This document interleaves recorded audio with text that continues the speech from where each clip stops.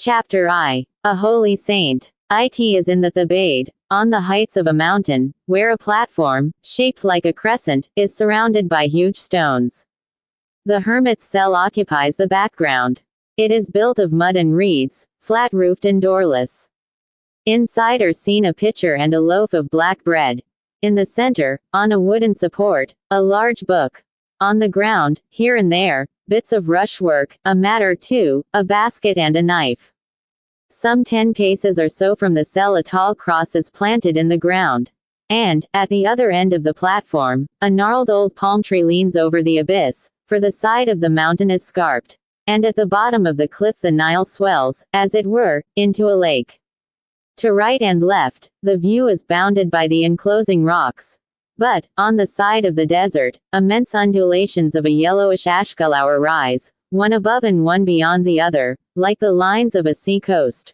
While, far off, beyond the sands, the mountains of the Libyan range form a wall of chalk-like whiteness faintly shaded with violet haze. In front, the sun is going down. Towards the north, the sky has a pearl-gray tint.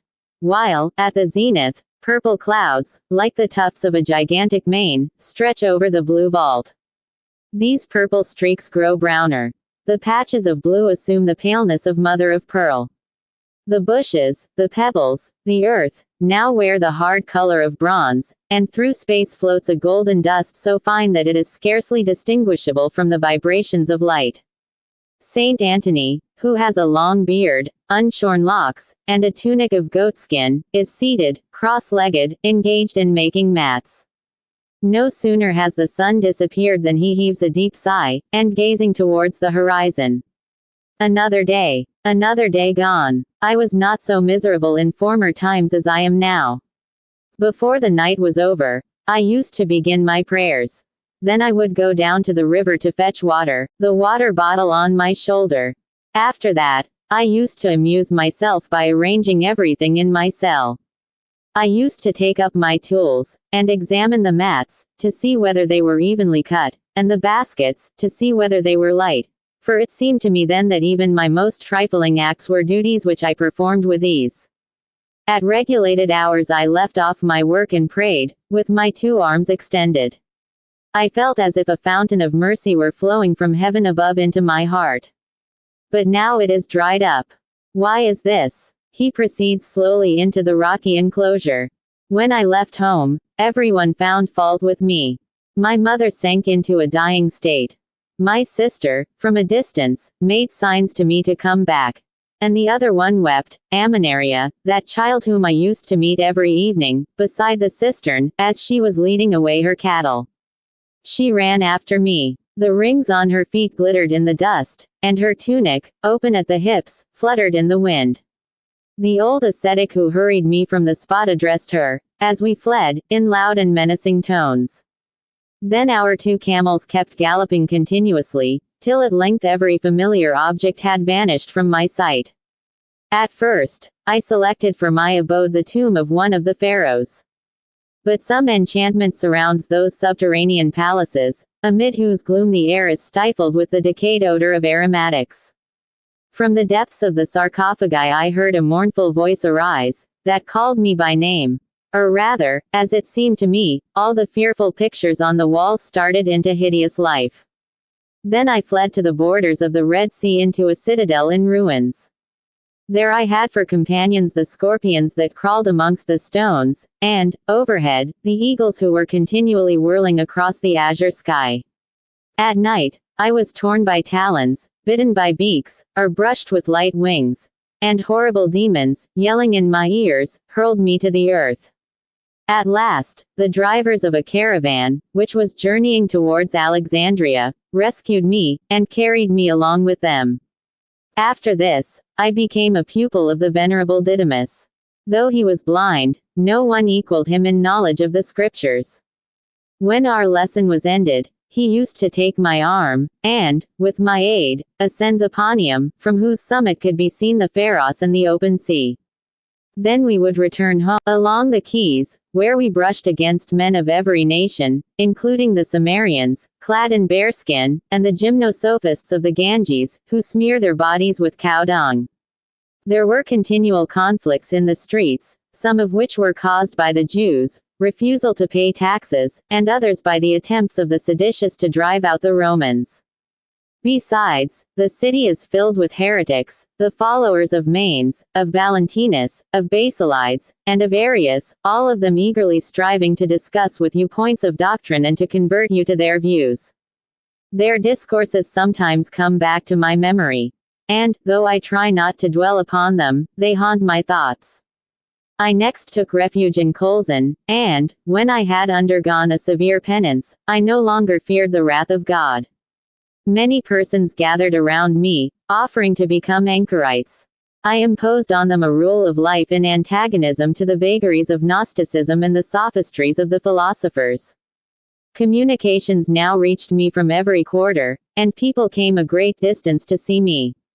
Meanwhile, the populace continued to torture the confessors, and I was led back to Alexandria by an ardent thirst for martyrdom. I found on my arrival that the persecution had ceased 3 days before. Just as I was returning, my path was blocked by a great crowd in front of the temple of Serapis. I was told that the governor was about to make one final example. In the center of the portico, in the broad light of day, a naked woman was fastened to a pillar, while 2 soldiers were scourging her. At each stroke her entire frame writhed. Suddenly, she cast a wild look around, her trembling lips parted, and, above the heads of the multitude, her figure wrapped, as it were, in her flowing hair, methought I recognized Aminaria. Yet this one was taller, and beautiful, exceedingly. He draws his hand across his brow. No, I must not think upon it. On another occasion, Athanasius asked me to assist him against the Arians. At that time, they had confined themselves to attacking him with invectives and ridicule. Since then, however, he has been calumniated, deprived of his see, and banished. Where is he now? No, not. People concern themselves so little about bringing me any news.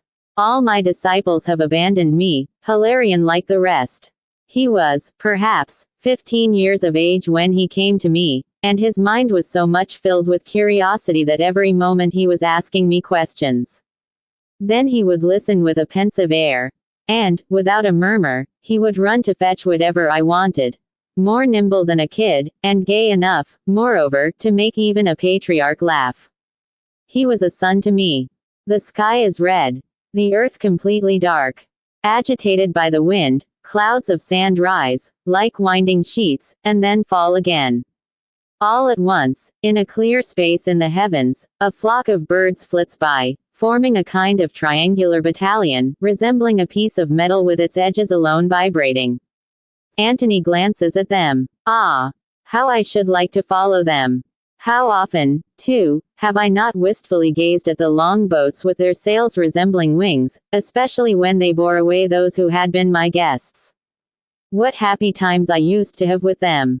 What outpourings! None of them interested me more than Ammon. He described to me his journey to Rome, the catacombs, the Colosseum, the piety of illustrious women, and 1,000 other things. And yet I was unwilling to go away with him. How came I to be so obstinate in clinging to this solitary life? It might have been better for me had I stayed with the monks of Nitria when they besought me to do so.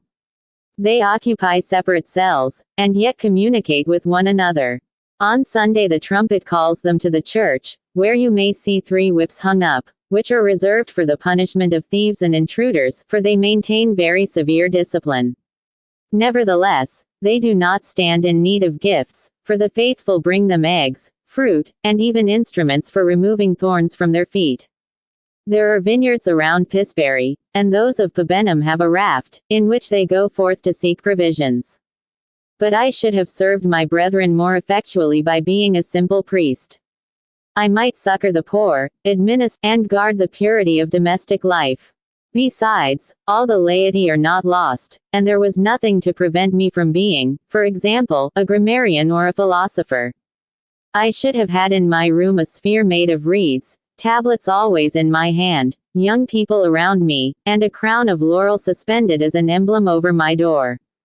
But there is too much pride in such triumphs. Better be a soldier. I was strong and courageous enough to manage engines of war, to traverse gloomy forests, or, with helmet on head, to enter smoking cities. More than this, there would be nothing to hinder me from purchasing with my earnings the office of toll keeper of some bridge, and travelers would relate to me their histories, pointing out to me heaps of curious objects which they had stowed away in their baggage. On festival days the merchants of Alexandria sail along the canopic branch of the Nile and drink wine from cups of lotus, to the sound of tambourines, which make all the taverns near the river shake. Beyond, trees, cut cone fashion, protect the peaceful farmsteads against the south wind. The roof of each house rests on slender columns running close to one another, like the framework of a lattice, and, through these spaces, the owner, stretched on a long seat, can gaze out upon his grounds and watch his servants thrashing corn or gathering in the vintage, and the cattle trampling on the straw. His children play along the grass. His wife bends forward to kiss him. Through the deepening shadows of the night pointed snouts reveal themselves here and there with ears erect and glittering eyes. Antony advances towards them. Scattering the wind in their wild rush, the animals take flight. It was a troop of jackals.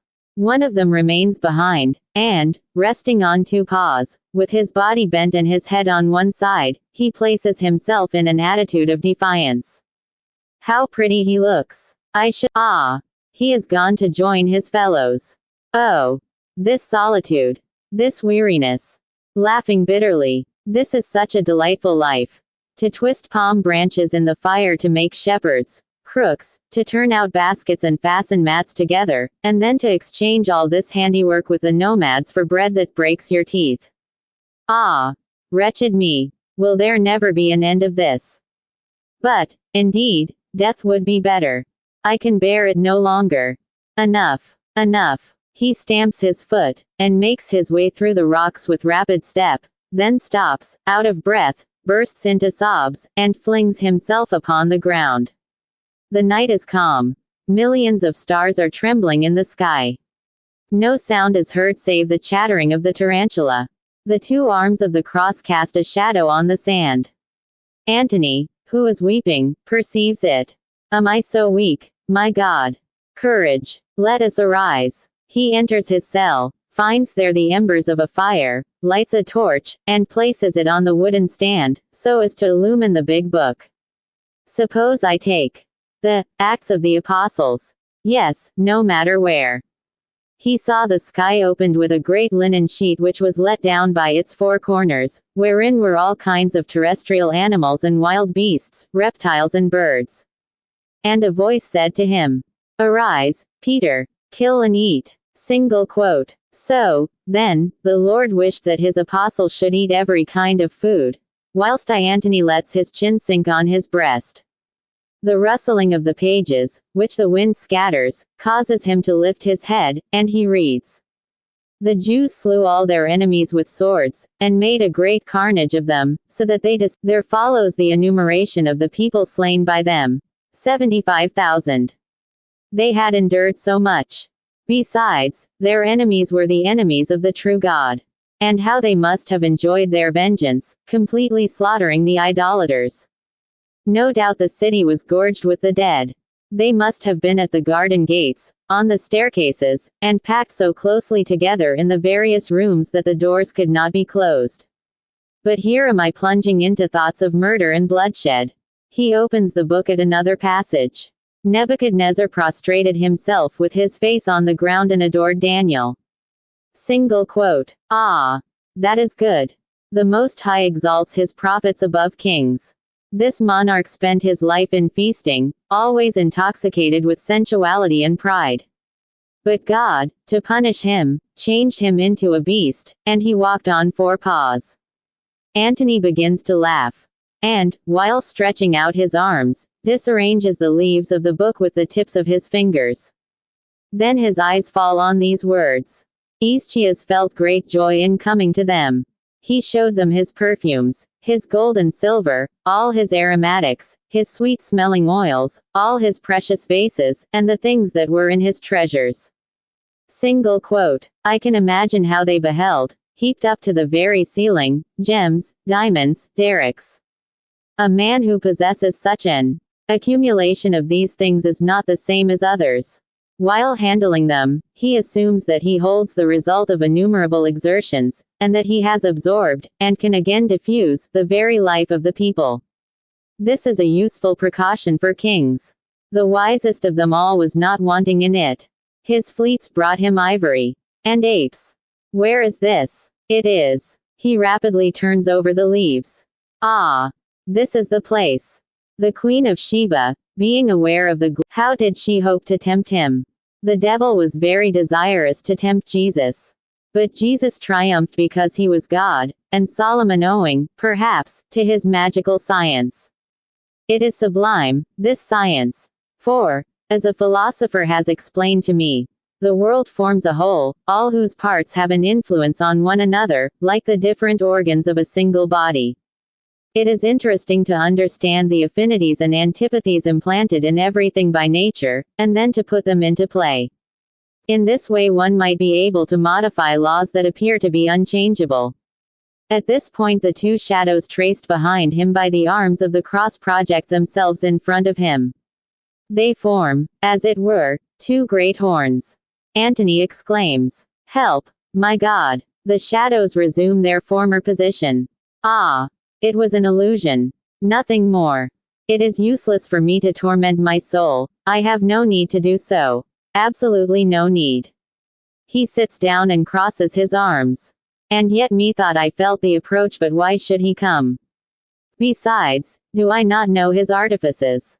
I have repelled the monstrous anchorite who, with a laugh, offered me little hot loaves, the centaur who tried to take me on his back, and that vision of a beautiful dusky maid amid the sands, which revealed itself to me as the spirit of voluptuousness.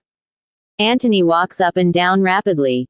It is by my direction that all these holy retreats have been built, full of monks wearing hair cloths beneath their goatskins, and numerous enough to furnish forth an army.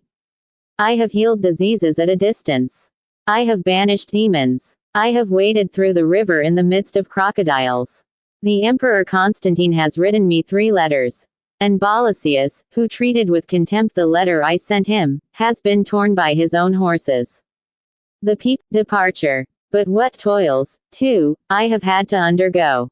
Here, for more than 30 years, have I been constantly groaning in the desert. I have carried on my loins 80 pounds of bronze, like Eusebius. I have exposed my body to the stings of insects, like Macarius. I have remained 53 nights without closing an eye, like Pachomius. And those who are decapitated, torn with pincers, or burnt, possess less virtue, perhaps, inasmuch as my life is a continual martyrdom. Antony slackens his pace. Certainly there is no one who undergoes so much mortification. Charitable hearts are growing fewer, and people never give me anything now. My cloak is worn out, and I have no sandals, nor even a porringer. For I gave all my goods and chattels to the poor in my own family, without keeping a single obolus for myself. Should I not need a little money to get the tools that are indispensable for my work? Oh! Not much. A little sum.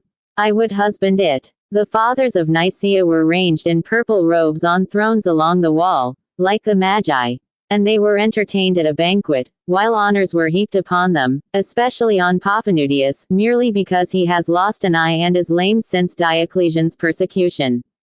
Many a time the emperor has kissed his injured eye. What folly! Moreover, the council had such worthless members. Theophilus, a bishop of Scythia. John, another, in Persia. Spiridion, a cattle drover.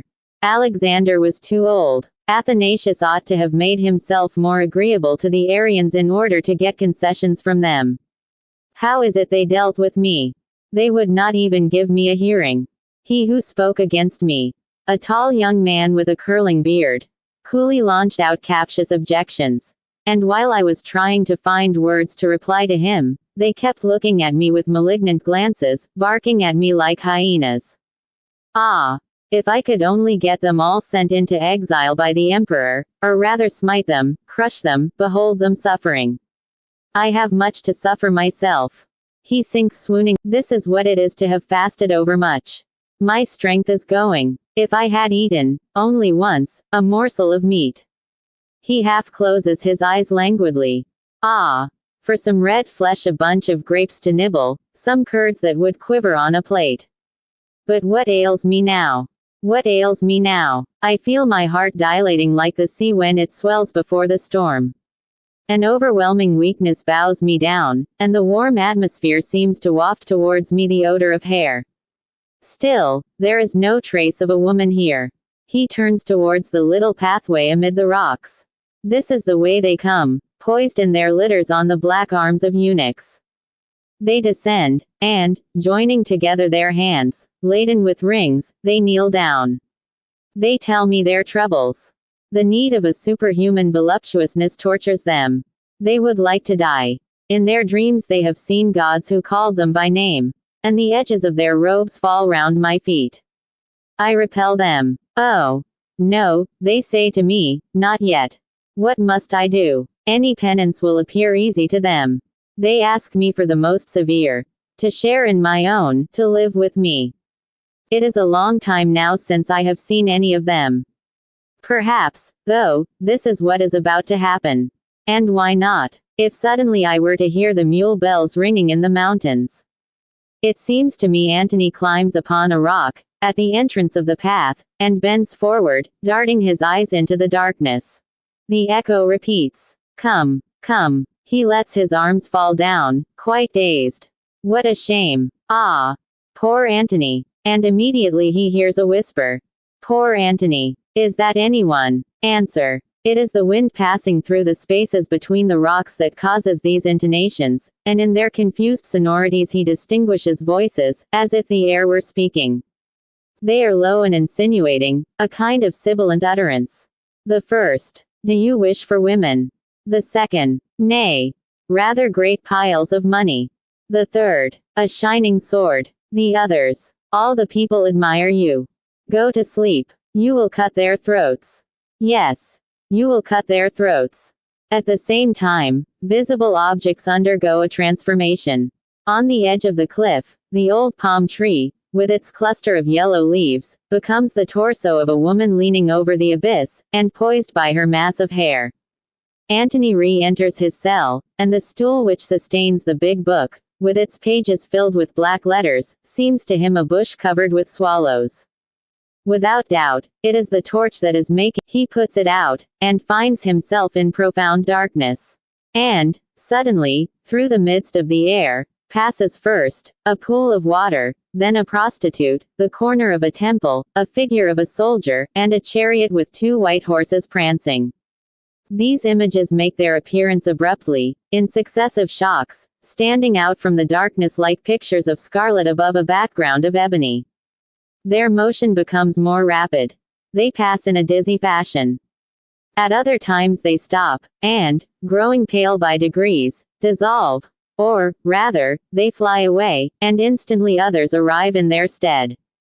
Antony droops his eyelids. They multiply, surround, besiege him. An unspeakable terror seizes hold of him, and he no longer has any sensation but that of a burning contraction in the epigastrium. In spite of the confusion of his brain, he is conscious of a tremendous silence which separates him from all the world. He tries to speak. Impossible. It is as if the link that bound him to existence was snapped. And, making no further Chapter 2. The Temptation of Love and Power. When, a great shadow, more subtle than an ordinary shadow, from whose borders other shadows hang in festoons, traces itself upon the ground. It is the devil, resting against the roof of the cell and carrying under his wings, like a gigantic bat that is suckling its young, the 7 deadly sins, whose grinning heads disclose themselves confusedly. Antony, his eyes still closed, remains languidly passive, and stretches his limbs upon the mat, which seems to him to grow softer every moment, until it swells out and becomes a bed. Then the bed becomes a shallop, with water rippling against its sides. To right and left rise up 2 necks of black soil that tower above the cultivated plains, with a sycamore here and there. A noise of bells, drums, and singers resounds at a distance. These are caused by people who are going down from Canopus to sleep at the temple of Serapis. Antony is aware of this, and he glides, driven by the wind, between the two banks of the canal. The leaves of the papyrus and the red blossoms of the water lilies, larger than a man, bend over him. He lies extended at the bottom of the vessel. An oar from behind drags through the water.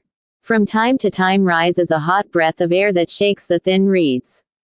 The murmur of the tiny waves grows fainter. A drowsiness takes possession of him. He dreams that he is an Egyptian solitary. Then he starts up all of a sudden. Have I been dreaming? It was so pleasant that I doubted its reality. My tongue is burning. I am thirsty. He enters his cell and searches about everywhere at random. The ground is wet. Has it been raining? Stop. Scraps of food. My pitcher broken. But the water bottle. He finds it. Empty. Completely empty. In order to get down to the river, I should need 3 hours at least, and the night is so dark I could not see well enough to find my way there. My entrails are writhing. Where is the bread? After searching for some time he picks up a crust smaller than an egg. How is this? The jackals must have taken it, curse them. And he flings the bread furiously upon the ground. This movement is scarcely completed when a table presents itself to view, covered with all kinds of dainties. The tablecloth of byssus, striated like the fillets of sphinxes, seems to unfold itself in luminous undulations. Upon it there are enormous quarters of flesh meat, huge fishes, birds with their feathers, quadrupeds with their hair, fruits with an almost natural coloring, and pieces of white ice and flagons of violet crystal shed glowing reflections. In the middle of the table Antony observes a wild boar smoking from all its pores, its paws beneath its belly, its eyes half closed, and the idea of being able to eat this formidable animal rejoices his heart exceedingly. Then, there are things he had never seen before. Black hashes, jellies of the color of gold, ragouts, in which mushrooms float like water lilies on the surface of a pool, whipped creams, so light that they resemble clouds. And the aroma of all this brings to him the odor of the ocean, the coolness of fountains, the mighty perfume of woods. He dilates his nostrils as much as possible. He drivels, saying to himself that there is enough there to last for a year, for 10 years, for his whole life. In proportion as he fixes his wide-opened eyes upon the dishes, others accumulate, forming a pyramid, whose angles turn downwards. The wines begin to flow, the fishes to palpitate. The blood in the dishes bubbles up. The pulp of the fruits draws nearer, like amorous lips. And the table rises to his breast, to his very chin, with only one seat and one cover, which are exactly in front of him. He is about to seize the loaf of bread. Other loaves make their appearance. For me, all, but, Antony draws back. In the place of the one which was there, here are others. It is a miracle, then, exactly like that the Lord performed. With what object? Nay, all the rest of it is not less incomprehensible. Ah! Demon, begone! Begone! He gives a kick to the table. It disappears. Nothing more. No. He draws a long breath. Ah! The temptation was strong. But what an escape I have had. He raises up his head, and stumbles against an object which emits a sound. What can this be? Antony stoops down. Hold. A cup. Someone must have lost it while traveling. Nothing extraordinary. He wets his finger and rubs. It glitters. Precious metal. However, I cannot distinguish. He lights his torch and examines the cup. It is made of silver, adorned with ovolos at its rim, with a medal at the bottom. He makes the medal resound with a touch of his fingernail. It is a piece of money which is worth from 7 to 8 drachmas. Not more. No matter. I can easily with that sum get myself a sheepskin. The torch's reflection lights up the cup. It is not possible. Gold. Yes, all gold. He finds another piece, larger than the first, at the bottom, and, underneath that many others. Why, here's a sum large enough to buy 3 cows. A little field. The cup is now filled with gold pieces. Come, then. 100 slaves, soldiers, a heap wherewith to buy. Here the granulations of the cup's rim, detaching themselves, form a pearl necklace. With this jewel here, one might even win the emperor's wife. With a shake, Antony makes the necklace slip over his wrist. He holds the cup in his left hand, and with his right arm raises the torch to shed more light upon it. Like water trickling down from a basin, it pours itself out in continuous waves, so as to make a hillock on the sand. Diamonds, carbuncles, and sapphires mingled with huge pieces of gold bearing the effigies of kings. What? Stators, shekels, derricks, Ariandics. Alexander, Demetrius, the Ptolemies, Caesar. But each of them had not as much. Nothing impossible in it. More to come. And those rays which dazzle me. Ah! My heart overflows. How good this is. Yes. More. Never enough. It did not matter even if I kept flinging it into the sea. More would remain. Why lose any of it? I will keep it all, without telling anyone about it. I will dig myself a chamber in the rock, the interior of which will be lined with strips of bronze, and thither will I come to feel the piles of gold sinking under my heels. I will plunge my arms into it as if into sacks of corn. I would like to anoint my face with it, to sleep on top of it. He lets go the torch in order to embrace the heap, and a shudder runs through his frame. So, then, I am accursed. Ah!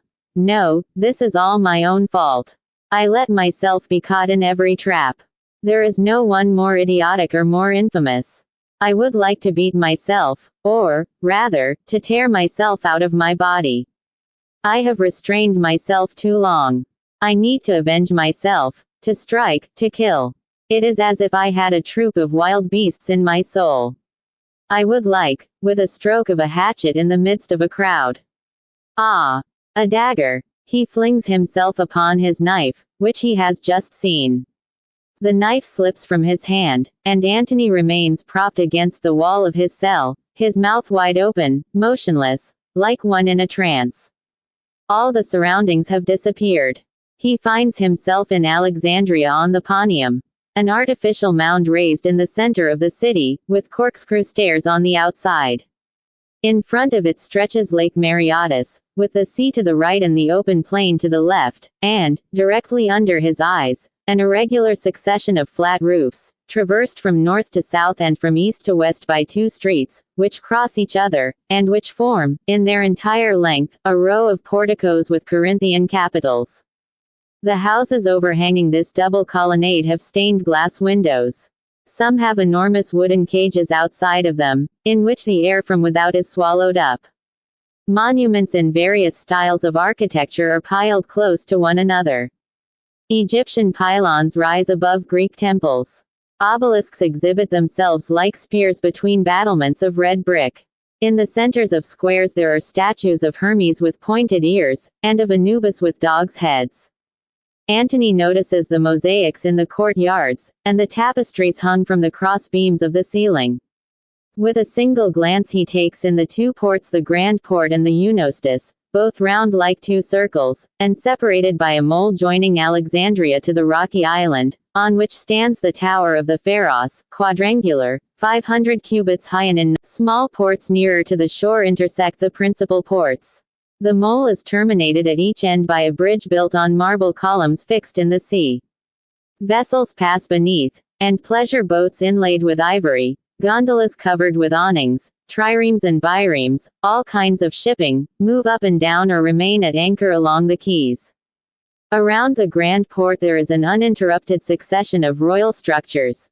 The Palace of the Ptolemies, the Museum, the Poseidion, the Caesareum, the Timonium where Mark Antony took refuge, and the Soma which contains the tomb of Alexander. While at the other extremity of the city, close to the Eunostus, might be seen glass, perfume, and paper factories. Itinerant vendors, porters, and ass drivers rush to and fro, jostling against one another. Here and there a priest of Osiris with a panther's skin on his shoulders, a Roman soldier, or a group of Negroes, may be observed. Women stop in front of stalls where artisans are at work, and the grinding of chariot wheels frightens away some birds who are picking up from the ground the sweepings of the shambles and the remnants of fish. Over the uniformity of white houses the plan of the streets casts, as it were, a black network. The markets, filled with herbage, exhibit green bouquets, the drying sheds of the dyers, plates of colors, and the gold ornaments on the pediments of temples, luminous points. All this contained within the oval enclosure of the grayish walls, under the vault of the blue heavens, hard by the motionless sea. But the crowd stops and looks towards the eastern side, from which enormous whirlwinds of dust are advancing. It is the monks of the Thebaid who are coming, clad in goats' skins, armed with clubs, and howling forth a canticle of war and of religion with this refrain. Where are they? And now the solitaries are in the city. Their formidable cudgels, studded with nails, whirl around like monstrances of steel. One can hear the crash of things being broken in the houses.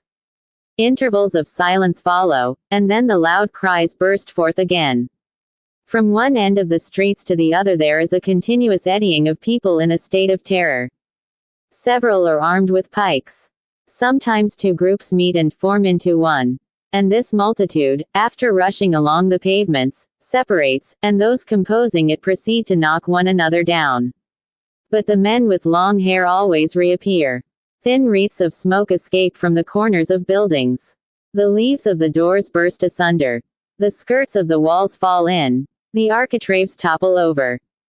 Antony meets all his enemies one after another. He recognizes people whom he had forgotten. Before killing them, he outrages them. He rips them open, cuts their throats, knocks them down, drags the old men by their beards, runs over children, and beats those who are wounded. People revenge themselves on luxury. Those who cannot read, tear the books to pieces. Others smash and destroy the statues, the paintings, the furniture, the cabinets, 1,000 dainty objects whose use they are ignorant of, and which, for that very reason, exasperate them. From time to time they stop, out of breath, and then begin again. The inhabitants, taking refuge in the courtyards, utter lamentations. The women lift their eyes to heaven, weeping, with their arms bare. In order to move the solitaries they embrace their knees. But the latter only dash them aside, and the blood gushes up to the ceiling, falls back on the linen clothes that line the walls, streams from the trunks of decapitated corpses, fills the aqueducts, and rolls in great red pools along the ground. Antony is steeped in it up to his middle. He steps into it, sucks. Suddenly, on the outer galleries lining the 9 stages of the Pharos, Antony perceives thick black lines, as if a flock of crows had alighted there. He hastens thither, and soon finds himself on the summit.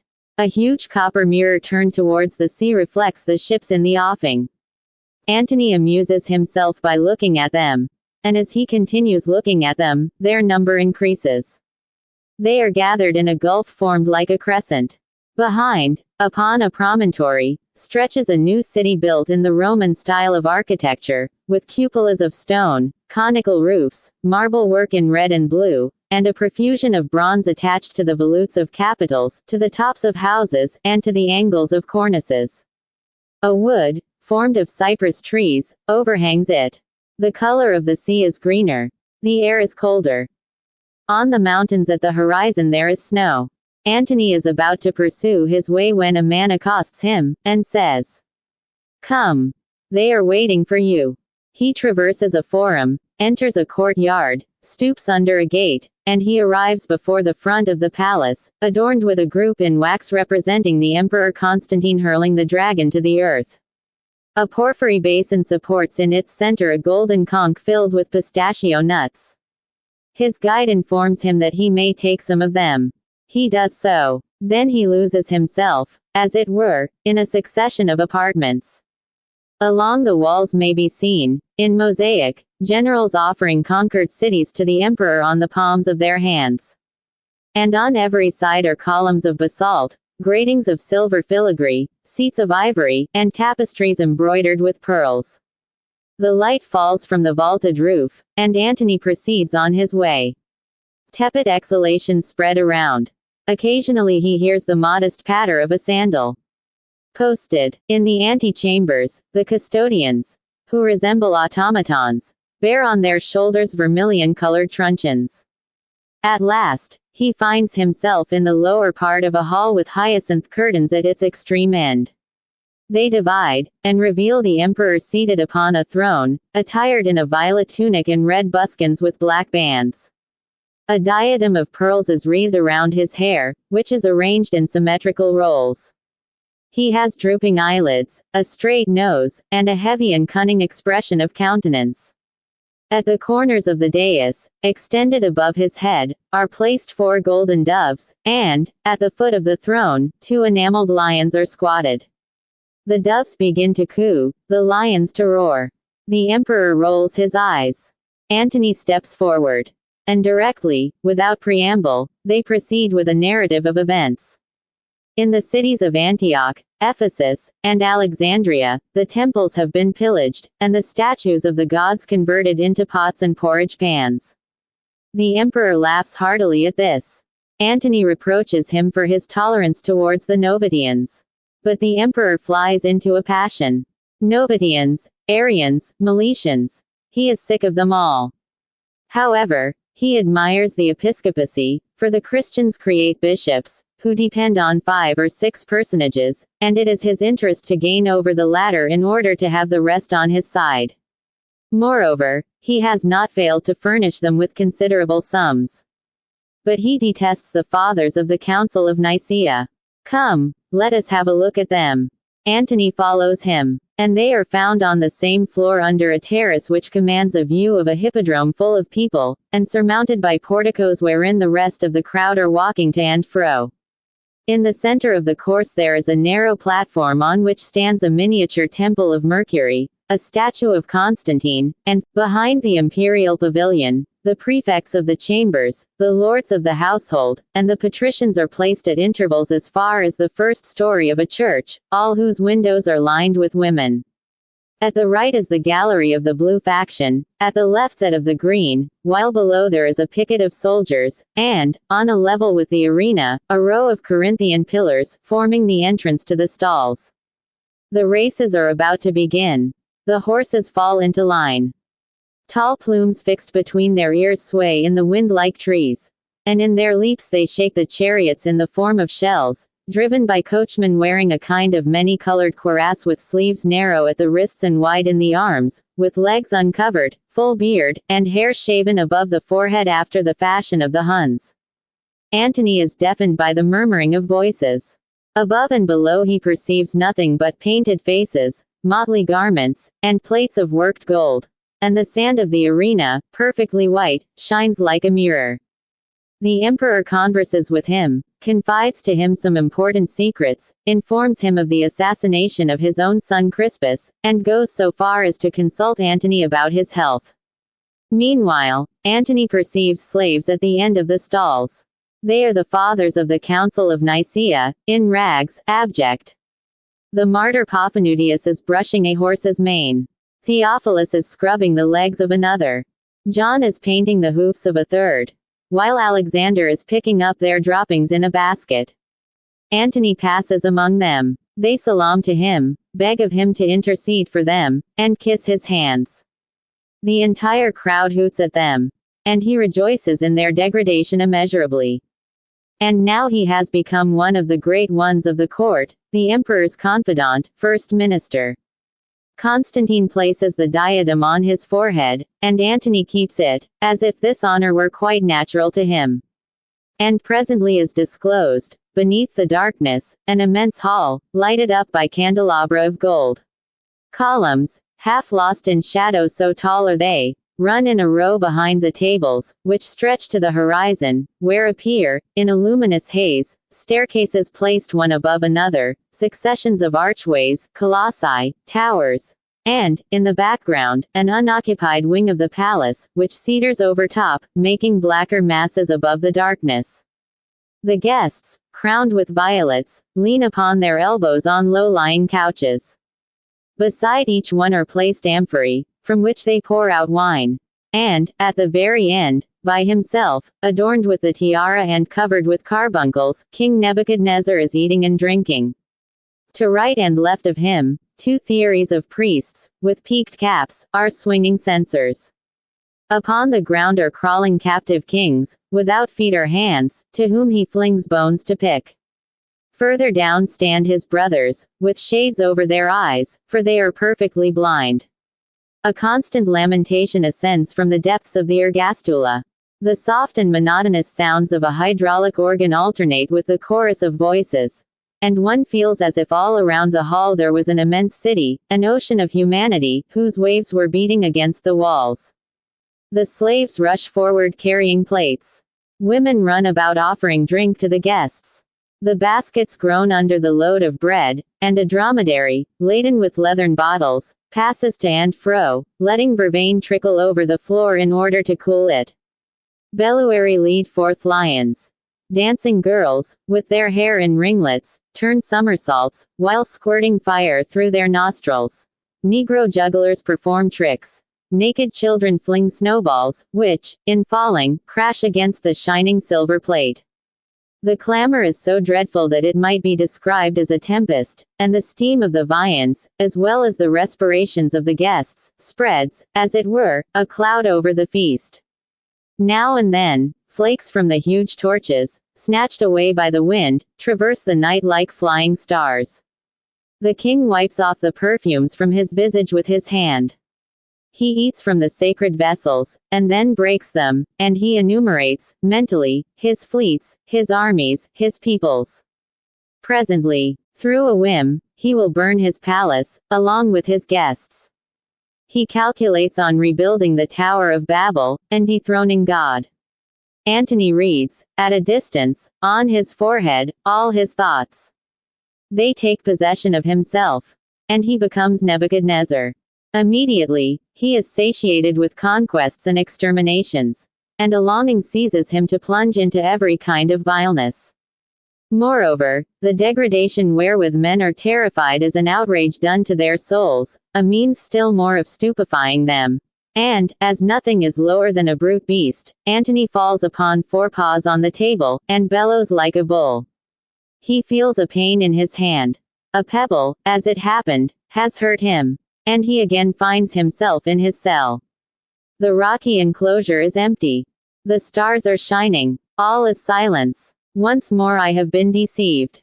Why these things? They arise from the revolts of the flesh. Ah! Miserable man that I am. He dashes into his cell, takes out of it a bundle of cords, with iron nails at the ends of them, strips himself to the waist, and raising his eyes towards heaven. Accept my penance, O my God. Do not despise it on account of its insufficiency. Make it sharp, prolonged, excessive. It is time to work. He proceeds to lash himself vigorously. Ah! No, no, no pity. He begins again. Oh, oh, oh. Each stroke tears my skin, cuts my limbs. This smarts horribly. Ah! It is not so terrible. One gets used to it. It seems to me even Antony stops. Come on, then, coward. Come on, then. Good. Good. On the arms, on the back, on the breast, against the belly, everywhere. Hiss, thongs. Bite me. Tear me. I would like the drops of my blood to gush forth to the stars, to break my back, to strip my nerves bare. Pincers. Wooden horses. Molten lead. The martyrs bore more than that. Is that not so, Ammonaria?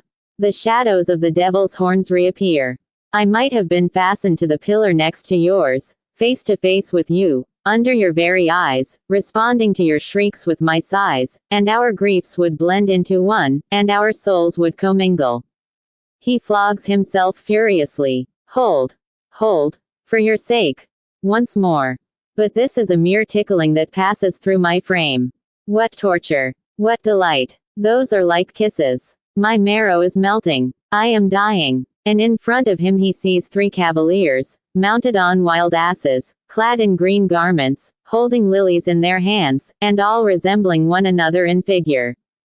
Antony turns back, and sees three other cavaliers of the same kind, mounted on similar wild asses, in the same attitude. He draws back. Then the wild asses, all at the same time, step forward a pace or two, and rub their snouts against him, trying to bite his garment. Voices exclaim, "This way! This way! Here is the place! And banners appear between the clefts of the mountain, with camels' heads in halters of red silk, mules laden with baggage, and women covered with yellow veils, mounted astride on piebald horses. The panting animals lie down. The slaves fling themselves on the bales of goods, roll out the variegated carpets, and strew the ground with glittering objects. A white elephant, caparisoned with a fillet of gold, runs along, shaking the bouquet of ostrich feathers attached to his headband. On his back, lying on cushions of blue wool, cross-legged, with eyelids half closed and well-poised head, is a woman so magnificently attired that she emits rays around her. The attendants prostrate themselves, the elephant bends his knees, and the Queen of Sheba, gliding down by his shoulder, steps lightly on the carpet and advances towards Antony. Her robe of gold brocade, regularly divided by furbelows of pearls, jet and sapphires, is drawn tightly round her waist by a close-fitting corsage, set off with a variety of colors representing the 12 signs of the zodiac. She wears high-heeled pattens, one of which is black and strewn with silver stars and a crescent, whilst the other is white and is covered with drops of gold, with a sun in their midst. Her loose sleeves, garnished with emeralds and birds' plumes, exposes to view her little, rounded arms, adorned at the wrists with bracelets of ebony. And her hands, covered with rings, are terminated by nails so pointed that the ends of her fingers are almost like needles. A chain of plate gold, passing under her chin, runs along her cheeks till it twists itself in spiral fashion around her head, over which blue powder is scattered. Then, descending, it slips over her shoulders and is fastened above her bosom by a diamond scorpion, which stretches out its tongue between her breasts. From her ears hang 2 great white pearls. The edges of her eyelids are painted black. On her left cheekbone she has a natural brown spot, and when she opens her mouth she breathes with difficulty, as if her bodice distressed her. As she comes forward, she swings a green parasol with an ivory handle surrounded by vermilion bells, and 12 curly Negro boys carry the long train of her robe, the end of which is held by an ape, who raises it every now and then. She says, "Ah, handsome hermit, my heart is faint. By dint of stamping with impatience my heels have grown hard, and I have split one of my toenails. I sent out shepherds, who posted themselves on the mountains, with their bands stretched over their eyes, and searchers, who cried out your name in the woods, and scouts, who ran along the different roads, saying to each passer-by, 'Have you seen him?' Single quote. At night I shed tears with my face turned to the wall. My tears, in the long run, made 2 little holes in the mosaic work, like pools of water in rocks, for I love you. Oh, yes, very much." She catches his beard. "Smile on me, then, handsome hermit. Smile on me, then. You will find I am very gay. I play on the lyre, I dance like a bee, and I can tell many stories, each one more diverting than the last. You cannot imagine what a long journey we have made. Look at the wild asses of the green-clad couriers, dead through fatigue. The wild asses are stretched motionless on the ground. For 3 great moons they have journeyed at an even pace, with pebbles in their teeth to cut the wind, their tails always erect, their hams always bent, and always in full gallop. You will not find their equals. They came to me from my maternal grandfather, the Emperor Saharil, son of Jakshab, son of Jarab, son of Castan. Ah! If they were still living, we would put them under a litter in order to get home quickly. But how now? What are you thinking of?" She inspects him. "Ah! When you are my husband, I will clothe you, I will fling perfumes over you, I will pick out your hairs." Antony remains motionless, stiffer than a stake, pale as a corpse. "You have a melancholy air. Is it at quitting your cell?" "Why, I have given up everything for your sake. Even King Solomon, who has, no doubt, much wisdom, 20,000 war chariots, and a lovely beard. I have brought you my wedding presents. Here is balsam of Gennesareth, incense from Cape Gardafan, ladanum, cinnamon and silphium, a good thing to put into sauces. There are within Assyrian embroideries, ivories from the Ganges, and the purple cloth of Elissa. and this case of snow contains a bottle of Chalybin, a wine reserved for the kings of Assyria, which is drunk pure out of the horn of a unicorn.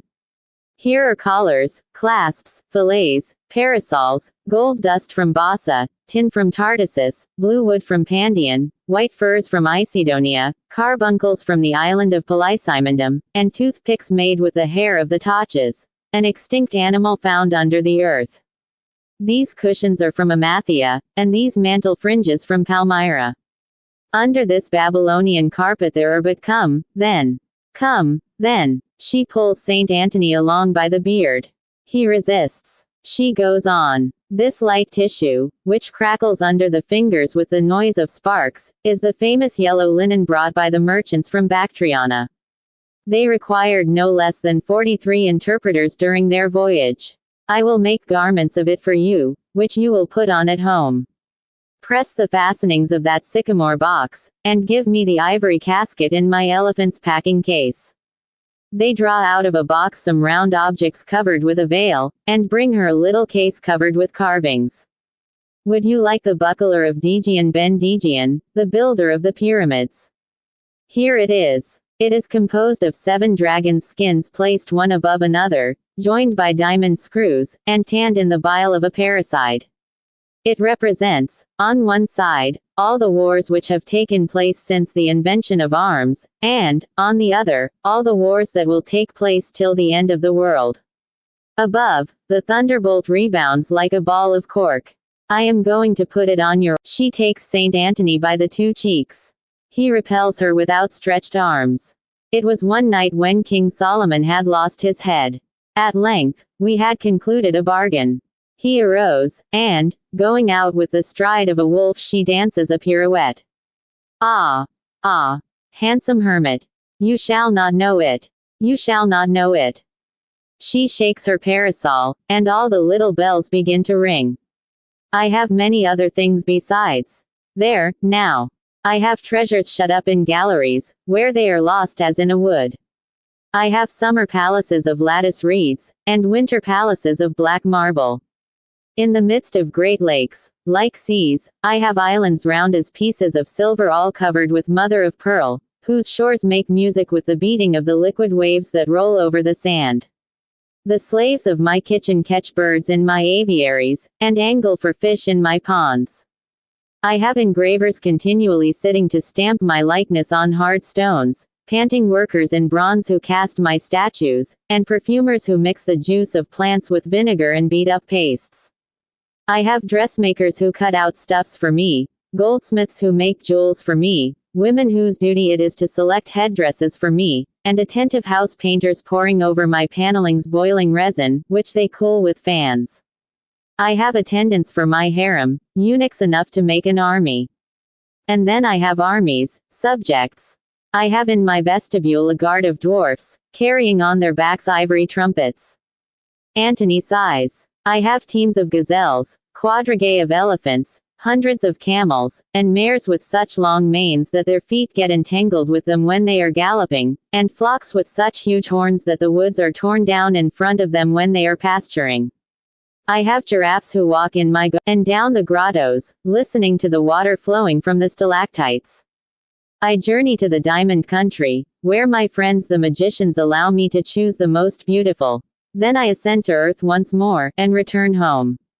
She gives a piercing whistle, and a large bird, descending from the sky, alights on the top of her head dress, from which he scatters the blue powder. His plumage, of orange color, seems composed of metallic scales. His dainty head, adorned with a silver tuft, exhibits a human visage. He has 4 wings, a vulture's claws, and an immense peacock's tail, which he displays in a ring behind him. He seizes in his beak the queen's parasol, staggers a little before he finds his equilibrium, then erects all his feathers, and remains motionless. Thanks, fair Simmer-Ganka. You who have brought me to the place where the lover is concealed. Thanks. Thanks, messenger of my heart. He flies like desire. He travels all over the world. In the evening he returns. He lies down at the foot of my couch. He tells me what he has seen, the seas he has flown over, with their fishes and their ships, the great empty deserts which he has looked down upon from his airy height in the skies, all the harvests bending in the fields, and the plants that shoot up on the walls of abandoned cities. She twists her arms with a languishing air. Oh, if you were willing. If you were only willing. I have a pavilion on a promontory, in the midst of an isthmus between two oceans. It is wainscoted with plates of glass, floored with tortoise shells, and is open to the four winds of heaven. From above, I watch the return of my fleets and the people who ascend the hill with loads on their shoulders. We should sleep on down softer than clouds. We should drink cool draughts out of the rinds of fruit, and we gaze at the sun through a canopy of emeralds. Come. Antony recoils. She draws close to him, and, in a tone of irritation. How so? Rich, serpent's skin, or, perchance, great black eyes more somber than mysterious caverns. Look at these eyes of mine, then. Antony gazes at them, in spite of himself. All the women you ever have met, from the daughter of the crossroads singing beneath her lantern to the fair patrician scattering leaves from the top of her litter, all the forms you have caught a glimpse of, all the imaginings of your desire, ask for them. I am not a woman. I am a world. My garments have but to fall, and you shall discover upon my person a succession of mysteries. Antony's teeth chattered. If you placed your finger on my shoulder, it would be like a stream of fire in your veins. The possession of the least part of my body will fill you with a joy more vehement than the conquest of an empire. Bring your lips near. My kisses have the taste of fruit which would melt in your heart. Ah! How you will lose yourself in my tresses, caress my breasts, marvel at my limbs, and be scorched by my eyes, between my arms, in a whirlwind. Antony makes the sign of the cross. So, then, you disdain me. Farewell. She turns away weeping. Then she returns. Are you quite sure? So lovely a woman. She laughs, and the ape who holds the end of her robe lifts it up. You will repent, my fine hermit. You will groan. You will be sick of life. But I will mock at you. La, la, la. Oh, oh, oh. She goes off with her hands on her waist, skipping on one foot. The slaves file off before St. Antony's face, together with the horses, the dromedaries, the elephant, the attendants, the mules, once more covered with their loads. The Queen of Sheba departs, with a spasmodic utterance which might be either a sob or a chuckle. Chapter 3. The disciple, Hilarion. When she has disappeared, Antony perceives a child on the threshold of his cell. It is one of the queen's servants, he thinks. This child is small, like a dwarf, and yet thick-set, like one of the Kabiri, distorted, and with a miserable aspect. White hair covers his prodigiously large head, and he shivers under a sorry tunic, while he grasps in his hand a roll of papyrus. The light of the moon, across which a cloud is passing, falls upon him. Antony observes him from a distance, and is afraid of him. Who are you? The child replies. Your former disciple, Hilarion. Antony. You lie. Hilarion has been living for many years in Palestine. Hilarion. I have returned from it. It is I, in good sooth. Antony draws closer and inspects him. Why, his figure was bright as the dawn, open, joyous. This one is quite somber, and has an aged look. Hilarion. I am worn out with constant toiling. Antony. The voice, too, is different. It has a tone that chills you. Hilarion. That is because I nourish myself on bitter fare. Antony. And those white locks. Hilarion. I have had so many griefs. Antony. Aside.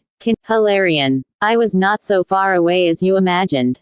The hermit, Paul, paid you a visit this year during the month of Shabar. It is just 20 days since the nomads brought you bread. You told a sailor the day before yesterday to send you 3 bodkins.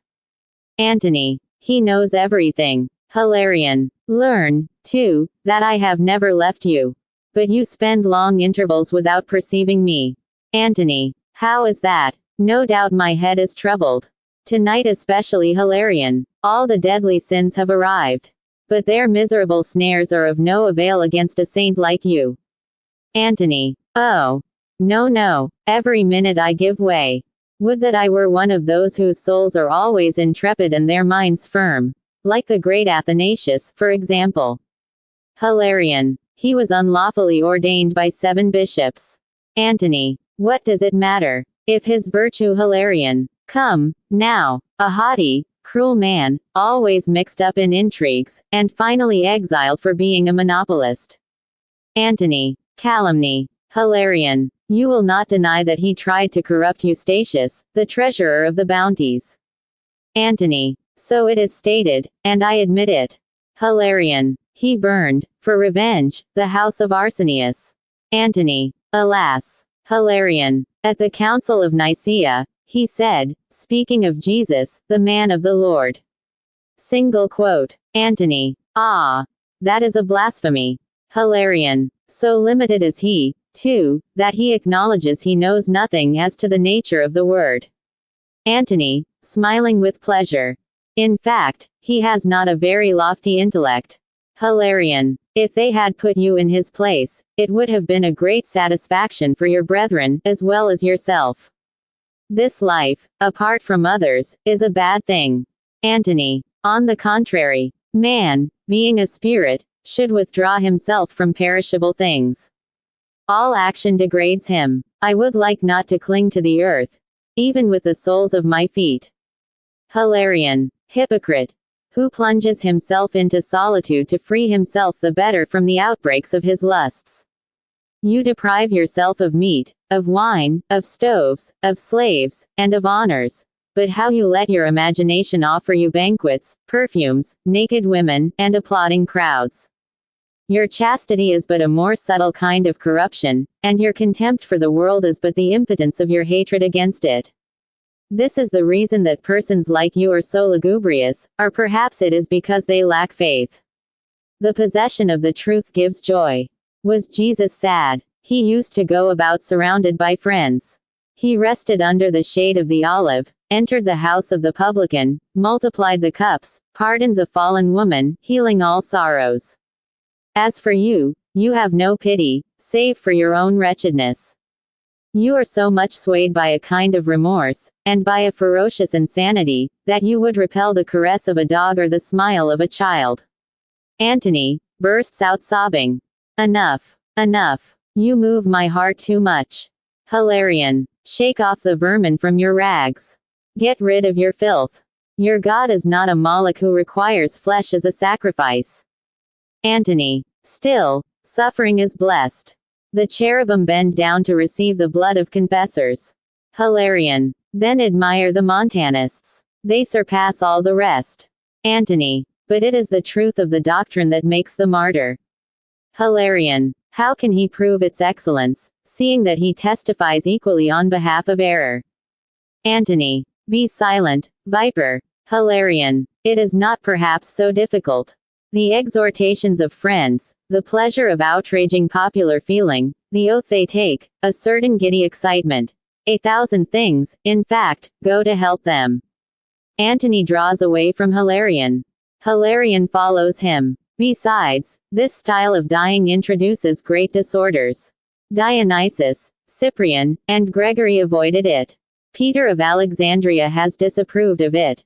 And the Council of Elvira Antony stops his ears. I will listen to no more. Hilarion, raising his voice. Here you are again falling into your habitual sin, laziness. Ignorance is the froth of pride. You say, my conviction is formed. Why discuss the matter? And you despise the doctors, the philosophers, tradition, and even the text of the law, of which you know nothing. Do you think you hold wisdom in your hand? Antony. I am always hearing him. His noisy words fill my head. Hilarion. The endeavors to comprehend God are better than your mortifications for the purpose of moving him.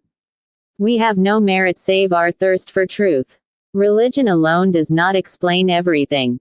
And the solution of the problems which you have ignored might render it more unassailable and more sublime. Therefore, it is essential for each man's salvation that he should hold intercourse with his brethren. Otherwise the Church, the assembly of the faithful, would be only a word, and that he should listen to every argument, and not disdain anything, or anyone. Balaam the soothsayer, Aeschylus the poet, and the Sibyl of Cumae, announced the Savior. Dionysius the Alexandrian received from heaven a command to read every book. Saint Clement enjoins us to study Greek literature.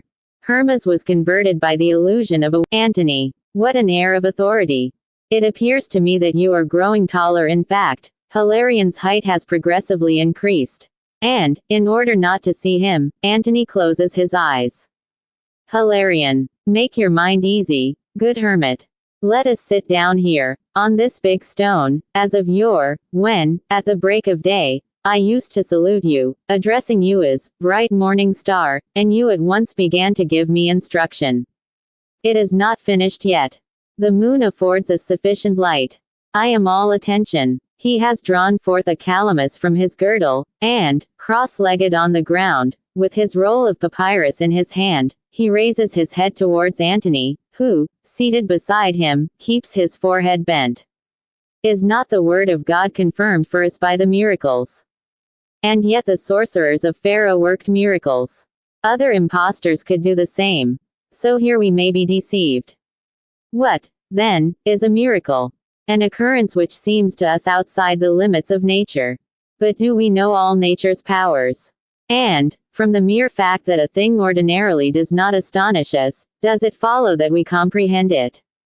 Antony. It matters little. We must believe in the scripture. Hilarion. St. Paul, Origen, and some others did not interpret it literally.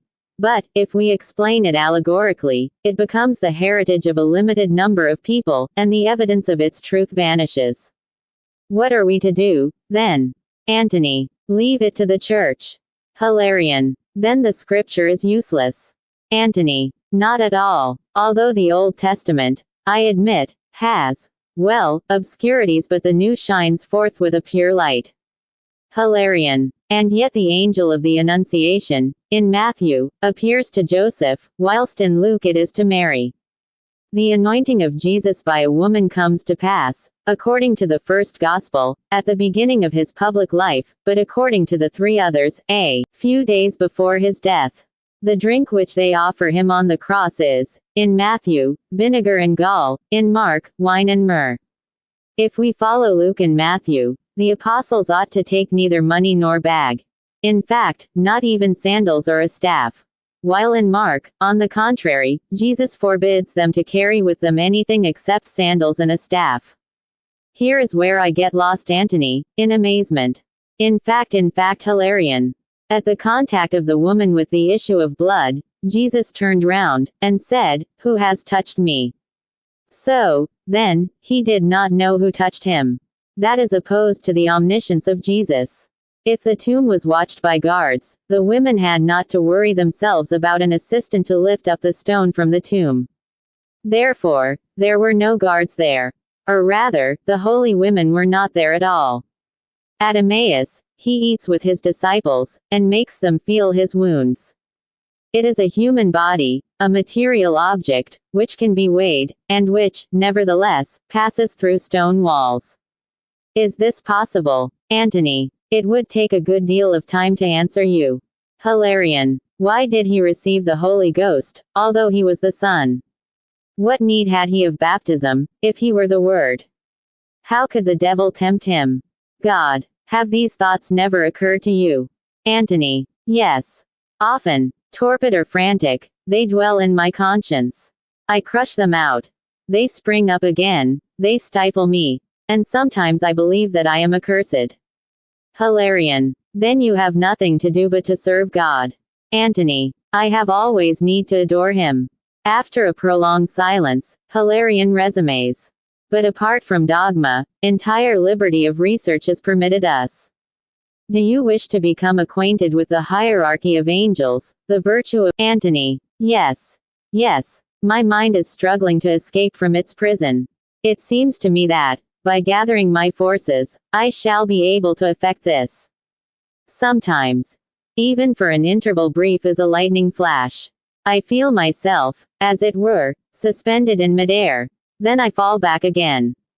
Hilarion. The secret which you are anxious to possess is guarded by sages. They live in a distant country, sitting under gigantic trees, robed in white, and calm as gods. A warm atmosphere nourishes them. All around leopards stride through the plains. The murmuring of fountains mingles with the neighing of unicorns. You shall hear them, and the face of the unknown shall be unveiled. Antony, sighing. The road is long and I am old. Hilarion. Oh, men of learning are not rare. There are some of them even very close to you here. Chapter IV. The fiery trial. And Antony sees in front of him an immense basilica. The light projects itself from the lower end with the magical effect of a many-colored sun. It lights up the innumerable heads of the multitude which fills the nave and surges between the columns towards the side aisles, where one can distinguish in the wooden compartments altars, beds, chainlets of little blue stones, and constellations painted on the walls. In the midst of the crowd, groups are stationed here and there. Men standing on stools are discoursing with lifted fingers. Others are praying with arms crossed, are lying down on the ground, are singing hymns, are drinking wine. Around a table the faithful are carrying on the love feasts. Martyrs are unswathing their limbs to show their wounds. Old men, leaning on their staffs, are relating their travels. Amongst them are people from the country of the Germans, from Thrace, Gaul, Scythia and the Indies. With snow on their beards, feathers in their hair, thorns in the fringes of their garments, sandals covered with dust, and skins burnt by the sun. All costumes are mingled. Mantles of purple and robes of linen, embroidered dalmatics, woolen jackets, sailors' caps and bishops' mitres. Their eyes gleam strangely. They have the appearance of executioners or of eunuchs. Hilarion advances among them. Antony, pressing against his shoulder, observes them. He notices a great many women. Several of them are dressed like men, with their hair cut short. He is afraid of them. Hilarion. These are the Christian women who have converted their husbands. Besides, the women are always for Jesus. Even the idolaters. As witness Procula, the wife of Pilate, and Poppaea, the concubine of Nero. Don't tremble any more. Come on. There are fresh arrivals every moment. They multiply. They separate, swift as shadows, all the time making a great uproar, or intermingling yells of rage, exclamations of love, canticles, and upbraidings. Antony, in a low tone. What do they want? Hilarion. The Lord said, I may still have to speak to you about many things. They possess those things. And he pushes him towards a throne of gold, 5 paces off, where, surrounded by 95 disciples, all anointed with oil, pale and emaciated, sits the prophet Manes. Beautiful as an archangel, motionless as a statue. Wearing an Indian robe, with carbuncles in his plaited hair, a book of colored pictures in his left hand, and a globe under his right. The pictures represent the creatures who are slumbering in chaos. Antony bends forward to see him. Then Manes makes his globe revolve, and, attuning his words to the music of a lyre, from which bursts forth crystalline sounds, he says, the celestial earth is at the upper extremity, the mortal earth at the lower. It is supported by 2 angels, the Splendotenons and the Omophorus, with 6 faces. At the summit of heaven, the impassible divinity occupies the highest seat. Underneath, face to face, are the Son of God and the Prince of Darkness. The darkness having made its way into his kingdom, God extracted from his essence a virtue which produced the first man, and he surrounded him with 5 elements. But the demons of darkness deprived him of one part, and that part is the soul. There is but one soul, spread through the universe, like the water of a stream divided into many channels. This it is that sighs in the wind, grinds in the marble which is sawn, howls in the voice of the sea, and it sheds milky tears when the what an absurd hallucination. A man, beardless, and of austere aspect. Why? Antony is about to reply. But Hilarion tells him in an undertone, that this man is the mighty Origen, and Manes resumes. At first, they stay in the moon, where they are purified. After that, they ascend to the sun. Antony, slowly, I know nothing to prevent us from believing it. Manes. The end of every creature is the liberation of the celestial ray shut up in matter. It makes its escape more easily through perfumes, spices, the aroma of old wine, the light substances that resemble thought. But the actions of daily life withhold it. The murderer will be born again in the body of a eunuch. He who slays an animal will become that animal. If you plant a vine tree, you will be fastened in its branches. Food absorbs those who use it. Therefore, mortify yourselves. Fast. Hilarion. They are temperate, as you see. Manes. There is a great deal of it in flesh meats, less in herbs. Besides, the pure, by the force of their merits, despoil vegetables of that luminous spark, and it flies towards its source. The animals, by generation, imprison it in the flesh. Therefore, avoid women. Hilarion. Admire their countenance. Manes. Or, rather, act so well that they may not be prolific. It is better for the soul to sink on the earth than to languish in carnal fetters. Antony. Ah! Abomination. Hilarion. What matters the hierarchy of iniquities? The Church has done well to make marriage a sacrament. Saturninus, in Syrian costume. He propagates a dismal order of things. The Father, in order to punish the rebel angels, commanded them to create the world. Christ came in order that the God of the Jews, who was one of those angels. Antony. An angel. He. The Creator. Gurdon. Did he not desire to kill Moses and deceive the prophets? And did he not lead the people astray, spreading lying and idolatry? Marcion. Certainly, the Creator is not the true God. Saint Clement of Alexandria. Matter is eternal. Bardesanes, as one of the Babylonian Magi. It was formed by the 7 planetary spirits. The Hernians. The angels have made the souls. The Priscillianists. The world was made by the devil. Antony, falls backward. Horror. Hilarion, holding him up. You drive yourself to despair too quickly. You don't rightly comprehend their doctrine. Here is one who has received his from Theodas, the friend of St. Paul. Hearken to him. And, at a signal from Hilarion, Valentinus, in a tunic of silver cloth, with a hissing voice and a pointed skull, cries, "The world is the work of a delirious god." Antony hangs down his head. The work of a delirious god. After a long silence. How is that? Valentinus. The most perfect of the eons, the intelligence and truth engendered the word and life, which in their turn engendered man and the church. And this makes 8 eons. He reckons on his fingers. The word and truth produced 10 other eons, that is to say, 5 couples. Man and the church produced 12 others, amongst whom were the Paraclete and faith, hope and charity, perfection and wisdom, Sophia. The entire of those 30 eons constitutes the pleroma, or universality of God. Thus, like the echoes of a voice that is dying away, like the exhalations of a perfume that is evaporating, like the fires of a sun that is setting, the powers that have emanated from the highest powers are always growing feeble. But Sophia, desirous of knowing the Father, rushed out of the pleroma, and the Word then made another pair, Christ and the Holy Ghost, who bound together all the eons, and all together they formed Jesus, the flower of the pleroma. Meanwhile, the effort of Sophia to escape had left in the void an image of her, an evil substance, Acharamoth.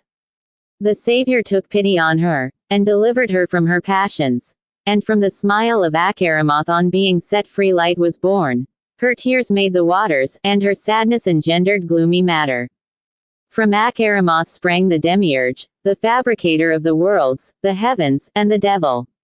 He dwells much lower down than the pleroma, without even beholding it, so that he imagines he is the true God, and repeats through the mouths of his prophets, "Besides me there is no God." Then he made man, and cast into his soul the immaterial seed, which was the church, the reflection of the other church placed in the pleroma. Acharamoth, one day, having reached the highest region, shall unite with the Savior. The fire hidden in the world shall annihilate all matter, shall then Antony represses an exclamation, and immediately basalides, catching him by the elbow.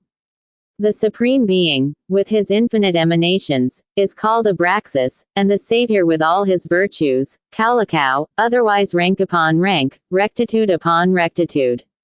The power of Kaulakau is obtained by the aid of certain words inscribed on this chalcedony to facilitate memory. And he shows on his neck a little stone on which fantastic lines are engraved. Then you shall be transported into the invisible. And, unfettered by law, you shall despise everything, including virtue itself. As for us, the pure, we must avoid sorrow, after the example of Kaulakau. Antony. What? And the cross? The Elkesites, in hyacinthine robes, reply to him. The sadness, the vileness, the condemnation, and the oppression of my fathers are effaced, thanks to the new gospel. We may deny the inferior Christ, the man Jesus, but we must adore the other Christ generated in his person under the wing of the dove. Honor marriage. The Holy Spirit is feminine. Hilarion has disappeared. And Antony, pressed forward by the crowd, finds himself facing the Carpocratians, stretched with women upon scarlet cushions. Before re-entering the center of unity, you will have to pass through a series of conditions and actions. In order to free yourself from the powers of darkness, do their works for the present. The husband goes to his wife and says, "Act with charity towards your brother, and she will kiss you." The Nicolaites, assembled around us, the Marcosians, with rings of gold and dripping with balsam. Come to us, in order to be united with the Spirit. Come to us, in order to drink immortality.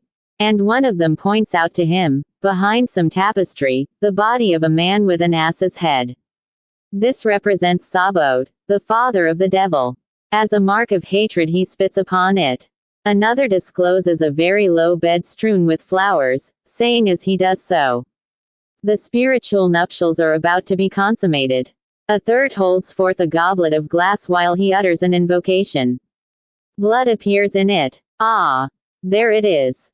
There it is. The blood of Christ. Antony turns aside.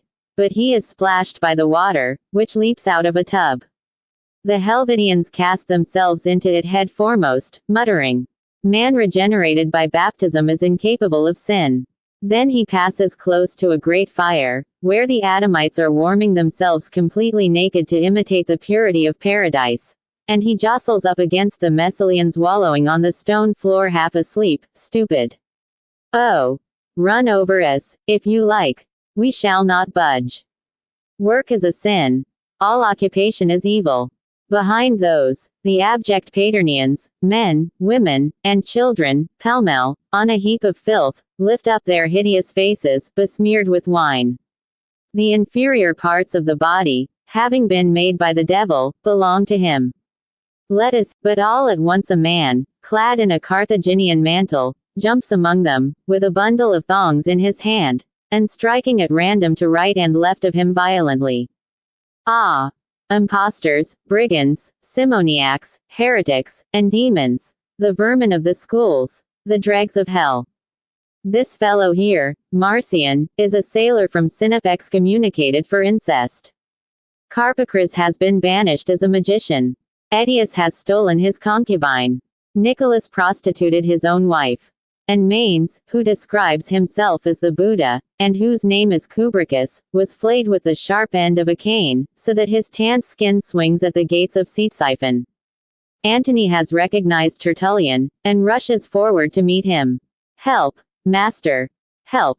Tertullian, continuing, "Break the images. Veil the virgins. Pray, fast, weep, mortify yourselves.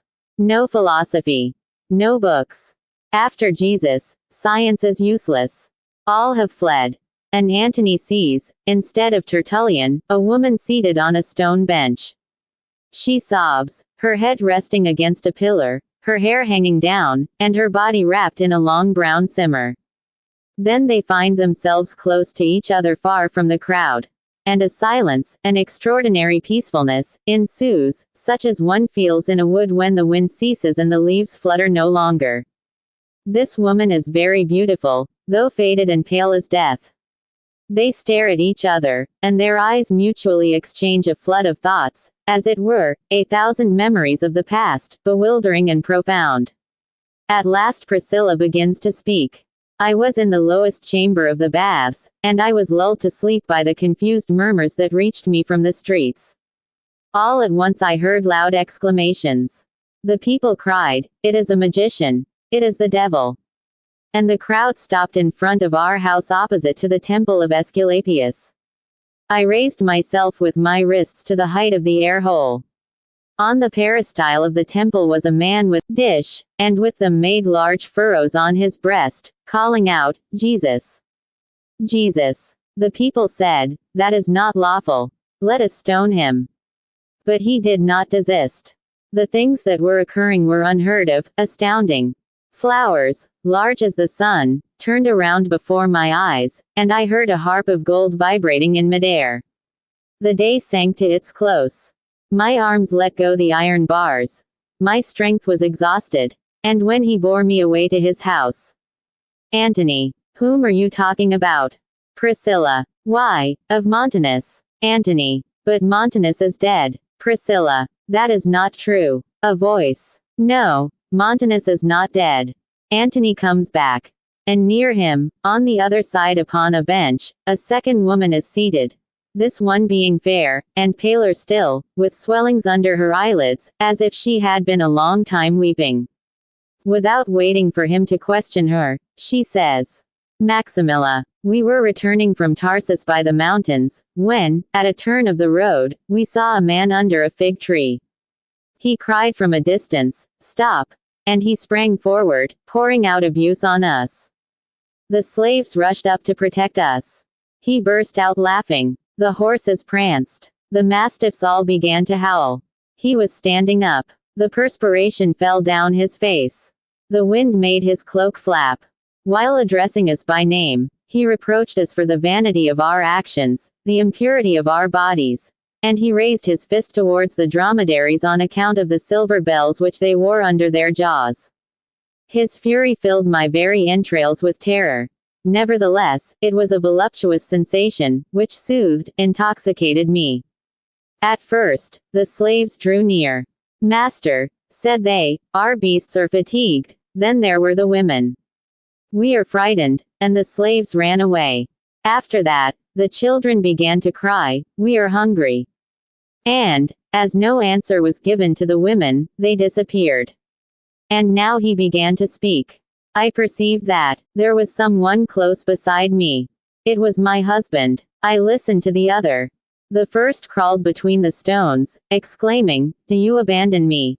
And I replied, "Yes, begone," in order to accompany Montanus. Antony. A eunuch. Priscilla. Ah, coarse heart, you are astonished at this. Yet Magdalene, Jane, Martha and Susanna did not enter the couch of the Savior. Souls can be madly embraced more easily than bodies. In order to retain Eustolia with impunity, the bishop Leontius mutilated himself, cherishing his love more than his virility. And, then, it is not my own fault. A spirit compels me to do it. Eodas cannot cure me. Nevertheless, he is cruel. What does it matter? I am the last of the prophetesses. And, after me, the end of the world will come. Maximilla. He has loaded me with his gifts. None of the others loved me so much, nor is any of them better loved. Priscilla. You lie. I am the person he loves. Maximilla. No, it is I. They fight. Between their shoulders appears a Negro's head. Montanus, covered with a black cloak, fastened by 2 dead men's bones.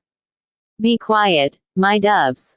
Incapable of terrestrial happiness, we by this union attain to spiritual plenitude. After the age of the Father, the age of the Son, and I inaugurate the third, that of the Paraclete. His light came to me during the 40 nights when the heavenly Jerusalem shone in the firmament above my house at Pepusa. Ah! How you cry out with anguish when the thongs flagellate you! How your aching limbs offer themselves to my burning caresses! How you languish upon my— Antony makes a gesture of astonishment. Tertullian, coming up close to Montanus. No doubt, since the soul has a body, that which has no body exists not. Montanus. In order to render it less material, I have introduced numerous mortifications. 3 Lents every year, and, for each night, prayers, in saying which the mouth is kept closed, for fear the breath, in escaping, should sully the mental act. It is necessary to abstain from second marriages, or, rather, from marriage altogether. The angels sinned with women. The archontics, in hair shirts. The Savior said, I came to destroy the work of the woman. Single quote. The Tatianists, in haircloths of rushes. She is the tree of evil. Our bodies are the garments of skin. And, ever advancing on the same side, Antony encounters the Valesians, stretched on the ground, with red plates below their stomachs, beneath their tunics. They present to him a knife. Do like Origen and like us. Is it the pain you fear, coward? Is it the love of your flesh that restrains you, hypocrite? And while he watches them struggling, extended on their backs swimming in their own blood, the Cainites, with their hair fastened by vipers, pass close to him, shouting in his ears. Glory to Cain! Glory to Sodom! Glory to Judas! Cain begot the race of the strong. Sodom terrified the earth with its chastisement, and it is through Judas that God crushed the fruit, attack the fountainhead, drown the child, plunder the rich man who is happy, and who eats overmuch. Strike down the poor man who casts an envious glance at the ass's saddlecloth, the dog's meal, the bird's nest, and who is grieved at not seeing others as miserable as himself. As for us, the saints, in order to hasten the end of the world, we poison, burn, massacre. The only salvation is in martyrdom. We give ourselves up to martyrdom. We take off with pincers the skin of our heads. We spread our limbs under the plows. We cast ourselves into the mouths of furnaces. Shame on baptism. Shame on the Eucharist. Shame on marriage. Universal damnation. Then, throughout the basilica, there is a fresh accession of frenzy. The Audians draw arrows against the devil. The Collyridians fling blue veils to the ceiling. The Assicians prostrate themselves before a wineskin. The Marcionites baptize a corpse with oil. Close beside Apelles, a woman, the better to explain her idea, shows a round loaf of bread in a bottle. Another, surrounded by the Sampsians, distributes like a host the dust of her sandals. On the bed of the Marcosians, strewn with roses, 2 lovers embrace each other. The Circoncellians cut one another's throats. The Valesians make a rattling sound. Bardesanes sings. Carpocras dances. Maximilla and Priscilla utter loud groans. And the false prophetess of Cappadocia, quite naked, resting on a lion and brandishing 3 torches, yells forth the terrible invocation. The pillars are poised like trunks of trees. The amulets round the necks of the heresiarchs have lines of flame crossing each other. The constellations in the chapels move to and fro, and the walls recede under the alternate motion of the crowd, in which every head is a wave which leaps and roars. Meanwhile, from the very depths of the uproar rises a song with bursts of laughter, in which the name of Jesus recurs. These outbursts come from the common people, who all clap their hands in order to keep time with the music. In the midst of them is Arius, in the dress of a deacon. The fools who declaim against me pretend to explain the absurd. And, in order to destroy them entirely, I have composed little poems. So comical that they are known by heart in the mills, the taverns, and the ports. 1,000 times no, the Son is not co-eternal with the Father, nor of the same substance. Otherwise he would not have said, Father, remove from me this chalice. Why do ye call me good? God alone is good. I go to my God, to your God. And other expressions, proving that he was a created being. It is demonstrated to us besides by all his names. Lamb, Shepherd, Fountain, Wisdom, Son of Man, Prophet, Good Way, Cornerstone. Sibelius. As for me, I maintain that both are identical. Arius. The Council of Antioch has decided the other way. Antony. Who, then, is the Word? Who was Jesus? The Valentinians. He was the husband of Acharamoth when she had repented. The Sethianians. He was Sem, son of Noah. The Theodosians. He was Melchizedek. The Marinthians. He was nothing but a man. The Apollinarists. He assumed the appearance of one. He simulated the passion. Marcellus of Ancyra. He is a development of the Father. Pope Calixtus. Father and Son are the two forms of a single God. Methodius. He was first in Adam, and then in man. Cerinthus. And he will come back. And all the heresiarchs form a circle around Antony, who weeps, with his head in his hands. A Jew, with red beard, and his skin spotted with leprosy, advances close to him, and chuckling horribly. His soul was the soul of Esau. He suffered from the disease of Bellerophon. And his mother, the woman who sold perfumes, surrendered herself to Pantherus, a Roman soldier, under the corn's heaves, one harvest evening. Antony eagerly lifts up his head, and gazes at them without uttering a word. Then, treading right over them. Doctors, magicians, bishops and deacons, men and phantoms, back, back. Ye are all lies. The heresiarchs. We have martyrs, more martyrs than yours, prayers more difficult, higher outbursts of love, and ecstasies quite as protracted. Antony. But no revelation, no proofs. Then all brandish in the air rolls of papyrus, tablets of wood, pieces of leather, and strips of cloth, and pushing them one before the other. The Corinthians. Here is the gospel of the Hebrews. The Marcionites. The gospel of the Lord. The gospel of Eve. The Encratites. The gospel of Thomas. The Cainites. The gospel of Judas. Basilides. The treatise of the Spirit that has come. Manes. The prophecy of Barkov. Antony makes a struggle and escapes them, and he perceives, they speak in a quavering tone. We have known, we ourselves have known, the carpenter's son. We were of his own age. We lived in his street. He used to amuse himself by modeling little birds with mud. Without being afraid of cutting the benches, he assisted his father in his work, or rolled up, for his mother, balls of dyed wool. Then he made a journey into Egypt, whence he brought back wonderful secrets. We were in Jericho when he discovered the eater of grasshoppers. They talked together in a low tone, without anyone being able to hear them. But it was since that occurrence that he made a noise in Galilee, and that many stories have been circulated concerning him.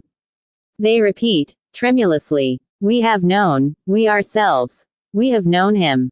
Antony. One moment. Tell me. Pray tell me, what was his face like? Tertullian. Fierce and repulsive in its aspect. For he was laden with all the crimes, all the sorrows, and all the deformities of the world. Antony. Oh. No, I imagine, on the contrary, that there was about his entire person a superhuman beauty.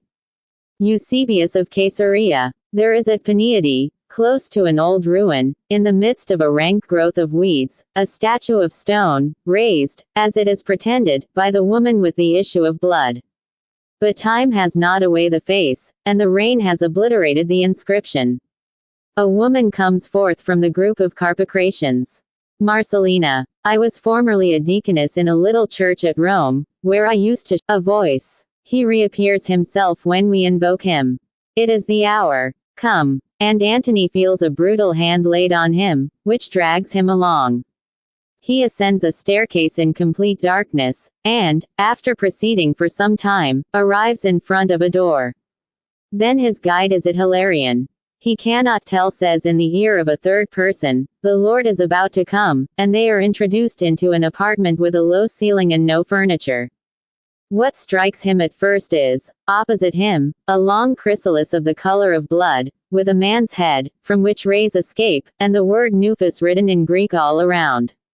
It rises above a shaft of a column placed in the midst of a pedestal. On the other walls of the apartment, medallions of polished brass represent heads of animals. That of an ox, of a lion, of an eagle, of a dog, and again, an ass's head. The Argil lamps, suspended below these images, shed a flickering light.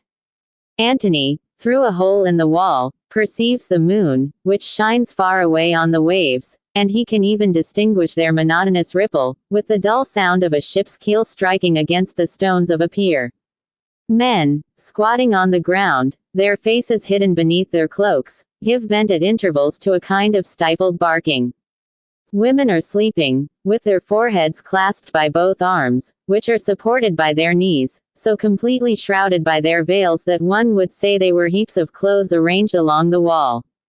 Beside them, children, half naked, and half devoured with vermin, watch the lamps burning, with an idiotic air. And they are doing nothing. They are awaiting something. They speak in low voices about their families, or communicate to one another remedies for their diseases. Many of them are going to embark at the end of the day, the persecution having become too severe. The pagans, however, are not hard to deceive. They believe, the fools, that we adore Nuphis. But one of the brethren, suddenly inspired, places himself in front of the column, where they have laid a loaf of bread, which is on the top of a basket full of fennel and heartwort. The others have taken their places, forming, as they stand, 3 parallel lines. The inspired one unrolls a paper covered with cylinders joined together, and then begins. Upon the darkness the ray of the word descended, and a violent cry burst forth, which seemed like the voice of light. All responding, while they sway their bodies to and fro. Kyrie eleison. The inspired one. Man, then, was created by the infamous God of Israel, with the assistance of those here, pointing towards the medallions. Aristophios, Oreos, Sabaoth, Adonai, Eli and Io. And he lay on the mud, hideous, feeble, shapeless, without the power of thought. All, in a plaintive tone. Kyrie eleison. The inspired one. But Sophia, taking pity on him, quickened him with a portion of her spirit. Then, seeing man so beautiful, God was seized with anger, and imprisoned him in his kingdom, interdicting him from the tree of knowledge. Still, once more, the other one came to his aid. She sent the serpent, who, with its sinuous advances, prevailed on him to disobey this law of hate. And man, when he had tasted knowledge, understood heavenly matters. All, with energy. Kyrie eleison. The inspired one. But Jaldallath, in order to be revenged, they close their mouths and then become silent. The odors of the harbor mingle in the warm air with the smoke of the lamps. Their wicks, spluttering, are on the point of being extinguished, and long mosquitoes flutter around them. Antony gasps with anguish. He has the feeling that some monstrosity is floating around him. The horror of a crime about to be perpetrated. But the inspired one, stamping with his feet, snapping his fingers, tossing his head, sings a psalm, with a wild refrain, to the sound of cymbals and of a shrill flute. Come, come, come, come forth from thy cavern. Swift one, that runs without feet, captor that takes without hands. Sinuous as the waves, round as the sun, darkened with spots of gold. Like the firmament, strewn with stars. Like the twistings of the vine tree and the windings of entrails. Unbegotten. Earth devourer. Ever young. Perspicacious. Honored at Epidaurus. Good for men. Who cured King Ptolemy, the soldiers of Moses, and Glaucus, son of Minos. Come. Come. Come. Come forth from thy cavern. All repeat. Come. Come. Come. Come forth from thy cavern. However, there is no manifestation. Why? What is the matter with him? They proceed to deliberate, and to make suggestions. One old man offers a clump of grass. Then there is a rising in the basket.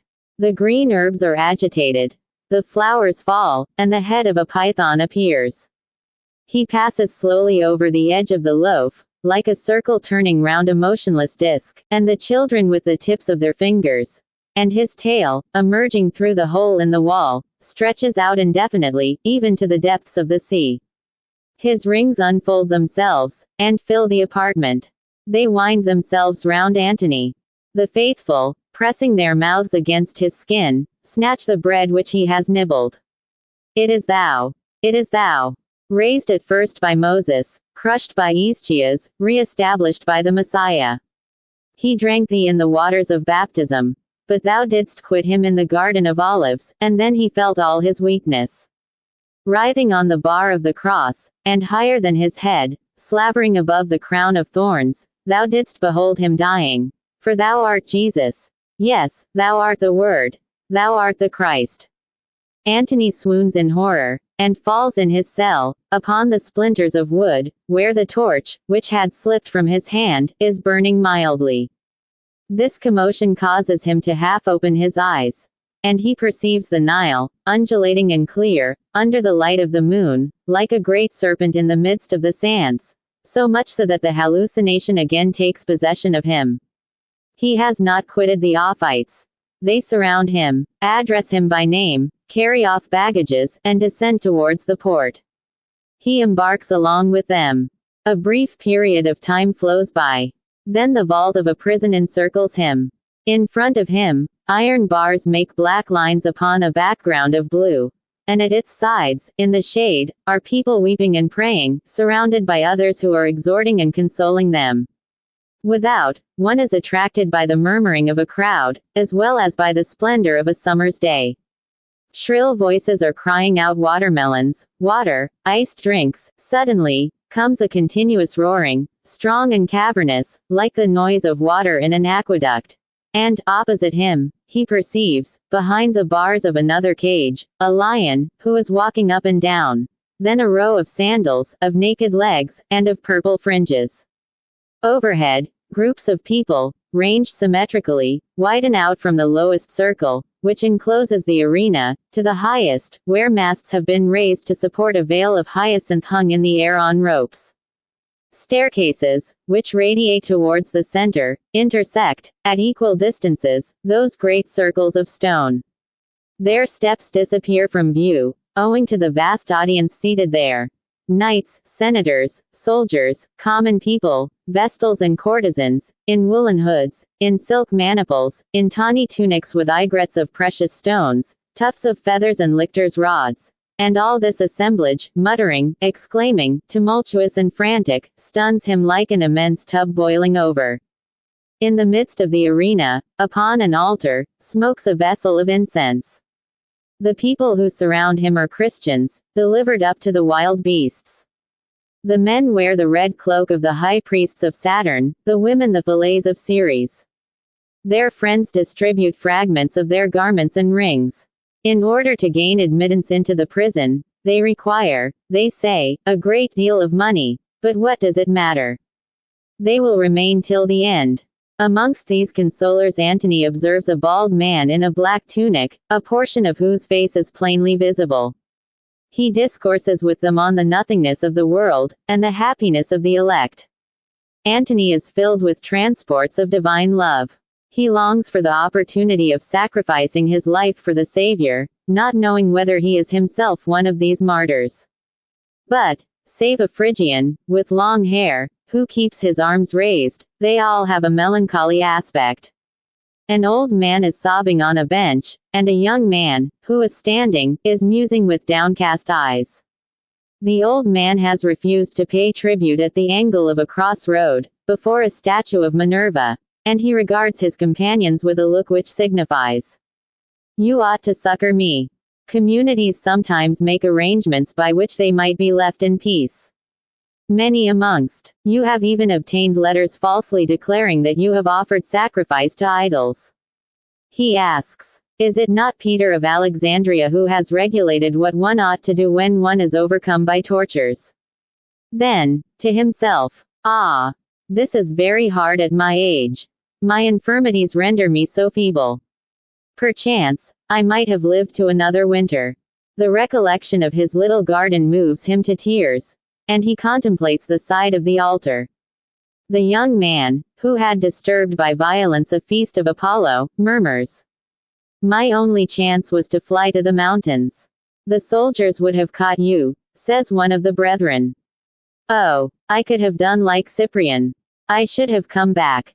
And the second time I should have had more strength, you may be sure." Then he thinks of the countless days he should have lived, with all the pleasures which he will not have known. And he, likewise, contemplates the side of the altar. But the man in the black tunic rushes up to him.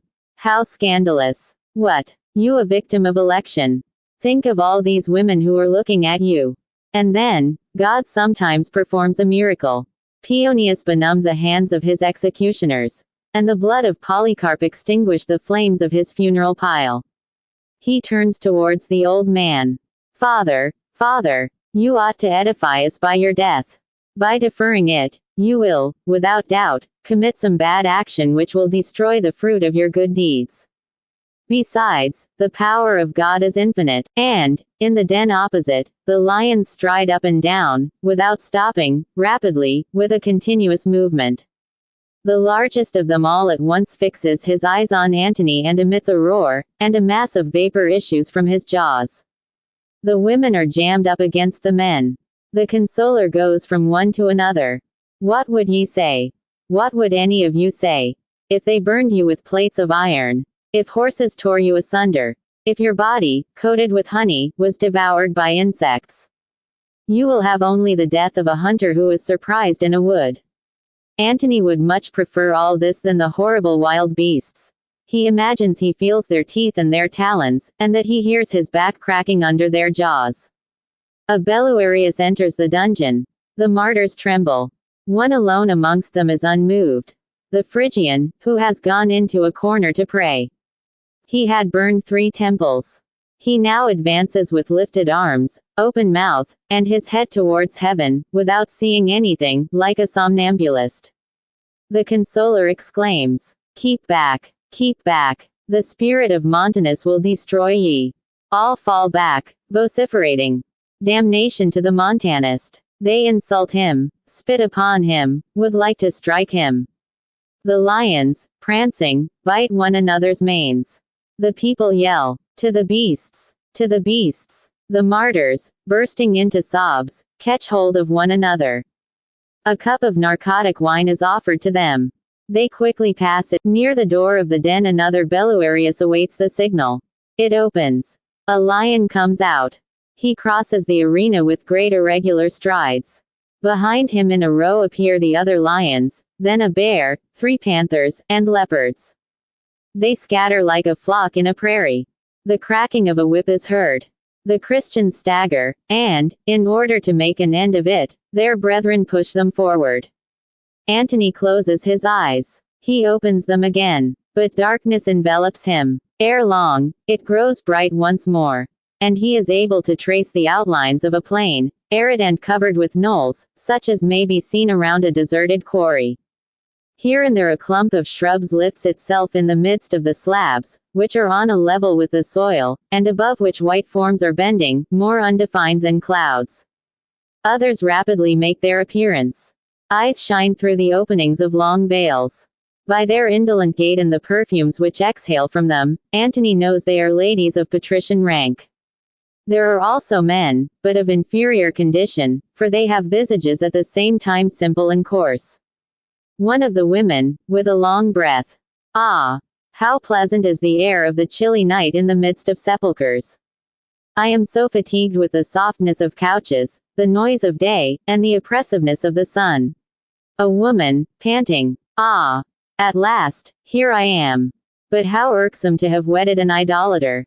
Another. The visits to the prisons, the conversations with our brethren, all excite the suspicions of our husbands.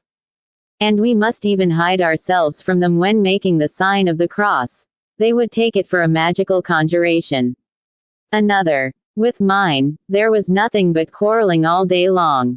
I did not like to. Another. Recall to your memory that young man of such striking beauty who was dragged by the heels behind a chariot, like Hector, from the Esquiline Gate to the mountains of Tibur, and his blood stained the bushes on both sides of the road. I collected the drops. Here they are. She draws from her bosom a sponge perfectly black, covers it with kisses, and then flings herself upon the slab, crying, ah! My friend! My friend! A man! It is just 3 years today since Domitilla's death. She was stoned at the bottom of the wood of Proserpine. I gathered her bones, which shone like glowworms in the grass. The earth now covers them. He flings himself upon a tombstone. Oh my betrothed! My betrothed! And all the others, scattered through the plain. Oh my sister! Oh my brother! Oh my daughter! Oh my mother! They are on their knees, their foreheads clasped with their hands, or their bodies lying flat with both arms extended, and the sobs which they repress make their bosoms swell almost to bursting. They gaze up at the sky, saying, "Have pity on her soul, O my God. She is languishing in the abode of shadows. Deign to admit her into the resurrection, so that she may rejoice in thy light." Or, with eyes fixed on the flagstones, they murmur, "Be at rest. Suffer no more. I have brought thee wine and meat. O widow, here is pudding, made by me, according to his taste, with many eggs, and a double measure of flour. We are going to eat together as of yore, is not that so?" She puts a little of it on her lips, and suddenly begins to laugh in an extravagant fashion, frantically. The others, like her, nibble a morsel and drink a mouthful. They tell one another the history of their martyrs. Their sorrow becomes vehement. Their libations increase. Their eyes, swimming with tears, are fixed on one another. They stammer with inebriety and desolation. Gradually their hands touch. Their lips meet. Their veils are torn away, and they embrace one another upon the tombs in the midst of the cups and the torches. The sky begins to brighten. The mist soaks their garments. And, as if they were strangers to one another, they take their departure by different roads into the country. The sun shines forth. The grass has grown taller. The plain has become transformed. Across the bamboos, Antony sees a forest of columns of a bluish-gray color. Those are trunks of trees springing from a single trunk. From each of its branches descend other branches which penetrate into the soil. And the whole of those horizontal and perpendicular lines, indefinitely multiplied, might be compared to a gigantic framework were it not that here and there appears a little fig tree with a dark foliage like that of a sycamore. Between the branches he distinguishes bunches of yellow flowers and violets, and ferns as large as birds' feathers. Under the lowest branches may be seen at different points the horns of a buffalo, or the glittering eyes of an antelope. Parrots sit perched. Butterflies flutter, lizards crawl upon the ground, flies buzz. And one can hear, as it were, in the midst of the silence, the palpitation of an all-permeating life. At the entrance of the wood, on a kind of pile, is a strange sight. A man coated over with cow's dung, completely naked, more dried up than a mummy. His joints form knots at the extremities of his bones, which are like sticks. He has clusters of shells in his ears. His face is very long, and his nose is like a vulture's beak. His left arm is held erect in the air, crooked, and stiff. At the four corners of his pile 4 fires are blazing. The sun is right in his face. He gazes at it with great open eyes, and without looking at Antony. "Brahman of the banks of the Nile, what sayest thou?" Flames start out on every side through the partings of the beams, and the gymnosophist resumes. "Like a rhinoceros, I am plunged in solitude. I dwelt in the tree that was behind me." In fact, the large fig tree presents in its flutings a natural excavation of the shape of a man. "And I fed myself on flowers and fruits with such an observance of precepts that not even a dog has seen me eat." As existence proceeds from corruption, corruption from desire, desire from sensation, and sensation from contact, I have avoided every kind of action, every kind of contact, and, without stirring any more than the pillar of a tombstone, exhaling my breath through my 2 nostrils, fixing my glances upon my nose, and, observing the ether in my spirit, the world in my limbs, the moon in my heart, I pondered on the essence of the great soul, whence continually escape, like sparks of fire, the principles of life. I have, at last, grasped the Supreme Soul in all beings in the Supreme Soul. And I have succeeded in making my soul penetrate the place into which my senses used to penetrate. I receive knowledge directly from heaven, like the bird Chataka, who quenches his thirst only in the droppings of the rain. From the very fact of my having knowledge of things, things no longer exist. For me now there is no hope and no anguish, no goodness, no virtue, neither day nor night, neither thou nor I, absolutely nothing. My frightful austerities have made me superior to the powers. A contraction of my brain can kill 100. He utters all this in a monotonous voice. The leaves all around him are withered. The rats fly over the ground.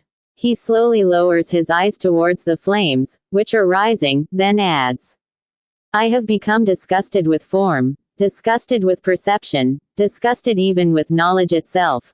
For thought does not outlive the transitory fact that gives rise to it. And the spirit, like the rest, is but an illusion. Everything that is born will perish. Everything that is dead will come to life again. The beings that have actually disappeared will sojourn in wombs not yet formed, and will come back to earth to serve with sorrow other creatures. But, as I have resolved through an infinite number of existences, under the guise of gods, men, and animals, I give up traveling, and no longer wish for this fatigue. I abandon the dirty inn of my body, walled in with flesh, reddened with blood, covered with hideous skin, full of uncleanness. And, for my reward, I shall, finally, sleep in the very depths of the Absolute, in annihilation. The flames rise to his breast, then envelop him. His head stretches across as if through the hole of a wall. His eyes are perpetually fixed in a vacant stare.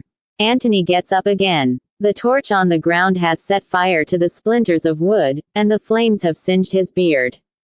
Bursting into an exclamation, Antony tramples on the fire. And, when only a heap of cinders is left. Where, then, is Hilarion? He was here just now. I saw him. Ah. No, it is impossible. I am mistaken. How is this? My cell, those stones, the sand, have not, perhaps, any more reality. I must be going mad. Stay. Where was I? What was happening here? Ah. The gymnosophist. This death is intrepidity of martyrs. As to the others, I now believe all that has been told me of the excesses they have occasioned. And before this, yes, I recollect. The crowd of heresiarchs, what shrieks, what eyes.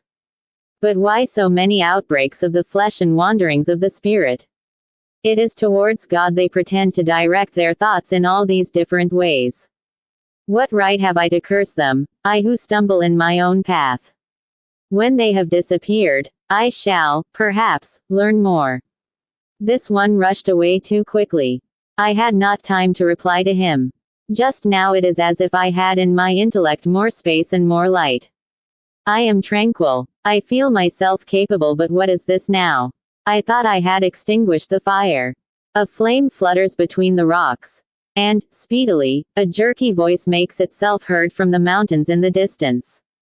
Are those the barkings of a hyena, or the lamentations of some lost traveler? Antony listens. The flame draws nearer, and he sees approaching a woman who is weeping, resting on the shoulder of a man with a white beard. She is covered with a purple garment all in rags. He, like her, is bare-headed, with a tunic of the same color, and carries a bronze vase, whence arises a small blue flame. Antony is filled with fear. And yet he would fain know who this woman is. The stranger Simon. This is a young girl, a poor child, whom I take everywhere with me. He raises the bronze vase. Antony inspects her by the light of this flickering flame. She has on her face marks of bites, and traces of blows along her arms. Her scattered hair is entangled in the rents of her rags. Antony. Really. Simon. Eunoia. Relate what you have to say. She turns around her eyeballs, as if awakening from a dream, passes her fingers slowly across her two lids, and in a mournful voice. Helena Eunoia, I have a recollection of a distant region, of the color of emerald. There is only a single tree there. Antony gives a start. At each step of its huge branches a pair of spirits stand. The branches around them cross each other, like the veins of a body, and they watch the eternal life circulating from the roots, where it is lost in shadow up to the summit, which reaches beyond the sun. I, on the second branch, illumined with my face the summer nights. Antony, touching his forehead. Ah, I understand. The head. Simon, with his finger on his lips. Hush, Helena. The vessel remained convex. Her keel clave the foam. He said to me, what does it matter if I disturb my country, if I lose my kingdom? You will be mine, in my own house. Single quote. How pleasant was the upper chamber of his palace. He would lie down upon the ivory bed, and, smoothing my hair, would sing in an amorous strain. At the end of the day, I could see the two camps and the lanterns which they were lighting. Ulysses at the edge of his tent. Achilles, armed from head to foot, driving a chariot along the seashore. Antony. Why, she is quite mad. Wherefore? Simon. Hush, hush. Helena. They rubbed me with unguents, and sold me to the people to amuse them. One evening, standing with the sistrum in my hand, I was coaxing Greek sailors to dance. The rain, like a cataract, fell upon the tavern, and the cups of hot wine were smoking. A man entered without the door having been opened. Simon. It was I found you. Here she is, Antony. She who is called Sige, Eunoia, Barbello, Prunikos. The spirits who govern the world were jealous of her, and they bound her in the body of a woman. She was the Helen of the Trojans, whose memory the poet Stesichorus had rendered infamous. She has been Lucretia, the patrician lady violated by the kings. She was Delilah, who cut off the hair of Samson. She was that daughter of Israel who surrendered herself to he-goats. She has loved adultery, idolatry, lying and folly. She was prostituted by every nation. She has sung in all the crossways. She has kissed every face. At Tyre, she, the Syrian, was the mistress of thieves. She drank with them during the nights, and she concealed assassins amid the vermin of her tepid bed. Antony. Ah! What is coming over me? Simon, with a furious air. I have redeemed her, I tell you, and re-established her in all her splendor, such as Caesar Agricola became enamored of when he desired to sleep with the moon. Antony. Well, well. Simon. But she really is the moon. Has not Pope Clement written that she was imprisoned in a tower? 300 persons came to surround the tower. And on each of the murderers, at the same time, the moon was seen to appear. Though there are not many moons in the world, are many Eunoias. Antony. Yes. I think I recollect, and he falls into a reverie. Simon. Innocent as Christ, who died for men, she has devoted herself to women. For the powerlessness of Jehovah is demonstrated by the transgression of Adam, and we must shake off the old law, opposed, as it is, to the order of things. I have preached the new gospel in Ephraim and in Issachar, along the torrent of Bizor, behind the lake of Haule, in the valley of Megiddo, and beyond the mountains, at Bostra and at Damas. Let those who are covered with wine dregs, those who are covered with dirt, those who are covered with blood, come to me, and I will wash out their defilement with the Holy Spirit, called by the Greeks, Minerva. She is Minerva. She is the Holy Spirit. I am Jupiter Apollo, the Christ, the Paraclete, the great power of God incarnated in the person of Simon. Antony. Ah! It is you. It is you. But I know your crimes. You were born at Gidda on the borders of Samaria. Dositheus, your first master, dismissed you. You execrate St. Paul for having converted one of your women. And, vanquished by St. Peter, in your rage and terror, you flung into the waves the bag which contained your magical instruments. Simon. Do you desire them? Antony looks at him, and an inner voice murmurs in his breast, why not? Simon resumes. He who understands the powers of nature and the substance of spirits ought to perform miracles. It is the dream of all sages, and the desire of which gnaws you. Confess it. Amongst the Romans I flew so high in the circus that they saw me no more. Nero ordered me to be decapitated, but it was a sheep's head that fell to the ground instead of mine. Finally, they buried me alive, but I came back to life on the third day. The proof of it is that I am here. He gives him his hands to smell. They have the odor of a corpse. Antony recoils. I can make bronze serpents move, marble statues laugh, and dogs speak. I will show you an immense quantity of gold, I will set up kings, you shall see nations adoring me.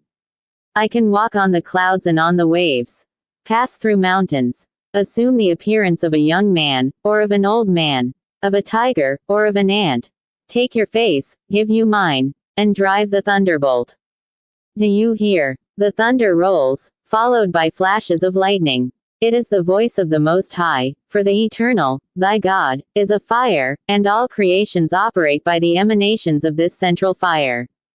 You are about to receive the baptism of it. That second baptism, announced by Jesus, which fell on the apostles one stormy day when the window was open. And all the while stirring the flame with his hand, slowly, as if to sprinkle Antony with it. Mother of mercies, thou who discoverest secrets in order that we may have rest in the eighth house, Antony exclaims. Ah! If I had holy water! The flame goes out, producing much smoke. Eunoia and Simon have disappeared. An extremely cold fog, opaque and fotid, fills the atmosphere. Antony, extending his arms like a blind man. Where am I? I am afraid of falling into the abyss. And the cross, no doubt, is too far away from me. Ah! What a night! What a night! A sudden gust of wind cleaves the fog asunder, and he perceives two men covered with long white tunics. The first is of tall stature, with a sweet expression of countenance and grave deportment. His white hair, parted like that of Christ, descends regularly over his shoulders. He has thrown down a wand which he was carrying in his hand, and which his companion has taken up, making a respectful bow after the fashion of Orientals. The other is small, coarse-looking, flat-nosed, with a thick neck, curly hair, and an air of simplicity. Both of them are bare-footed, bare-headed, and covered with dust, like people who have come on a la. Worthy hermit, what do you say? I know nothing about it. Here is the master. He sits down. The other remains standing. Silence. Antony resumes. Ye come in this fashion. Damis. Oh! A great distance. A very great distance. Antony. And ye are going. Damis, pointing at his companion. Wherever he wishes. Antony. Who, then, is he? Damis. Look at him. Antony. He has the appearance of a saint. If I dared, the fog by this time is quite gone. The atmosphere has become perfectly clear. The moon shines out. Damis. What are you thinking of now that you say nothing more? Antony. I am thinking of, oh, nothing. Damis draws close to Apollonius, makes many turns round him, with his figure bent, and without moving his head. Master, this is a Galilean hermit who wishes to know the sources of your wisdom. Apollonius. Let him approach. Antony hesitates. Damis. Approach. Apollonius, in a voice of thunder. Approach. You would like to know who I am, what I have done, what I am thinking of. Is that not so, child? Antony. If at the same time those things contribute to my salvation. Apollonius. Rejoice. I am about to tell them to you. Damis, in a low tone to Antony. Is it possible? He must have, at the first glance, recognized your extraordinary inclinations for philosophy. I shall profit by it also myself. Apollonius. I will first describe to you the long road I traveled to gain doctrine. And, if you find in all my life one bad action, you will stop me, for he must scandalize by his words who has offended by his actions. Damis to Antony. What a just man. Antony. Decidedly, I believe he is sincere. Apollonius. The night of my birth, my mother thought she saw herself gathering flowers on the border of a lake. A flash of lightning appeared, and she brought me into the world amid the cries of swans who were singing in her dream. Up to my 15th year, they plunged me 3 times a day into the fountain Asmodeus, whose waters render perjurers dropsical, and they rubbed my body with leaves of Cnyza, to make me chaste. A princess from Palmyra sought me out, one evening, and offered me treasures, which she knew were hidden in tombs. A priest of the temple of Diana cut his throat in despair with the sacrificial knife, and the governor of Cilicia, after repeated promises, declared before my family that he would put me to death. But it was he who died 3 days after, assassinated by the Romans. Damis, to Antony, striking him on the elbow. Just as I told you.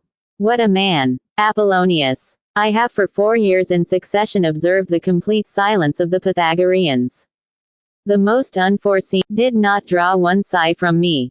And, at the theater, when I entered, they turned aside from me as from a phantom. Damis. Would you have done that? You. Apollonius. The time of my ordeal ended. I undertook to instruct the priests who had lost the tradition. Antony. What tradition? Damis. Let him continue. Be silent. Apollonius. I have conversed with the Samanes of the Ganges, with the astrologers of Chaldea, with the Magi of Babylon, with the Gaulish Druids, with the priests of the Negroes. I have climbed the 14 Olympi. I have sounded the lakes of Scythia. I have measured the vastness of the desert. Damis. All this is undoubtedly true. I was there myself. Apollonius. At first, I went as far as the Hyrjanian Sea. I have gone all round it, and through the country of the Baromate, where Bucephalus is buried. I have gone down to Nineveh. At the gates of the city a man came up to me. Damis. I, my good master. I loved you from the very beginning. You were sweeter than a girl, and more beautiful than a god. Apollonius, without listening to him. He wished to accompany me, in order to act as an interpreter for me. Damis. But you replied that you understood every language, and that you divined all thoughts. Then I kissed the end of your mantle, and I walked behind you. Apollonius. After Ctesiphon, we entered into the land of Babylon. Apollonius. The king received me standing near a throne of silver, in a circular hall studded with stars, and from a cupola hung, from unseen threads, 4 great golden birds, with both wings extended. Antony, musing. Are there such things on the earth? Damis. That is, indeed, a city. Babylon. Everyone is rich there. The houses, painted blue, have gates of bronze, with staircases that lead down to the river. Making a sketch with his stick on the ground. Like that, do you see? And then there are temples, squares, baths, aqueducts. The palaces are covered with copper. And then the interior, if you only saw it. Apollonius. On the northern wall rises a tower, which supports a second, a third, a fourth, a fifth, and there are 3 others besides. The 8th is a chapel with a bed in it. Nobody enters there but the woman chosen by the priests for the god Belus. The king of Babylon made me take up my quarters in it. Damis. They scarcely paid any heed to me. I was left, too, to walk about the streets by myself. I inquired into the customs of the people. I visited the workshops. I examined the huge machines which bring water into the gardens. But it annoyed me to be separated from the master. Apollonius. At last, we left Babylon. And, by the light of the moon, we suddenly saw a wild mare. Damis. Yes, indeed. She sprang forth on her iron hoofs. She neighed like an ass. She galloped amongst the rocks. He burst into angry abuse of her. And she disappeared. Antony. Aside. Where can they have come from? Apollonius. At Taxila, capital of 5,000 fortresses, Phraortes, king of the Ganges, showed us his guard of tall black men, 5 cubits high, and in the gardens of his palace, under a pavilion of green brocade, an enormous elephant, whom the queens used to amuse themselves in perfuming. This was the elephant of Porus, who fled after the death of Alexander. Damis. And which was found again in a forest. Antony. They talk a great deal, like drunken people. Apollonius. Phraortes made us sit down at his table. Damis. What an odd country. The noblemen, while drinking, amuse themselves by flinging arrows under the feet of a child who is dancing. But I do not approve. Apollonius. When I was ready to depart, the king gave me a parasol, and said to me, I have, on the Indus, a stud of white camels. When you do not want them any longer, blow into their ears, and they will return. We proceeded along the river, walking in the night by the gleaming of the glow-worms, who emitted their radiance through the bamboos. The slave whistled an air to keep off the serpents. And our camels bent the reins while passing under the trees, as if under doors that were too low.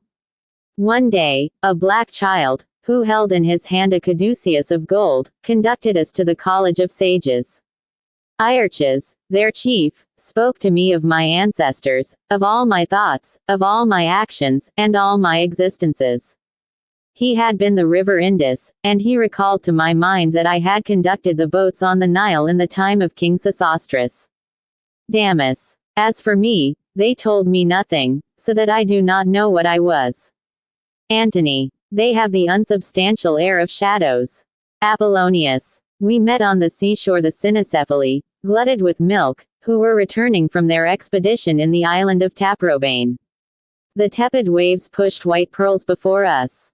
The amber cracked under our footsteps. Whales, skeletons were bleaching in the crevices of the cliffs. In short, the earth grew more contracted than a sandal. And, aft of the Aramate, and the Homerite, then across the Cassanian mountains, the Red Sea, and the island of Topaz, we penetrated into Ethiopia, through the kingdom of the Pygmae. Antony, aside, how large the earth is. Damis. And when we got home again, all those whom we had known in former days were dead. Antony hangs his head. Silence. Apollonius goes on. Then they began talking about me in the world. The plague ravaged Ephesus. I made them stone an old mendicant. Damis. And the plague was gone. Antony. What? He banishes diseases. Apollonius. At Cnidus, I cured the lover of Venus. Damis. Yes, a madman, who had even promised to marry her. To love a woman is bad enough. But a statue? What idiocy. The master placed his hand on this man's heart, and immediately the love was extinguished. Antony. What? He drives out demons. Apollonius. At Tarentum, they brought to the stake a young girl who was dead. Damis. The master touched her lips, and she arose, calling on her mother. Antony. Can it be? He brings the dead back to life. Apollonius. I foretold that Vespasian would be emperor. Antony. What? He divines the future. Damis. There was at Corinth. Apollonius. While I was supping with him at the waters of Baia. Antony. Excuse me, strangers. It is late. Damis. A young man named Menippus. Antony. No, go away. Apollonius. A dog entered, carrying in its mouth a hand that had been cut off. Damis. One evening, in one of the suburbs, he met a woman. Antony. You do not hear me. Take yourselves off. Damis. He prowled vacantly around the couches. Antony. Enough. Apollonius. They wanted to drive him away. Damis. Menippus, then, surrendered himself to her. And they became lovers. Apollonius. And, beating the mosaic floor with his tail, he deposited this hand on the knees of Flavius. Damis. But, in the morning, at the school lectures, Menippus was pale. Antony, with a bound.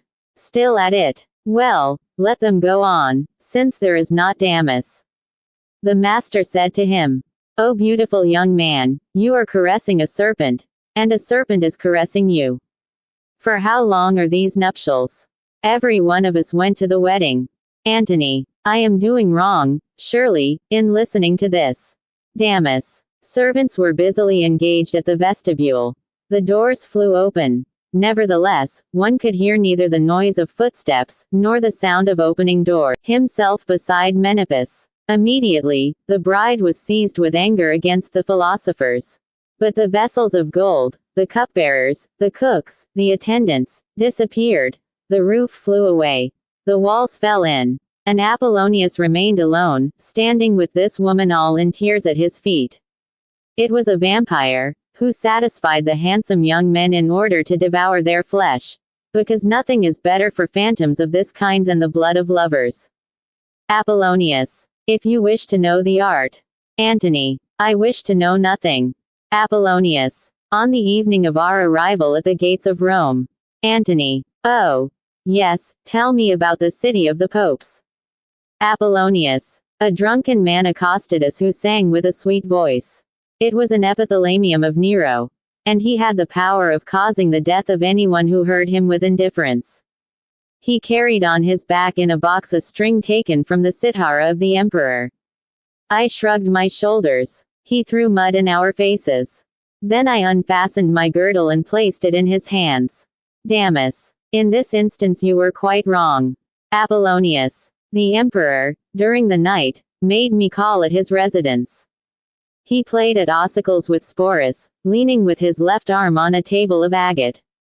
He turned round, and, knitting his fair brows, "Why are you not afraid of me?" he asked. "Because the God who made you terrible has made me intrepid," I replied. Antony, to himself, "Something unaccountable fills me with fear." Silence. Damis resumes, in a shrill voice. "All age," Antony making an effort to laugh. "Is this possible?" Damis. "Yes, at the theater, in broad daylight, on the 14th of the calends of October," he suddenly exclaimed. "They are murdering Caesar." And he added, "Every now and then, he rolls on the ground. Oh, how he struggles. He gets up again. He attempts to fly. The gates are shut. Ah, it is finished. He is dead." And that very day, in fact, Titus Flavius Domitianus was assassinated, as you are aware. Antony. "Without the aid of the devil, no doubt. Apollonius. He wished to put me to death, this Domitian. Damis fled by my direction, and I remained alone in my prison." Damis. "It was a terrible bit of daring, I must confess." Apollonius. "About the 5th hour, the soldiers led me to the tribunal. I had my speech quite ready, which I kept under my cloak." Damis. "The rest of us were on the bank of Puzzoli. We saw you die. We wept. When, towards the 6th hour, all at once, you appeared, and said to us, 'It is I.'" Antony, aside. "Just like him." Damis, very loudly. "Absolutely." Antony. "Oh, no, you are lying, are you not? You are lying." Apollonius. "He came down from heaven. I ascend there, thanks to my virtue, which has raised me even to the height of the most. The truth is, I know all the gods, all the rites, all the prayers, all the oracles. I have penetrated into the cavern of Trophonius, the son of Apollo. I have molded for the Syracusans the cakes which they use on the mountains. I have undergone the 80 tests of Mithra. I have pressed against my heart the serpent of Sabacius. I have received the scarf of the Kabiri. I have bathed Cybele in the waves of the Campanian Gulf. And I have passed 3 moons in the caverns of Samothrace." Damis, laughing stupidly. "Ah, ah, ah, at the mysteries of the Bona Dea."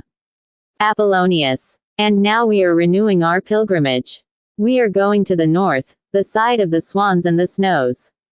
On the white plain the blind hippopodes break with the ends of their feet the ultramarine plant." Damis. "Come. It is morning. The cock has crowed. The horse has neighed. The ship is ready." Antony. "The cock has not crowed. I hear the cricket in the sands, and I see the moon, which remains in its place." Apollonius. "We are going to the south, behind the mountains and the huge waves, to seek in the perfumes for the cause of love. You shall inhale the odor of Merodeon, which makes the weak die. You shall bathe your body in the lake of pink oil of the island of Juno. You shall see sleeping under the primroses the lizard who awakens all the centuries when at his maturity the carbuncle falls from his forehead. The stars glitter like eyes, the cascades sing like lyres, an intoxicating fragrance arises from the opening flowers. Your spirit shall expand in this atmosphere, and it will show itself in your heart as well as in your face." Damis. "Master, it is time. The wind is about to rise. The swallows are awakening. The myrtle leaf is shed." Apollonius. "Do you wish me to show you the plant Bales, which resuscitates the dead?" Damis. "Ask him rather for the bloodstone, which attracts silver, iron and bronze." Antony. "Oh, how sick I feel! How sick I feel!" Damis. "You shall understand the voices of all creatures, the roarings, the cooings." Apollonius. "I will make you mount the unicorns, the dragons, and the dolphins." Antony weeps. "Oh, oh, oh." Apollonius. "You shall know the demons who dwell in the caverns, those who speak in the woods, those who move about in the waves, those who drive the clouds." Damis. "Fasten your girdle. Tie your sandals." Apollonius. "I will explain to you the reasons for the shapes of divinities. Why it is that Apollo is upright, Jupiter sitting down, Venus black at Corinth, square at Athens, conical at Paphos. Antony, clasping his hands. I wish they would go away. I wish they would go away. Apollonius. I will snatch off before your eyes the armor of the gods. We shall force the sanctuaries. I will make you violate the Pythoness. Antony. Help, Lord. He flings himself against the cross. Apollonius. What is your desire? Your dream. There's barely time to think of it, Antony. Jesus, Jesus, come to my aid. Apollonius. Do you wish me to make Antony. What? How? Apollonius. It shall be he, and no other. He shall cast off his crown, and we shall speak together face to face. Damis, in a low tone. Say what you wish for most. Say what you wish for most. Antony, at the foot of the cross, murmurs prayers. Damis continues to run around him with wheedling gestures. See, worthy hermit, dear Saint Antony. Pure man, illustrious man. Man who cannot be sufficiently praised. Do not be alarmed. This is an exaggerated style of speaking, borrowed from the Orientals. It in no way prevents. Apollonius. Let him alone, Damis. He believes, like a brute, in the reality of things. The fear which he has of the gods prevents him from comprehending them, and he eats his own words, just like a jealous king. But you, my son, quit me not. He steps back to the verge of the cliffs, passes over it and remains there, hanging in midair.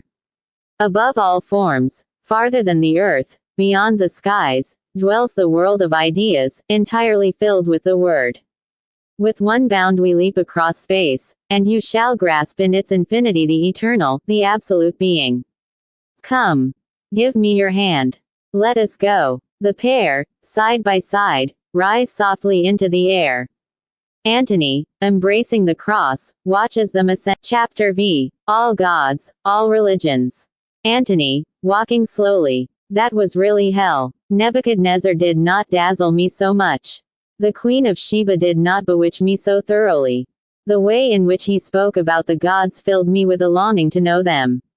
I recollect having seen hundreds of them at a time, in the island of Elephantinum, in the reign of Diocletian. The emperor had given up to the nomads a large territory, on condition that they should protect the frontiers, and the treaty was concluded in the name of the invisible powers. For the gods of every people were ignorant about other people. The barbarians had brought forward theirs. They occupied the hillocks of sand which lined the river. One could see them holding their idols between their arms, like great paralytic children, or else, sailing amid cataracts on trunks of palm trees. They pointed out from a distance the amulets on their necks and the tattooings on their breasts. And that is not more criminal than the religion of the Greeks, the Asiatics, and the Romans. When I dwelt in the temple of Heliopolis, I used often to contemplate all the objects on the walls. Vultures carrying scepters, crocodiles playing on lyres, men's faces joined to serpents' bodies, women with cows' heads prostrated before the ithyphallic deities, and their supernatural forms carried me away into other worlds. I wished to know what those calm eyes were gazing at. In order that matter should have so much power, it should contain a spirit. The souls of the gods are attached to their images. Those who possess external beauty may fascinate us. But the others, who are abject or terrible, how to believe in them? And he sees moving past, close to the ground, leaves, stones, shells, branches of trees, vague representations of animals, then a species of dropsical dwarfs. These are gods. He bursts out laughing. Behind him, he hears another outburst of laughter. And Hilarion presents himself, dressed like a hermit, much bigger than before. In fact, colossal. Antony is not surprised at seeing him again. What a brute one must be to adore a thing like that. Hilarion. Oh. Yes. Very much of a brute. Then advance before them, one by one, idols of all nations and all ages, in wood, in metal, in granite, in feathers, and in skins sewn together. The oldest of them, anterior to the deluge, are lost to view beneath the seaweed which hangs from them like hair. Some, too long for their lower portions, crack in their joints and break their loins while walking. Others allow sand to flow out through holes in their bellies. Antony and Hilarion are prodigiously amused. They hold their sides from sheer laughter. After this, idols pass with faces like sheep. They stagger on their bandy legs, open wide their eyelids, and bleat out, like dumb animals. Bah! Bah! Bah! In proportion as they approach the human type, they irritate Antony the more. He strikes them with his fist, kicks them, rushes madly upon them. They begin to present a horrible aspect, with high tufts, eyes like bulls, arms terminated with claws, and the jaws of a shark. And, before these gods, men are slaughtered on altars of stone, while others are pounded in vats, crushed under chariot wheels, or nailed to trees. There is one of them, all in red-hot iron, with the horns of a bull, who devours children. Antony. Horror. Hilarion. But the gods always demand sufferings. Your own, even, has wished. Antony, weeping. Hilarion. As he wants rain, he tries, by his strains, to coerce the king of heaven to open the fruitful cloud. Antony, laughing. This is too silly a form of presumption. Hilarion. Why, then, do you perform exorcisms? The valley becomes a sea of milk, motionless and illimitable. In the midst of it floats a long cradle, formed by the coils of a serpent, all whose heads, bending forward at the same time, overshadow a god who lies there asleep. He is young, beardless, more beautiful than a girl, and covered with diaphanous veils. The pearls of his tiara shine softly, like moons. A chaplet of stars winds itself many times above his breast, and, with one hand under his head and the other arm extended, he reposes with a dreamy and intoxicated air. A woman squatted before his feet awaits his awakening. Hilarion. This is the primordial duality of the Brahmins. The absolute not expressing itself by any form. Upon the navel of the god a stalk of lotus has grown, and in its calyx appears another god with 3 faces. Antony. Hold. What an invention. Hilarion. Father, Son and Holy Ghost, in the same way make only one person.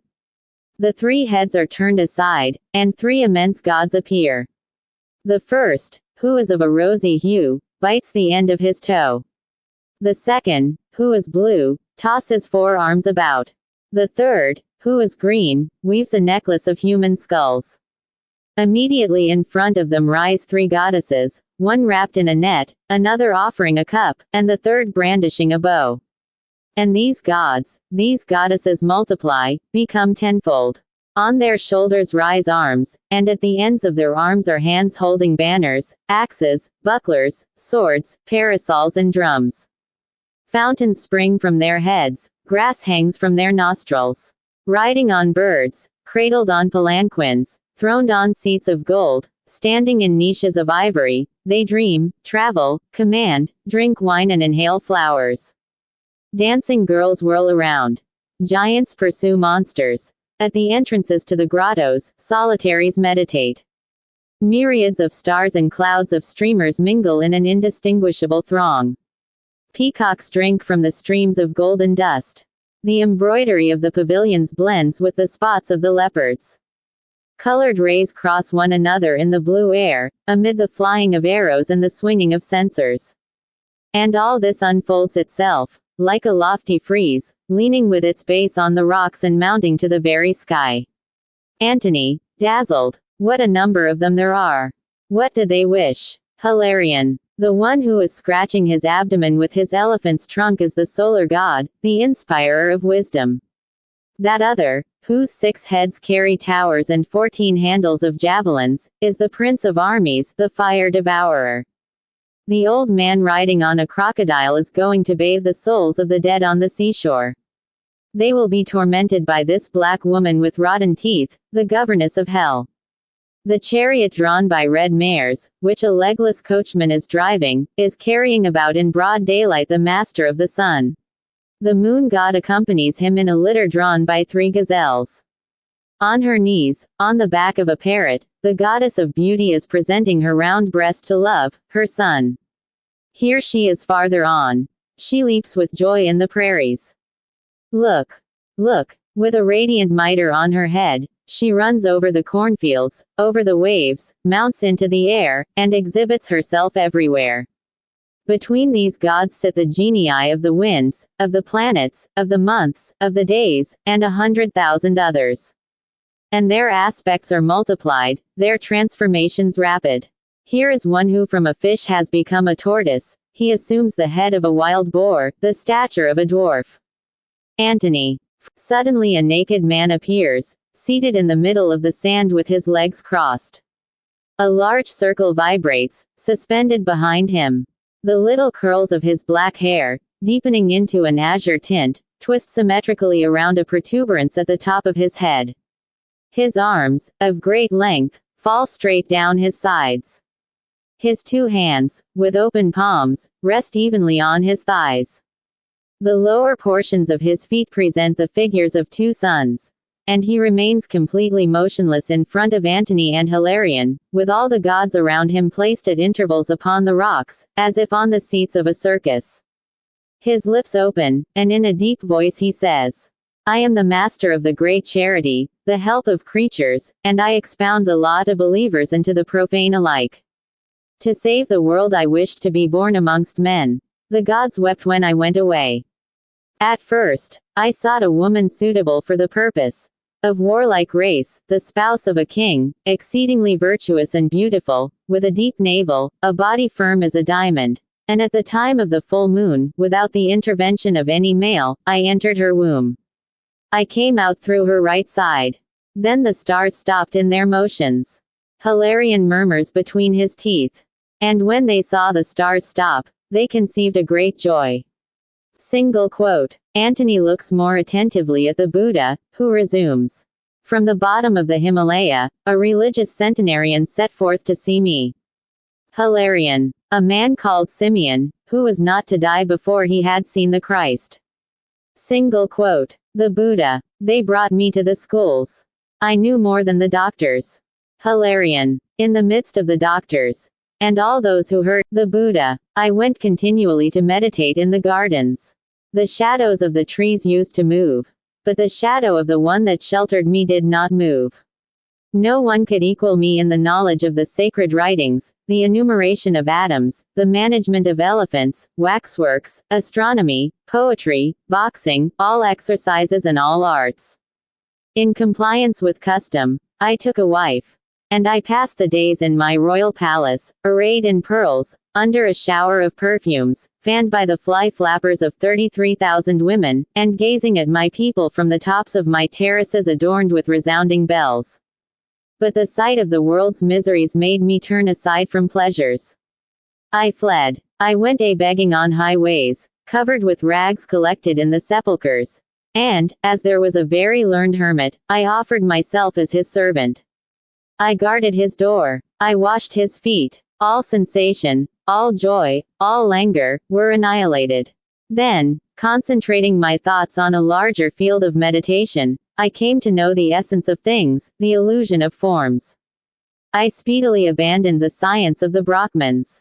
They are eaten up with lusts beneath their austere exterior. They anoint themselves with filth, and sleep upon thorns, believing that they arrive at happiness through the path of death. Hilarion. Pharisees, hypocrites, whited sepulchres, race of vipers. The Buddha. I, too, have done astonishing things. Eating for a day only a single grain of rice. And at that time grains of rice were not bigger than they are now. My hair fell off. My body became black. My eyes, sunken in their sockets, seemed like stars seen at the bottom of a well. For 6 years I never moved, remaining exposed to flies, to lions, and to serpents. And I subjected myself to burning suns, heavy showers, snow, lightning, hail, and tempest, without even shielding myself with my hand.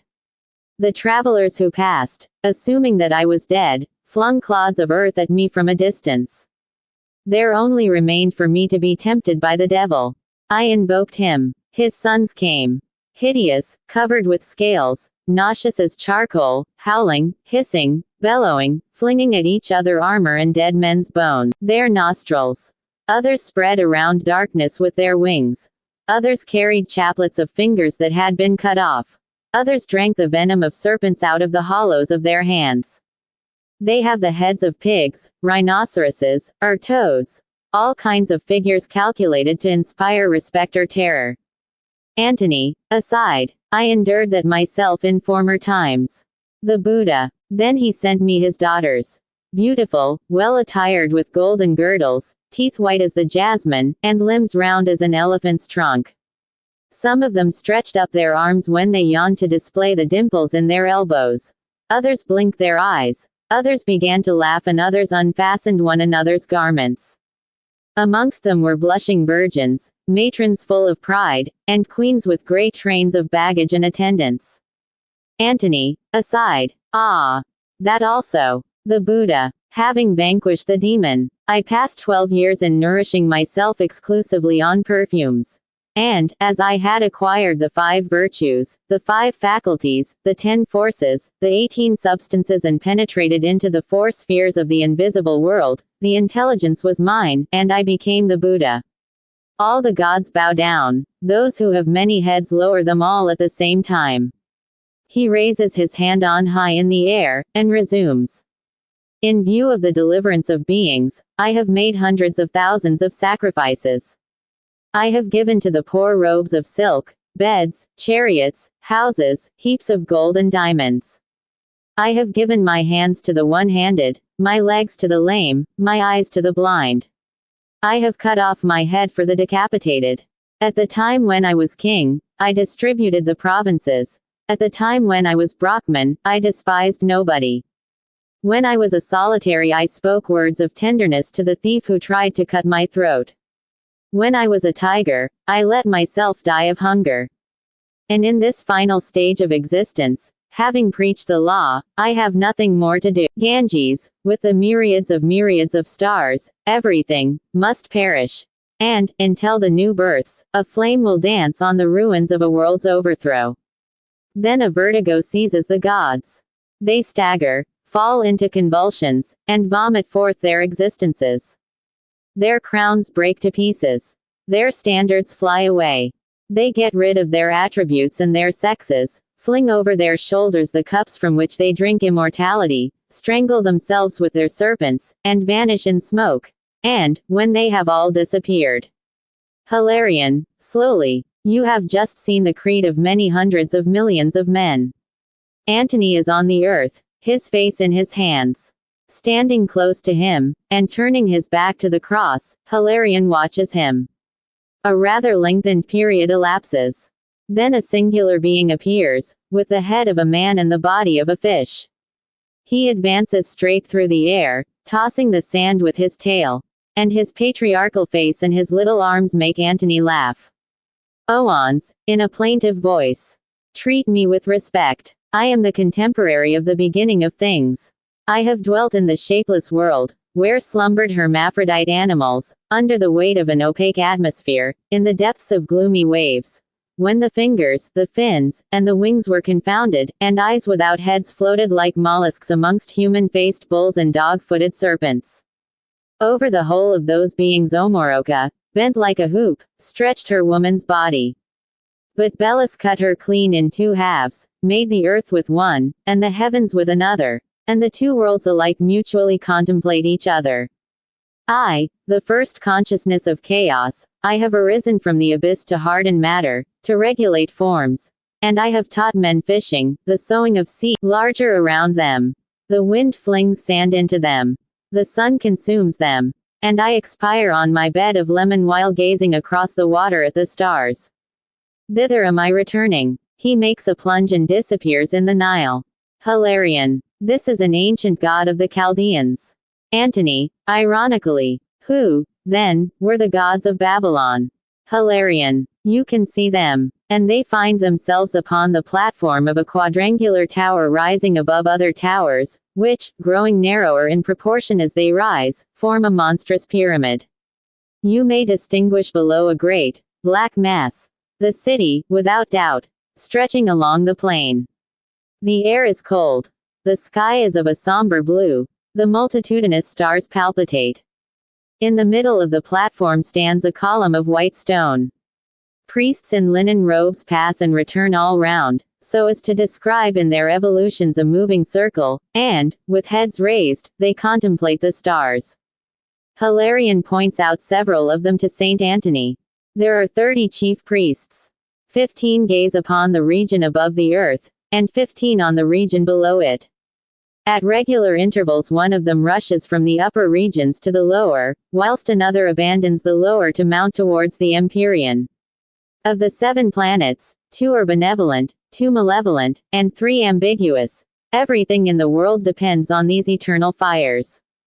According to their position and their movements, one may draw prognostications, and you are now treading on the most sacred spot on earth. Their Pythagoras, Hilarion. Yes, say they. For, while things are continually passing around us, the sky, like eternity, remains unchangeable. Antony. Nevertheless, it has a master. Hilarion, pointing at the column. That is Belus, the first ray, the sun, the male. The other, which is fruitful, is under him. Antony observes a garden lighted up with lamps. He is in the midst of the crowd in an avenue of cypress trees. To right and left little paths lead towards huts erected in a wood of pomegranate trees, which protect lattices of reeds. The men, for the most part, have pointed caps with laced robes, like the plumage of peacocks. There are people from the north clad in bearskins. Nomads in brown woolen cloaks. Pale Gangarides with long ear rings.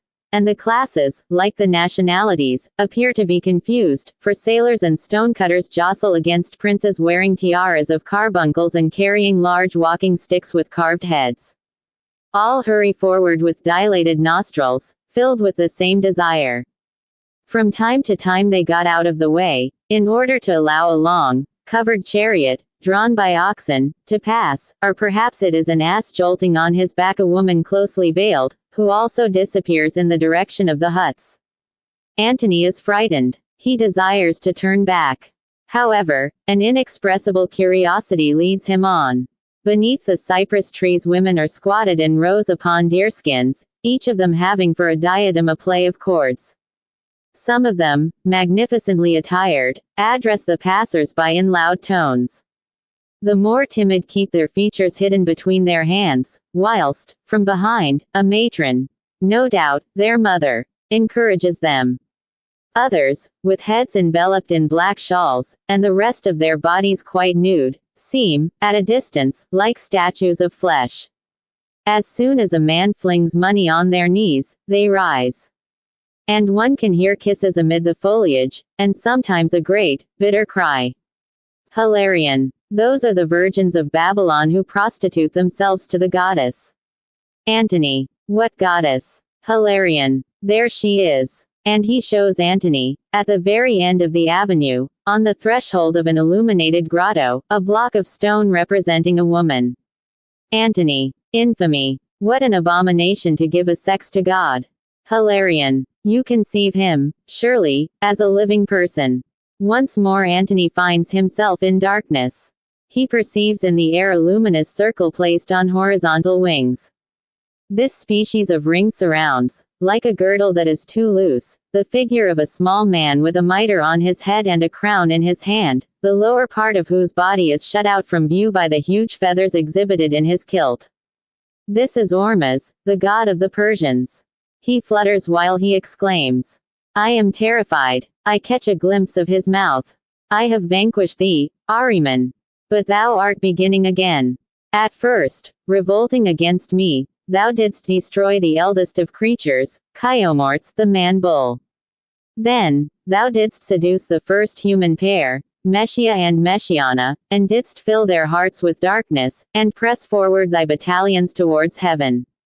I had my own, the inhabitants of the stars, and I gazed down from my throne on all the planets in their different spheres. Mithra, my son, dwelt in an inaccessible spot. There he received souls, and sent them forth, and, each morning he arose to pour out his riches. The splendor of the firmament was reflected by the earth. The fire shone on the mountains. Image of the other fire with which I have created all beings. To secure it from defilement, They did not burn the dead, who were transported to heaven on the beaks of birds. I have regulated pasturages, labors, the wood of sacrifice, the forms of cups, the words that must be uttered in insomnia, and my priests prayed continually in order that their worship should correspond to the eternity of God. They purified themselves with water. They offered up loaves on the altars. They confessed their sins in loud tones. Homa gave himself to men to drink in order to communicate his strength to them. While the genii of heaven were fighting the demons, the children of Iran chased the serpents. The king, whom a countless train of courtiers served on bended knees, was attired so as to resemble me in person, and wore my head dress. His gardens had the magnificence of a celestial earth, and his tomb represented him slaying a monster, emblem of the good which exterminates evil. 4. One day, it came to pass, thanks to the endless course of time, that I triumphed over Ahriman. But the interval that separates us is disappearing. The night is rising. Help, Amshaspands, Urzeds, Furrowers. Come to my assistance, Mithra. Take thy sword. Kaushak, who must come back to save the world, defend me. How is this? No one. Ah, I am dying. Ahriman, thou art the master. Hilarion, behind Antony, restrains an exclamation of joy, and Ormus plunges into the darkness. Then appears the great Diana of Ephesus, black, with enameled eyes, elbows at her sides, forearms turned out, and hands open. Lions crouch upon her shoulders. Fruits, flowers and stars cross one another upon her chest. Further down 3 rows of breasts exhibit themselves, and from the belly to the feet she is caught in a close sheath, from which sprout forth, in the center of her body, bulls, stags, griffins and bees. She is seen in the white gleaming caused by a disk of silver, round as the full moon, placed behind her head. Where is my temple? Where are my Amazons? How is it with me? Me, the incorruptible, that I find myself so impotent? Her flowers wither. Her fruits, overripe, hang loose. The lions and the bulls bow down their necks. The stags, exhausted, begin to pant. The bees, with a faint buzzing, fall dying upon the ground. She presses her breasts one after the other. They are empty. But, yielding to a desperate pressure, her sheath bursts open. She clutches the end of it, like the skirt of a dress, flings into it her animals and her flower wreaths, then goes back into the darkness. And in the distance voices murmur, grumble, roar, cry, or bellow. The density of the night is increased by the winds. A warm shower begins to fall in heavy drops. Antony. How pleasant is this odor of palm trees, this rustling of green leaves, this transparency of fountains. I would like to lie down flat upon the ground, in order to feel it close to my heart, and my life would be renewed in eternal youth. He hears the sound of castanets and cymbals, and, in the midst of a rustic crowd, men clad in white tunics, with red bands, led out an ass, richly harnessed, his tail adorned with ribbons and his hoofs painted. A box, covered with a saddle cloth of yellow linen, sways to and fro upon his back, between 2 baskets, one of which receives the offerings deposited there. Eggs, grapes, pears, cheeses, poultry, and small coins. While the second is full of roses, which the drivers of the ass scatter before him as they move along. The latter wear pendants in their ears, large cloaks, plaited tresses, and have their cheeks painted. Each of them has an olive crown fastened around his forehead by a figured medallion. They carry daggers in their girdles, and flourish whips with ebony handles, each having 3 thongs mounted with ossicles. The last in the procession fix in the ground erect, as a chandelier, a huge pine tree, whose summit is on fire, and the lowest branches of which overshadow a little sheep. The ass stops. The saddle cloth is removed, and underneath appears a second covering of black felt. Then one of the men in a white tunic begins to dance, while playing upon castanets, while another, on his knees before the box, beats a tambourine, and the oldest of the band commences. Here is the Bona Dea, the divinity of the mountains, the great mother of Syria. Draw hither, honest people. She procures joy, heals the sick, bestows fortunes, and satisfies lovers. It is we who bring her out to walk in the country in fine weather and bad weather. We often sleep in the open air, and we have not a well-served table every day. The thieves dwell in the woods. The beasts rush forth from their dens. Slippery paths line the precipices. Look here. Look here. They raise the coverlet and disclose a box encrusted with little pebbles. Higher than the cedar trees she hovers in the blue ether. More circumambient than the winds, she surrounds the world. Her respiration is exhaled through the nostrils of tigers. Her voice growls beneath the volcanoes. Her anger is the storm, and the pallor of her face has made the moon white. She ripens the harvests. She swells out the rinds. She makes the beard grow. Give her something, for she hates the avaricious. The box flies open, and beneath an awning of blue silk is seen a little image of Cybele, glittering with spangles, crowned with towers, and seated on a chariot of red stone, drawn by 2 lions with raised paws. The crowd presses forward to see. The Archie Gallus continues. She loves the sounds of dulcimers, the stamping of feet, the howling of wolves, the echoing mountains and the deep gorges, the flower of the almond tree, the pomegranate and the green figs, the whirling dance, the high-sounding flute, the sweet sap, the salt tear. Blood. Help! Help! Mother of mountains! They flagellate themselves with their whips, and the strokes resound on their breasts. The skins of the tambourines vibrate till they almost burst. They seize their knives and inflict gashes on their arms. She is sad. Let us be sad. He who is doomed to suffer must weep. In that way your sins will be remitted. Blood washes out everything. Shed drop. The Archie Gallus raises his knife above the sheep. Antony, seized with horror. Don't slaughter the lamb. A purple flood gushes forth. The priests sprinkle the crowd with it. And all, including Antony and Hilarion, ranged around the burning tree, silently watch the last palpitations of the victim. From the midst of the priests comes a woman, exactly like the image enclosed in the little box. She stops on seeing a young man in a Phrygian cap. His thighs are covered with tight-fitting breeches opened here and there by lozenges which are fastened with colored bows. He rests his elbows against one of the branches of the tree, holding a flute in his hand, in a languishing attitude. Cybele, encircling his figure with her arms. To rejoin thee I have traveled through every region, and famine ravaged the fields. Thou hast deceived me. No matter. I love thee. Warm my body. Let us unite. Atees. The springtime will return no more, O eternal mother. Despite my love, it is not possible to penetrate thy essence. I should like to cover myself with a colored robe like thine. I envy thy breasts, swollen with milk, the length of thy tresses, thy mighty sides from which spring living creatures. Would that I were like thee. Would that I were woman. But no, that can never be. My virility fills me with horror. With a sharp stone he mutilates himself. Then he begins to run madly around. The priests imitate the god. The faithful, the priests. Men and women exchange their garments and embrace one another. And this whirlwind of blood-stained flesh hurries away, whilst the voices, ever continuing, become more clamorous and shrill, like those one hears at funerals.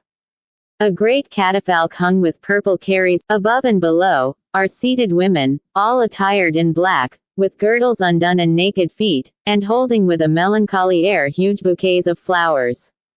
On the ground, at the corners of the platform, alabaster urns filled with myrrh are sending up light wreaths of smoke. On the bed may be seen the corpse of a man. Blood trickles from his thigh. His arm is hanging down, and a dog, who is howling, licks his nails. The line of torches placed too close to one another prevents his figure from being completely visible. Antony is seized with anguish. He is afraid of seeing the face of someone he knew. The women cease their sobbing. And, after an interval of silence, all, at the same time, burst into a psalm. Beautiful. Beautiful. He is beautiful. Enough of sleep. Raise his head. Up. Inhale our bouquets. These are narcissi and anemones gathered in thy gardens to please thee. Return to life. Thou fillest us with fear. Speak. What dost thou require? Dost thou wish to drink wine? Dost thou wish to sleep in our beds? Dost thou wish to eat the honeycakes which have the form of little birds? Let us press close to his hips. Let us kiss his breast. Hold, hold. Feel thou our fingers covered with rings which are stealing over thy body, and our lips which are seeking thy mouth, and our hair which is sweeping thy legs, insensible God, deaf to our prayers. They burst into shrieks, tearing their faces with their nails, then become silent, and only the howling of the dog is heard. Alas! Alas! The dark blood rushes over his snowy flesh. See how his knees writhe, how his sides give way. The flowers upon his face have soaked the gore. He is dead. Let us weep. Let us lament. They come all in a row to fling down between the torches their flowing locks, resembling at a distance black or yellow serpents. And the catafalque is softly lowered to the level of a cave. A gloomy sepulchre, which is yawning in the background. Then a woman bends over the corpse. Her hair, which never has been cut, covers her from head to foot. She sheds so many tears that her grief does not seem to be like that of others, but superhuman, infinite. Antony thinks of the mother of Jesus. She says, "Thou didst escape from the east, and thou didst press me in thy arms all quivering with dew, O sun. Doves fluttered above the azure of thy mantle, our kisses caused breezes amid the foliage, and I abandoned myself to thy love, delighting in the exquisite sensation of my own weakness. Alas! Alas! Why art thou about to rush away over the mountains? At the autumnal equinox a wild boar wounded thee. Thou art dead, and the fountains weep and the trees droop, and the winter wind is whistling through the leafless branches. My eyes are about to close, seeing that darkness is covering thee. By this time thou art dwelling on the other side of the world, near my more powerful rival. O Persephone, all that is beautiful goes down to thee and returns no more." While she has been speaking, her companions have taken the dead body to lower it into the sepulchre. It remains in their hands. It was only a corpse of wax. Antony experiences a kind of relief. The whole scene vanishes, and the cell, the rocks, and the cross reappear. And now he distinguishes on the other side of the Nile a woman standing in the middle of the desert. She holds with her hand the end of a long black veil, which conceals her figure, while she carries on her left arm a little child, which she is suckling. At her side a huge ape is squatted on the sand. She lifts her head towards the sky, and, of the gnomes, sparrowhawks in the azure, sphinxes on the outsides of temples, ibises standing between the horns of oxen, planets, constellations, river banks, murmurs of wind, reflections of light. Tell me where to find Osiris. I have sought for him through all the water courses and all the lakes, and, farther still, in the Pho-Nician Byblos. Anubis, with ears erect, jumped round me, barking, and with his nose sending out the clumps of tamarind. Thanks, good Cynocephalus, thanks. She gives the ape 2 or 3 friendly little slaps on the head. The hideous red-haired Typhon killed him and tore him to pieces. We have found all his members. But I have not got that which made me fruitful. She utters bitter lamentations. Antony is seized with rage. He casts pebbles at her insultingly. Impure one. Begone, begone. Hilarion. Respect her. This is the religion of your ancestors. You have worn her amulets in your cradle. Isis. In former times, when the summer returned, the inundation drove to the desert the impure beasts. The dikes flew open. The boats dashed against one another. The panting earth drank the stream till it was glutted. O God! With horns of bull, thou didst stretch thyself upon my breast, and the lowing of the eternal cow was heard. The new sown crops, the harvests, the thrashing of corn, and the vintages succeeded each other regularly in unison with the changes of the seasons. In the nights, ever clear, the great stars shed forth their beams. The days were steeped in an unchanging splendor. The sun and the moon were seen like a royal pair on either side of the horizon. We were enthroned in a world more sublime.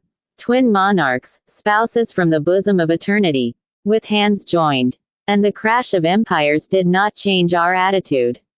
Egypt lay stretched beneath us, monumental and solemn, long, like the corridor of a temple, with obelisks at the right, pyramids at the left, its labyrinth in the middle, and everywhere avenues of monsters, forests of columns, massive archways flanking gates which have for their summit the earth's sphere between two wings.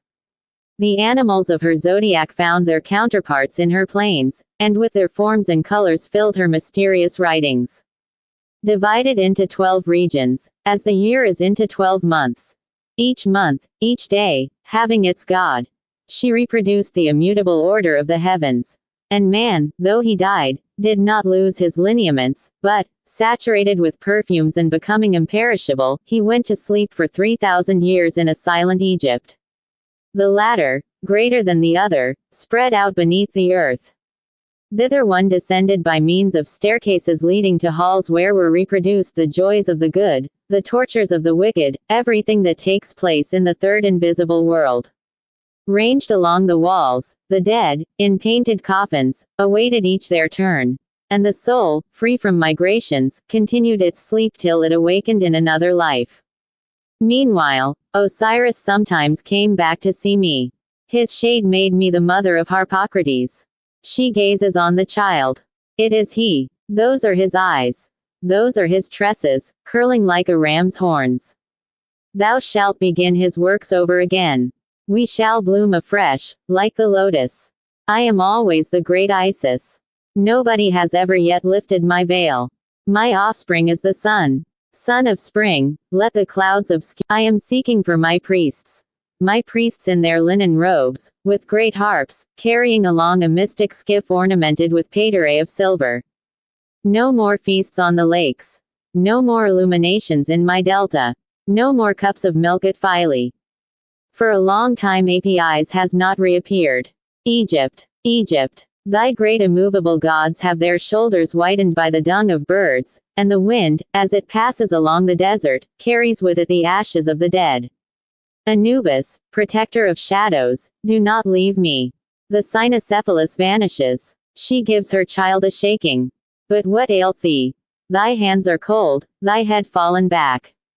Harpocrates has just died. Then she utters a cry so bitter, mournful, and heartrending, that Antony replies to it by another cry, while he opens his arms to support her.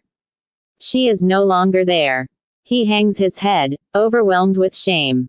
All that he has just seen becomes confused in his mind. It is like the stunning effect of a voyage, the uncomfortable sensation of drunkenness. Fain would he hate. And yet a vague pity softens his heart. He begins to weep abundantly. Hilarion, what is it now that makes you sad? Antony, after questioning himself for a long time. I am thinking of all the souls lost through these false gods. Hilarion, do you not find that they have, in some respects, resemblances to the true? Antony, this is a Hilarion, but lust, in its furies, possesses the disinterestedness of penitence. The frantic love of the body accelerates its destruction, and by its weakness proclaims the extent of the impossible. Antony, how is it that this affects me? My heart revolts with disgust against those brutish gods, always occupied with carnage and incest. Hilarion, recall to yourself in the scriptures all the things that scandalize you because you cannot understand them. In the same way, these gods, under the outward form of criminals, may contain the truth. There are some of them left to see. Turn aside. Antony, no, it is a peril. Hilarion, a moment ago you wished to make their acquaintance. Do falsehoods make your faith totter? What do you fear? The rocks in front of Antony have become a mountain. A range of clouds intersects it halfway from the top. And overhead appears another mountain, enormous, quite green, which hollows out the valley unevenly, having on its summit, in a wood of laurels, a palace of bronze, with tiles of gold and ivory capitals. In the midst of the peristyle, upon a throne, Jupiter, colossal, and with a naked torso, holds victory in one hand, and the thunderbolt in the other, and his eagle, between his legs, erects its head. Juno, close to him, rolls her great eyes, surmounted by a diadem, from which escapes, like a vapor, a veil floating in the wind. Behind, Minerva, standing on a pedestal, leans upon her spear. The Gorgon's skin covers her breast, and a linen peplum descends in regular folds even to her toenails. Her gray eyes, which shine beneath her visor, gaze intently into the distance. At the right of the palace the aged Neptune is riding on a dolphin beating with its fins a vast expanse of azure, which is the sky or the sea, for the perspective of the ocean prolongs the blue ether. The two elements become mingled in one. On the other side, Pluto, fierce, in a mantle black as night, with a tiara of diamonds and a scepter of ebony, is in the midst of an isle enclosed by the windings of the Styx. And this ghostly stream rushes into the darkness, which forms under the cliff a great black gap, a shapeless abyss. Mars, clad in bronze, brandishes, with an air of fury, his huge sword and shield. Hercules, standing lower, gazes up at him, leaning on his club. Apollo, with radiant face, is driving, with his right arm extended, 4 white horses at a gallop. And Ceres, in a chariot drawn by oxen, is advancing towards him with a sickle in her hand. Bacchus goes before her on a very low car slowly drawn along by lynxes. Erect, beardless, with vine branches over his forehead, he passes, holding a goblet from which wine is flowing. Silenus, at his side, is dangling upon an ass. Pan, with pointed ears, is blowing his pipe. The Mimelones beat drums. Maenads scatter flowers. The Bacchants throw back their heads with hair disheveled. Diana, with her tunic tucked up, sets out from the wood with her nymphs. At the bottom of a cavern, Vulcan is hammering the iron between the Kabiri. Here and there, the old river gods, resting upon green stones, water their urns, and the Muses, standing up, are singing in the dales. The Hours, of equal height, hold each other by the hand, and Mercury is placed in a slanting posture, upon a rainbow, with his magic wand, his winged sandals and his broad-brimmed hat. But at the top of the staircase of the gods, amid clouds soft as feathers, whose folds as they wind around let fall roses, Venus Anadyomene is gazing at her image in a mirror. Her pupils cast languishing glances underneath her rather heavy eyelashes. She has long, fair tresses, which spread out over her shoulders, her dainty breasts, her slender figure, her hips widening like the curves of a lyre, her 2 rounded thighs, the dimples around her knees, delicate feet. Not far from her mouth a butterfly is fluttering. The splendor of her body sheds around her a halo of brilliant mother of pearl. And all the rest of Olympus is bathed in a rosy dawn, which, by insensible degrees, reaches the heights of the azure sky. Antony. Ah! My bosom dilates. A joy, which I cannot analyze, descends into the depths of my soul. How beautiful it is! How beautiful it is! Hilarion. They stooped down from the height of the clouds to direct the swords. You might meet them on the roadsides. You kept them in your home. And this familiarity made life divine. Her only aim was to be free and beautiful. Her ample robes rendered her movements more graceful. The orator's voice, exercised beside the sea, struck the marble porticos in unison with the sonorous waves. The stripling, rubbed with oil, wrestled, quite naked, in the full light of day. The most religious action was to expose pure forms. Those men, too, respected spouses, the aged and suppliants. Behind the temple of Hercules, an altar was raised to Pity. They used to immolate victims with flowers around their fingers. Memory was not even troubled by the decay of the dead, for there remained of them only a handful of ashes. The soul, mingled with the boundless ether, ascended to the gods. Bending towards Antony's ear, and they live forever. The Emperor Constantine adores Apollo. You will find the Trinity in the mysteries of Samothrace, baptism in the case of Isis, the redemption in that of Mithra, the martyrdom of a god in the feasts of Bacchus. Proserpine is the Virgin. Aristeus, Jesus. Antony keeps his eyes cast down. Then all at once he repeats the Creed of Jerusalem, as he recollects it, emitting, after each phrase, a long sigh. I believe in one only God, the Father, and in one only Lord, Jesus Christ, firstborn Son of God, who became incarnate and was made man, who was crucified and buried, who ascended into heaven, who will come to judge the living and the dead, whose kingdom will have no end, and in one only Holy Ghost, and in one only baptism of repentance, and in one holy Catholic Church, and in the resurrection of the flesh, and in the life everlasting. Single quote. Immediately the cross becomes larger, and, piercing the clouds, it casts a shadow over the heaven of the gods. They all grow dim. Olympus vanishes. Antony distinguishes near its base, half lost in the caverns, are supporting the stones on their shoulders, huge bodies chained. These are the Titans, the giants, the Hecatoncheires, and the Cyclops. A voice rises, indistinct and formidable, like the murmur of the waves, like the sound heard in woods during a storm, like the roaring of the wind down a precipice. We knew it, we of all others. The gods were doomed to die. Uranus was mutilated by Saturn, and Saturn by Jupiter. He will be himself annihilated. Each in its turn. It is destiny. And, by degrees, they plunge into the mountain, and disappear. Meanwhile, the roof of the palace of gold flies away. Jupiter descends from his throne. The thunder at his feet smokes like a brand that is almost extinguished. And the eagle, stretching its neck, gathers with its beak its falling plumes. So, then, I am no longer the master of things, all good, all powerful, God of the Phrytrii and of the Greek peoples, ancestor of all the kings, the Agamemnon of heaven. Eagle of the apotheoses, what breath of Erebus has driven thee to me? Or, flying from the Campus Martius, dost thou bring to me the soul of the last of the emperors? I no longer desire those of men. Let the earth guard them, and let them be moved on a level with its baseness. They now have hearts of slaves. They forget injuries, ancestors, oaths, and everywhere the folly of mobs, the mediocrity of the individual, and the hideousness of races reign supreme. His respiration makes his sides swell even to bursting, and he writhes with his hands. Hebe in tears presents a cup to him. He seizes it. No, as long as there will be, no matter where, a head enclosing thought which hates disorder and realizes the idea of law, the spirit of Jupiter will live. But the cup is empty. He turns it around slowly on his fingernail.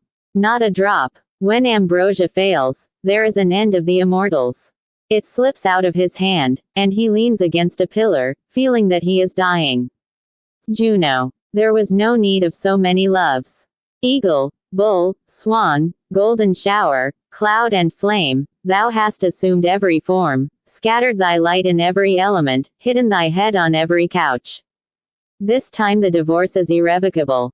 And our sway, our very existence, is dissolved. She rushes away into the air. Minerva no longer has her spear. And the ravens, which nestled in the sculptures of the frieze, whirl round her, and bite at her helmet. Let me see whether my vessels, cleaving the shining sea, have returned into my three ports, wherefore the fields are deserted, and what the daughters of Athens are now doing.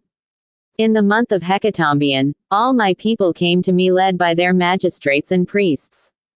Then, in white robes, with chitons of gold, the long files of virgins advanced, holding cups, baskets, and parasols. Then, the 300 oxen for the sacrifice, old men shaking green boughs, soldiers clashing their armor against each other, youths singing hymns, players on the flute and on the lyre, rhapsodists and dancing girls. And finally, on the mast of a trireme, supported by coils of rope, my great veil embroidered by virgins, who fashion. And, when it had been shown in every street, in every square, and before every temple, in the midst of a procession continually chanting, it ascended to the Acropolis, brushed past the Propylaeum, and entered the Parthenon. But a difficulty faces me. Me, the ingenious one. What? Not a single idea. Here am I more terrified than a woman. She perceives behind her a ruin, utters a cry, and, struck on the forehead, falls backward to the ground. Hercules has cast off his lion's skin, and, resting on his feet, bending his back, and biting his lips, he makes desperate efforts to sustain Olympus, which is toppling down. I have vanquished the Cercopes, the Amazons, and the Centaurs. I have slain many kings, I have broken the horn of Achilles, a great river. I have cut through mountains. I have brought oceans together. I have liberated enslaved nations. I have peopled uninhabited countries. I have traveled over Gaul. I have traversed the desert where one feels thirst. I have defended the gods, and I have freed myself from Omphale. But Olympus is too heavy. My arms are growing feeble. I am dying. He is crushed beneath the ruins. Pluto. It is thine own fault, Amphitrionades. Why didst thou descend into my realms? The vulture who devours the entrails of Tydeus has raised its head. Tantalus has had his lips moistened, and Ixion's wheel is stopped. Meanwhile, the Keres stretch forth their nails to detain the souls. The Furies in despair twist the serpents in their locks. And Cerberus, fastened by thee with a chain, has a rattling in the throat, while he slavers from his 3 mouths. Thou didst leave the gate ajar. Others have come. The light of human day has penetrated Tartarus. He sinks into the darkness. Neptune. My trident no longer raises tempests. The monsters who caused terror have rotted at the bottom of the sea. Amphitrite, whose white feet rushed over the foam. The green Nereids, who could be seen on the horizon. The scaly sirens, who used to stop the ships to tell stories. And the old tritons, who used to blow into shells, all are dead. The gaiety of the sea has vanished. I will not survive it. Let the vast ocean cover me. He disappears into the azure. Diana, attired in black, among her dogs, who have become wolves. The freedom of great woods intoxicated me with its odor of deer and exhalations of swamps. The women, over whose pregnancy I watched, bring dead children into the world. The moon trembles under the incantations of sorcerers. I am filled with violent and boundless desires. I long to drink poisons, to lose myself in vapors or in dreams. And a passing cloud bears her away. Mars, bareheaded and blood-stained. At first, I fought single-handed, provoking by insults an entire army, indifferent to countries, and for the pleasure of carnage. Then, I had companions. They marched to the sound of flutes, in good order, with even step, breathing upon their bucklers, with lofty plume and slanting spear. We flung ourselves into the battle with loud cries like those of eagles. War was as joyous as a feast. 300 men withstood all Asia. But they returned, those barbarians, and in tens of thousands, nay, in millions. Since numbers, war engines, and strategy are more powerful, it is better to. The world is getting cold. It is necessary to heat the springs, the volcanoes, and the rivers, which run from metals under the earth. Strike harder. With vigorous arm. With all your strength. The Kabiri hurt themselves with their hammers, blind themselves with the sparks, and, groping their way along, are lost in the shadow. Ceres, standing in her chariot which is drawn by wheels having wings in their naves. Stop. Stop. They had good reason to exclude the strangers, the atheists, the Epicureans, and the Christians. The mystery of the basket is unveiled, the sanctuary profaned. All is lost.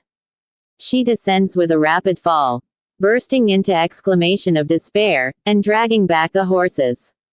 Ah! Falsehood! Daira is not given up to me. The brazen bell calls me to the dead. It is another kind of Tartarus. There is no returning from it. Horror! The abyss swallows her up. Bacchus, laughing frantically. What does it matter? The wife of Archonce is my spouse.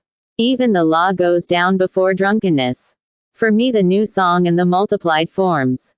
The fire which consumed my mother runs in my veins. Let it burn the stronger, even though I perish. Male and female, good for both, I deliver myself to ye, Bacchants. I deliver myself to ye, Bacchants, and the vine will twist around the trunks of trees. Howl. Dance. Writhe. Unbind the tiger and the slave. Bite the flesh with ferocious teeth. And Pan, Silenus, the satyrs, the Bacchants, the Mimelones, and the Maenades, with the pelt each other with shells, crunch grapes, strangle a he-goat, and rend Bacchus. Apollo, lashing his coursers, whose glistening hairs fly off. I have left behind me Delos the stony, so empty that everything there now seems dead. And I am striving to reach the Delphian oracle before its inspiring vapors should be completely lost. The mules browse on its laurel. The pythoness, gone astray, is found there no longer. By a stronger concentration, I will have sublime poems, eternal monuments, and all matter will be penetrated with the vibrations of my cithara. He fingers its chords. They break and snap against his face. He flings down the instrument, and driving his 4-horse chariot furiously. Know enough of forms. Farther still. To the very summit. To the world of pure thought. But the horses, falling back, begin to prance so that the chariot is smashed. And, entangled in the fragments of the pole and the knottings of the horses, he falls head foremost into the abyss. The sky is darkened. Venus, blue as a violet from the cold, shivers. I covered with my girdle the entire horizon of Hellas. Its fields shone with the roses of my cheeks. Its shores were cut according to the form of my lips. And its mountains, whiter than my doves, palpitated under the hands of the sculptors. My spirit showed itself in the order of festivities, the arrangements of head-dresses, the dialogues of philosophers, and the constitution of republics. But I have loved men too much. It is love that has dishonored me. She falls back in tears.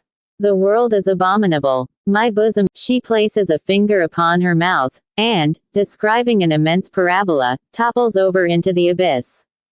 And now nothing can be seen. The darkness is complete. In the meantime 2 red arrows seem to escape from the pupils of Hilarion. Antony at length notices his high stature. Many times already, while you were speaking, you appeared to me to be growing tall. And it was not an illusion. How is this? Explain it to me. Your appearance appalls me. Steps draw nigh. What is this now? Hilarion stretches forth his arms. Look. Then, under a pale ray of the moon, Antony distinguishes an interminable caravan which defiles over the crest of the rocks. And each passenger, one after another, falls from the cliff into the gulf. First, there are the 3 great gods of Samothrace. Axios, Axiokeros, and Axiokersa. Joined in a cluster, with purple masks, and their hands raised. Aesculapius advances with a melancholy air, without even seeing Samos and Telesphorus, who question him with anguish. Sosipalis, the Hellene, with the form of a python, rolls out his rings towards the abyss. Dospo through vertigo, flings herself in there of her own accord. Britomardis, shrieking with fear, clasps the folds of her fillet. The centaurs arrive with a great galloping, and dash, pell-mell, into the black hole. Limping behind them come, the Geludi, the Striges, the Empusae, all the infernal goddesses intermingling their hooks, their torches, and their snakes, form a pyramid, and at the summit, upon a vulture's skin, Eurynomus, bluish like flesh flies, devours his own arms. Then in a whirlwind disappears at the same time, Orthia the Sanguinary, Hymnia of Orchomena, the Saphria of the Petraeans, Aphia of Aegina, Bendes of Thrace, and Stymphalia with the leg of a bird. Triopas, in place of 3 eyeballs, has nothing more than 3 orbits. Erichthonius, with spindle shanks, crawls like a cripple on his wrists. Hilarion. What happiness, is it not, to see all of them in a state of abjectness and agony? Mount with me on this stone, and you will be like Xerxes reviewing his army. Yonder, at a great distance, in the midst of fogs, do you perceive that giant with yellow beard who lets fall a sword red with blood? He is the Scythian Zalmoxis between 2 planets. Artimpasa, Venus, and Orsiloch, the moon. Farther off, emerging out of the pale clouds, are the gods who are adored by the Cimmerians, beyond even Thule. Their great halls were warm, and by the light of the naked swords that covered the vault they drank hydromel in horns of ivory. They ate the liver of the whale in copper plates forged by the demons, or else they listened to the captive sorcerers sweeping their hands across the harps of stone. They are weary. They are cold. The snow wears down their bare skins, and their feet are exposed through the rents in their sandals. They mourn for the meadows where, upon hillocks of grass, they used to recover breath in the battle, the long ships whose prows cut through the mountains of ice, and the skates they used in order to follow the orbit of the poles while carrying on the extremities of their arms the firmament, which turned around with them. A shower of hoar frost pours down upon them. Antony lowers his glance to the opposite side, and he perceives, outlining themselves in black upon a red background, pieces and gauntlets, who throw balls at one another, leap one on top of the other, make grimaces, and dance frantically. Hilarion. These are the gods of Etruria, the innumerable Asars. Here is Tagus, the inventor of auguries. He attempts with one hand to increase the divisions of the heavens, while with the other he leans upon the earth. Let him come back to it. Nortia is contemplating the wall into which she drove nails to mark the number of the years. Its surface is covered and its last period accomplished. Like two travelers driven about by a tempest, Castor and Palutuk take shelter under the same mantle. Antony closes his eyes. Enough. Enough. But now through the air with a great noise of wings pass all the victories of the capital, hiding their foreheads in their hands, and losing the trophies suspended from their arms. Janus, master of the twilight, flies away upon a black ram, and of his two faces one is already putrefied, while the other is benumbed with fatigue. Summonus, god of the gloomy sky, who no longer has a head, presses against his heart an old cake in the form of a wheel. Vesta, under a ruined cupola, tries to rekindle her extinguished lamp. Bellona gashes her cheeks without causing the blood, which used to purify her devotees, to flow out. Antony. Pardon. They weary me. Hilarion. Formerly they used to be entertaining. And he points out to Antony, in a grove of beech trees a woman perfectly naked, with four paws like a beast, bestridden by a black man holding in each hand a torch. Slaves, the despoilers of corpses, the brigands of the Salarian road, the cripples of the Sublician bridge, all the vermin of the garrets of the Suburra, had not dearer devotion. The patrician ladies of Mark Antony's time preferred Libitina. And he shows him under the cypresses and rose trees another woman clothed in gauze. She smiles, though she is surrounded by pickaxes, litters, black hangings, and all the utensils of funerals. Her diamonds glitter from afar among cobwebs. The larvae, like skeletons, display their bones amid the branches, and the lemures, who are phantoms, spread out their bats' wings. On the side of a field the god Terma is bent down, torn asunder, and covered with filth. In the midst of a ridge the huge corpse of Vertumnus is being devoured by red dogs. The rustic gods depart weeping, Sartor, Serator, Vervactor, Eolina, Valona, and Hostilinus, all covered with little hooded cloaks, and each bearing a mattock, a fork, a hurdle, and a boar spear.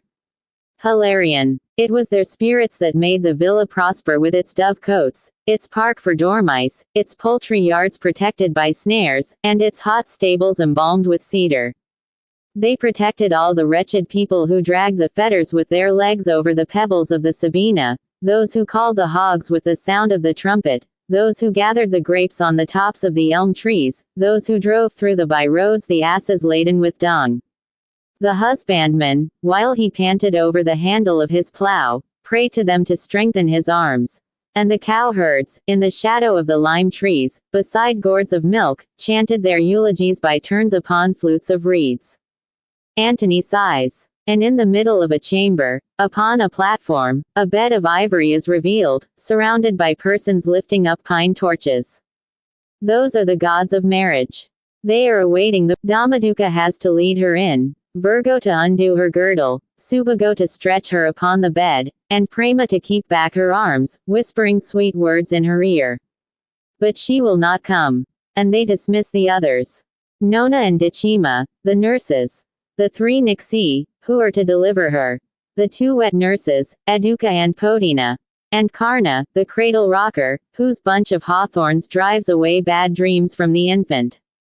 Later, Ossipago will have strengthened its knees, Barbatus will have given the beard, Stimula the first desires, and Volupia the first enjoyment. Fabulinus will have taught it how to speak, Numera how to count, Camo na how to sing, and Consus how to think. The chamber is empty, and there remains no longer at the side of the bed anyone but Nania, 100 years old, muttering to herself the lament which she poured forth on the death of old men.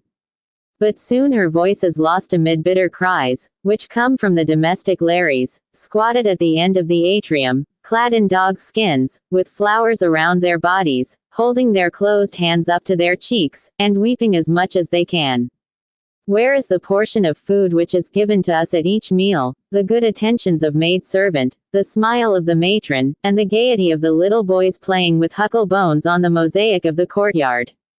Then, when they have grown big, they hang over our breasts their gold or leather bully. What happiness, when, on the evening of a triumph, the master, returning home, turned towards us his humid eyes. He told the story of his contests, and the narrow house was more stately than a palace, and more sacred than a temple. How pleasant were the repasts of the family, especially the day after the Feralia. The feeling of tenderness towards the dead dispelled all discords, and people embraced one another, drinking to the glories of the past, and their own deceptions have broken our jaws, and under the rats' teeth our bodies of wood have crumbled away. And the innumerable gods, watching at the doors, in the kitchen, in the cellar, and in the stoves, disperse on all sides, under the appearance of enormous ants running away, or huge butterflies on the wing. Then a thunderclap, a voice. I was the God of armies, the Lord God. I have unfolded on the hills the tents of Jacob, and nourished in the sands my fugitive people. It was I who burned Sodom. It was I who engulfed the earth beneath the deluge. It was I who drowned Pharaoh, with the royal princes, the war chariots, and the charioteers. A jealous God, I execrated the other gods. I crushed the impure. I overthrew the proud. And my desolation rushed to right and left, like a dromedary let loose in a field of maize. To set Israel free, I chose the simple. Angels, with wings of flame, spoke to them in the bushes.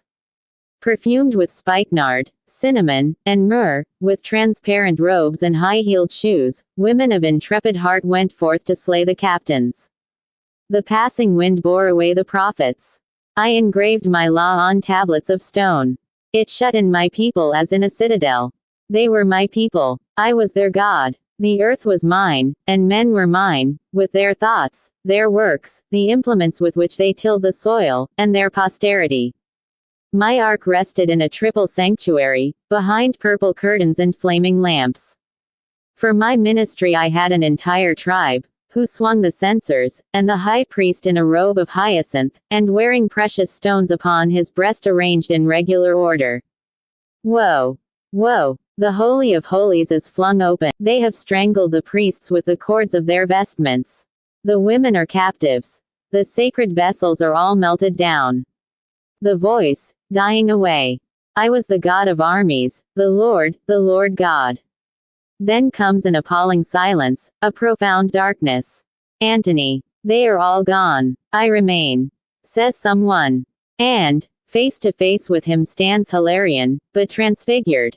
Beautiful as an archangel, luminous as a sun, and so tall that, in order to see him, Antony lifts up his head. Who, then, are you? Hilarion. My kingdom is as wide as the universe, and my desire has no limits.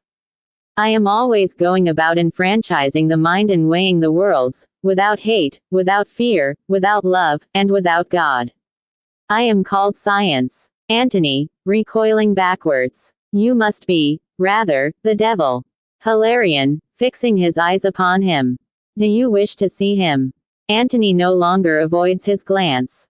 He is seized with curiosity concerning the devil. His terror increases.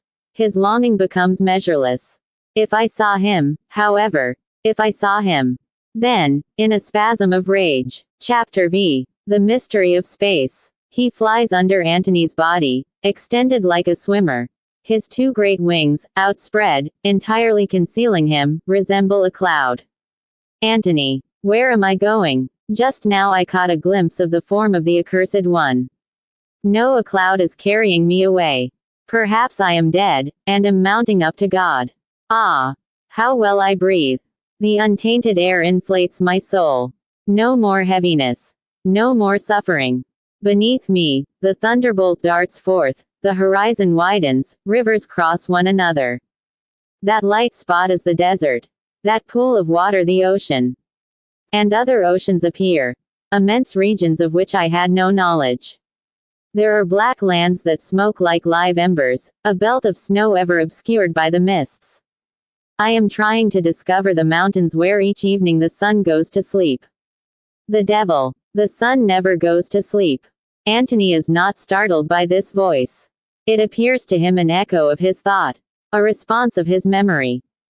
Meanwhile, the earth takes the form of a ball, and he perceives it in the midst of the azure turning on its poles while it winds around the sun. The devil. So, then, it is not the center of the world. Pride of man, humble thyself. Antony. I can scarcely distinguish it now. It is intermingled with the other fires. The firmament is but a tissue of stars. They continue to ascend. No noise. Not even the crying of the eagles. Nothing. And I bend down to listen to the music of the devil. You cannot hear them. No longer will you see the Antichthon of Plato, the focus of Philolaus, the spheres of Aristotle, or the seven heavens of the Jews with the great waters above the vault of crystal. Antony. From below it appeared as solid as a wall. But now, on the contrary, I am penetrating it. I am plunging into it. And he arrives in front of the moon, which is like a piece of ice, quite round, filled with a motionless light. The devil. This was formerly the abode of souls. The good Pythagoras had even supplied it with birds and magnificent flowers. Antony. I see nothing there save desolate plains, with extinct craters, under a black sky. Come towards those stars with a softer radiance, so that we may gaze upon the angels who hold them with the ends of their arms, like torches. The devil carries him into the midst of the stars. They attract one another at the same time that they repel one another. The action of each has an effect on the others, and helps to produce their movements. And all this without the medium of an auxiliary, by the force of a law, by the virtue simply of order. Antony. Yes, yes. My intelligence grasps it. It is a joy greater than the sweetness of affection. I pant with stupefaction before the immensity of God. The devil. Like the firmament, which rises in proportion as you ascend, he will become greater according as your imagination mounts higher. And you will feel your joy increase in proportion to the unfolding of the universe, in this enlargement of the infinite. Antony. Ah! Higher. Ever higher. The stars multiply and shed around their scintillations. The Milky Way at the zenith spreads out like an immense belt, with gaps here and there. In these clefts, amid its brightness, dark tracts reveal themselves. There are showers of stars, trains of golden dust, luminous vapors which float and then dissolve. Sometimes a comet sweeps by suddenly. Then the tranquility of the countless lights is renewed. Antony, with open arms, leans on the devil's two horns, thus occupying the entire space covered by his wings. He recalls with disdain the ignorance of former days, the limitation of his ideas. Here, then, close beside him, were those luminous globes which he used to gaze at from below. He traces the crossing of their paths, the complexity of their directions. He sees them coming from afar, and, suspended like stones in a sling, describing their orbits and pushing forward their parabolas.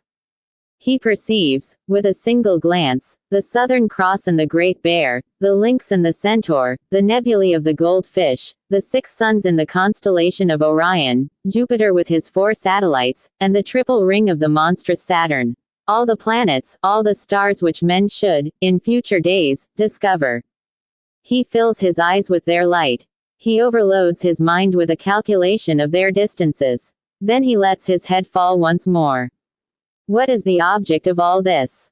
The devil. There is no object. How could God have had an object? What experience could have enlightened him? What reflection enabled him to judge? Before the beginning of things, it would not have operated, and now it would be useless. Antony. Nevertheless, he created the world, at one period of time, by his mere word. The devil. But the beings who inhabit the earth came there successively. In the same way, in the sky, new stars arise. Different effects from various causes. Antony. The variety of causes is the will of God. The devil. But to admit in God several acts of will is to admit several causes, and thus to destroy his unity. His will is not separable from his essence. He cannot have a second will, inasmuch as he cannot have a second essence. And, since he exists eternally, he acts eternally. Look at the sun. From its borders escape great flames emitting sparks which scatter themselves to become new worlds. And, further than the last, beyond those depths where only night is visible, other suns whirl round, and behind these others again, and others still, to infinity. Antony. Enough. Enough. I am terrified. I am about to fall into the abyss. The devil stops, and gently balancing himself. There is no such thing as nothingness. There is no vacuum. Everywhere there are bodies moving over the unchangeable realms of space. And, as if it had any bounds, it would not be space but a body, it consequently has no limits. Antony, open-mouthed. No limits. The devil. Ascend into the sky forever and ever, and you will never reach the top. Descend beneath the earth for millions upon millions of centuries, and you will never get to the bottom. Inasmuch as there is no bottom, no top, no end, above or below. And space is, in fact, comprised in God, who is not a part of space, of a magnitude that can be measured, but immensity. Antony, slowly. Matter, in that case, would be part of God. The devil. Why not? Can you tell where he comes to an end? Antony. On the contrary, I prostrate myself, I efface myself before his power. The devil. And you pretend to move him. You speak to him, you even adorn him with virtues. Goodness, justice, clemency, in place of recognizing the fact that he possesses all perfections. To conceive anything beyond is to conceive God outside of God. Being outside of being. But then he is the only being, the only substance. If substance could be divided, it would lose its nature. It would not be itself. God would no longer exist. He is, therefore, indivisible as well as infinite, and if he had a body, he would be made up of parts. He would no longer be one. He would no longer be infinite. Therefore, he is not a person. Antony. What? My prayers, my sobs, the sufferings of my flesh, the transports of my zeal, all these things would be no better than a lie in space uselessly. Like a bird's cry, like a whirlwind of dead leaves. He weeps. Oh. No, there is above everything someone, a great spirit, a Lord, a Father, whom my heart adores, and who must love me. The devil. You desire that God should not be God. For, if he experienced love, anger, or pity, he would pass from his perfection to a greater or less perfection. He cannot descend to a sentiment, or be contained under a form. Antony. One day, however, I shall see him. The devil. With the blessed, is it not? When the finite shall enjoy the infinite, enclosing the absolute in a limited space. Antony. No matter. There must be a paradise for the good, as well as a hell for the wicked. The devil. Does the exigency of your reason constitute the law of things? Do you think that he can be continually putting the world in order like an imperfect work, and that he watches over all the movements of all beings, from the flight of the butterfly to the thought of man? If he created the universe, his providence is superfluous. If providence exists, creation is defective. But good and evil only concern you.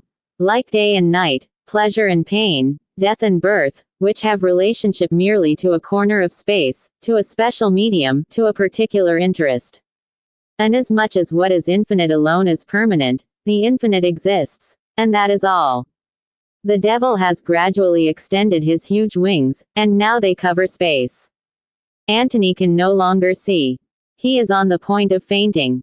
A horrible chill freezes me to the bottom of my soul. This exceeds the utmost pitch of pain. It is, as it were, a death more profound than death. I wheel through the immensity of darkness. It enters into me. My consciousness is shivered to atoms under this expansion of nothingness. The devil. But things happen only through the medium of your mind.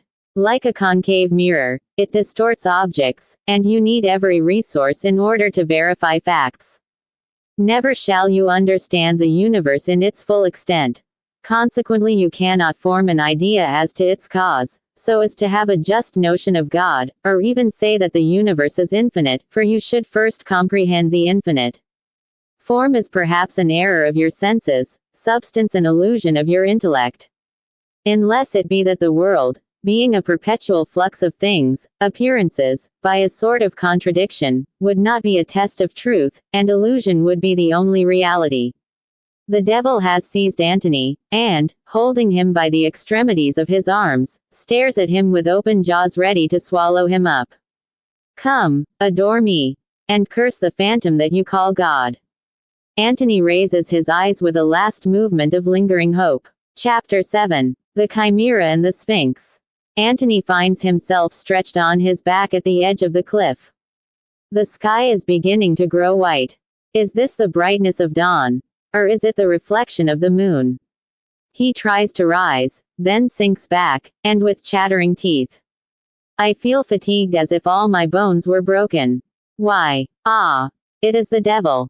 I remember. And he even repeated to me all I had learned from old Didymus concerning the opinions of Xenophanes, of Heraclitus, of Melissus, and of Anaxagoras, as well as concerning the infinite, the creation, and the impossibility of knowing anything. And I imagined that I could unite myself to God. Laughing bitterly. Ah! Madness! Madness! Is it my fault? Prayer is intolerable to me. My heart is drier than a rock. Formerly it overflowed with love. The sand, in the morning, used to send forth exhalations on the horizon, like the fumes of a censer. At the setting of the sun blossoms of fire burst forth from the cross, and, in the middle of the night, it often seemed to me that all creatures and all things, gathered in the same silence, were with me adoring the Lord. Oh! Charm of prayer, bliss of ecstasy, gifts of heaven, what has become of you? I remember a journey I made with Ammon in search of a solitude in which we might establish monasteries. It was the last evening, and we quickened our steps, murmuring hymns, side by side, without uttering a word. In proportion as the sun went down, the shadows of our bodies lengthened, like two obelisks, always enlarging and marching on in front of us. With the pieces of our staffs we planted the cross here and there to mark the site of a cell. The night came on slowly, and black waves spread over the earth, while an immense sheet of red still occupied the sky. When I was a child, I used to amuse myself in constructing hermitages with pebbles. My mother, close beside me, used to watch what I was doing. She was going to curse me for abandoning her, tearing her white locks. And her corpse remained stretched in the middle of the cell, beneath the roof of reeds, between the tottering walls. Through a hole, a hyena, sniffing, thrusts forward his jaws. Horror! Horror! He sobs. No, Ammonaria would not have left her. Where is Ammonaria now? Perhaps, in a hot bath she is drawing off her garments one by one, first her cloak, then her girdle, then her outer tunic, then her inner one, then the wrappings round her neck, and the vapor of cinnamon envelops her naked limbs. At last she sinks to sleep on the tepid floor. Her hair, falling around her hips, looks like a black fleece. And, almost suffocating in the overheated atmosphere, she draws breath, with her body bent forward and her breasts projecting. Hold! Here is my flesh breaking into revolt. In the midst of anguish, I am tortured by voluptuousness. Two punishments at the same time. It is too much. I can no longer endure my own body. He stoops down and gazes over the precipice. The man who falls over that will be killed.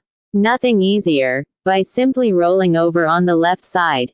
It is necessary to take only one step. Only one. But this one is much older and excessively emaciated. A winding sheet, fastened round her head, hangs with her white hair down to the very extremities of her legs, thin as sticks. The brilliancy of her teeth, which are like ivory, makes her clayey skin look darker. The sockets of her eyes are full of gloom, and in their depths flicker two flames, like lamps in a sepulchre. Come forward, she says. What keeps you back? Antony, Stammering, I am afraid of committing a sin. She resumes, but King Saul was slain. Rhasias, a just man, was slain. Saint Pelagius of Antioch was slain. Dominius of Aleppo and his 2 daughters, 3 more saints, were slain. And recall to your mind all the confessors who, in their eagerness to die, rushed to meet their executioners. In order to taste death the more speedily, the virgins of Miletus strangled themselves with their cords. The philosopher, Hegesias, at Syracuse preached so well on the subject, that people deserted the brothels to hang themselves in the fields. The Roman patricians sought for death as if it were a debauch. Antony. Yes, it is a powerful passion. Many an anchorite has yielded to it. The old woman. To do a thing which makes you equal to God. Think of that.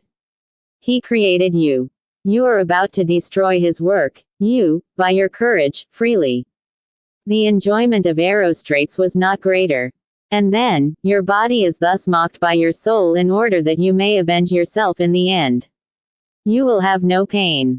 It will soon be over. What are you afraid of? A large black hole. It is empty, perhaps. Antony listens without saying anything in reply. And, on the other side, appears another woman, marvelously young and beautiful. Eyelashes are so much bathed in languor that one would imagine she was blind. She murmurs, "Come, then, and enjoy yourself." Solomon recommends pleasure. Go where your heart leads you, and according to the desire of your eyes. Antony. To find what pleasure? My heart is sick. My eyes are dim. She replies. Hasten to the suburb of Rhacotis. Push open a door painted blue. And, when you are in the atrium, where a jet of water is gurgling, a woman will present herself.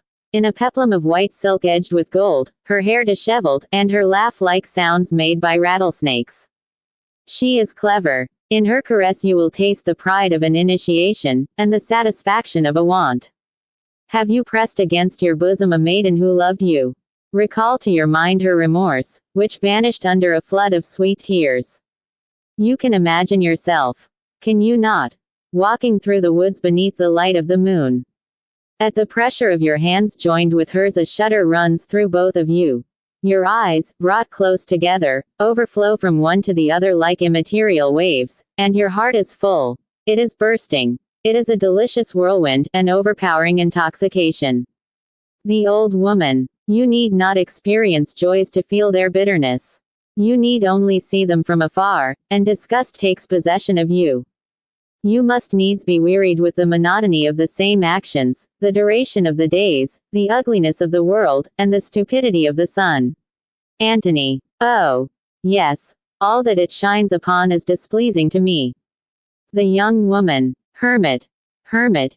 You shall find diamonds among the pebbles, fountains beneath the sand, a delight in the dangers which you despise.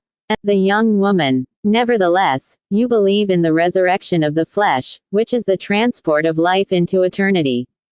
The old woman, while speaking, has been growing more emaciated, and, above her skull, which has no hair upon it, a bat has been making circles in the air.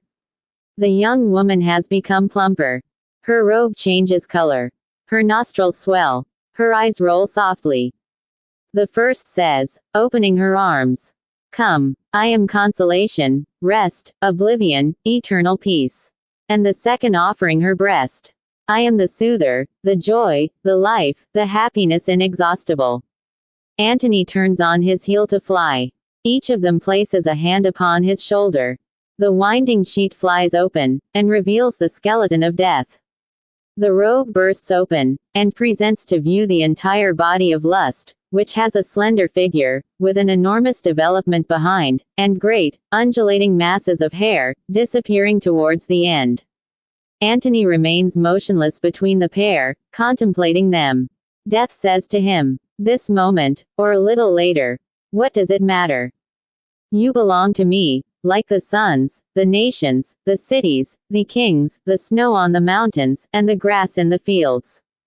I fly higher than the sparrowhawk, I run more quickly than the gazelle. I keep pace even with hope. I have conquered God. Lust. Do not resist. I am omnipotent. The forests echo with my sighs. The waves are stirred by my agitations.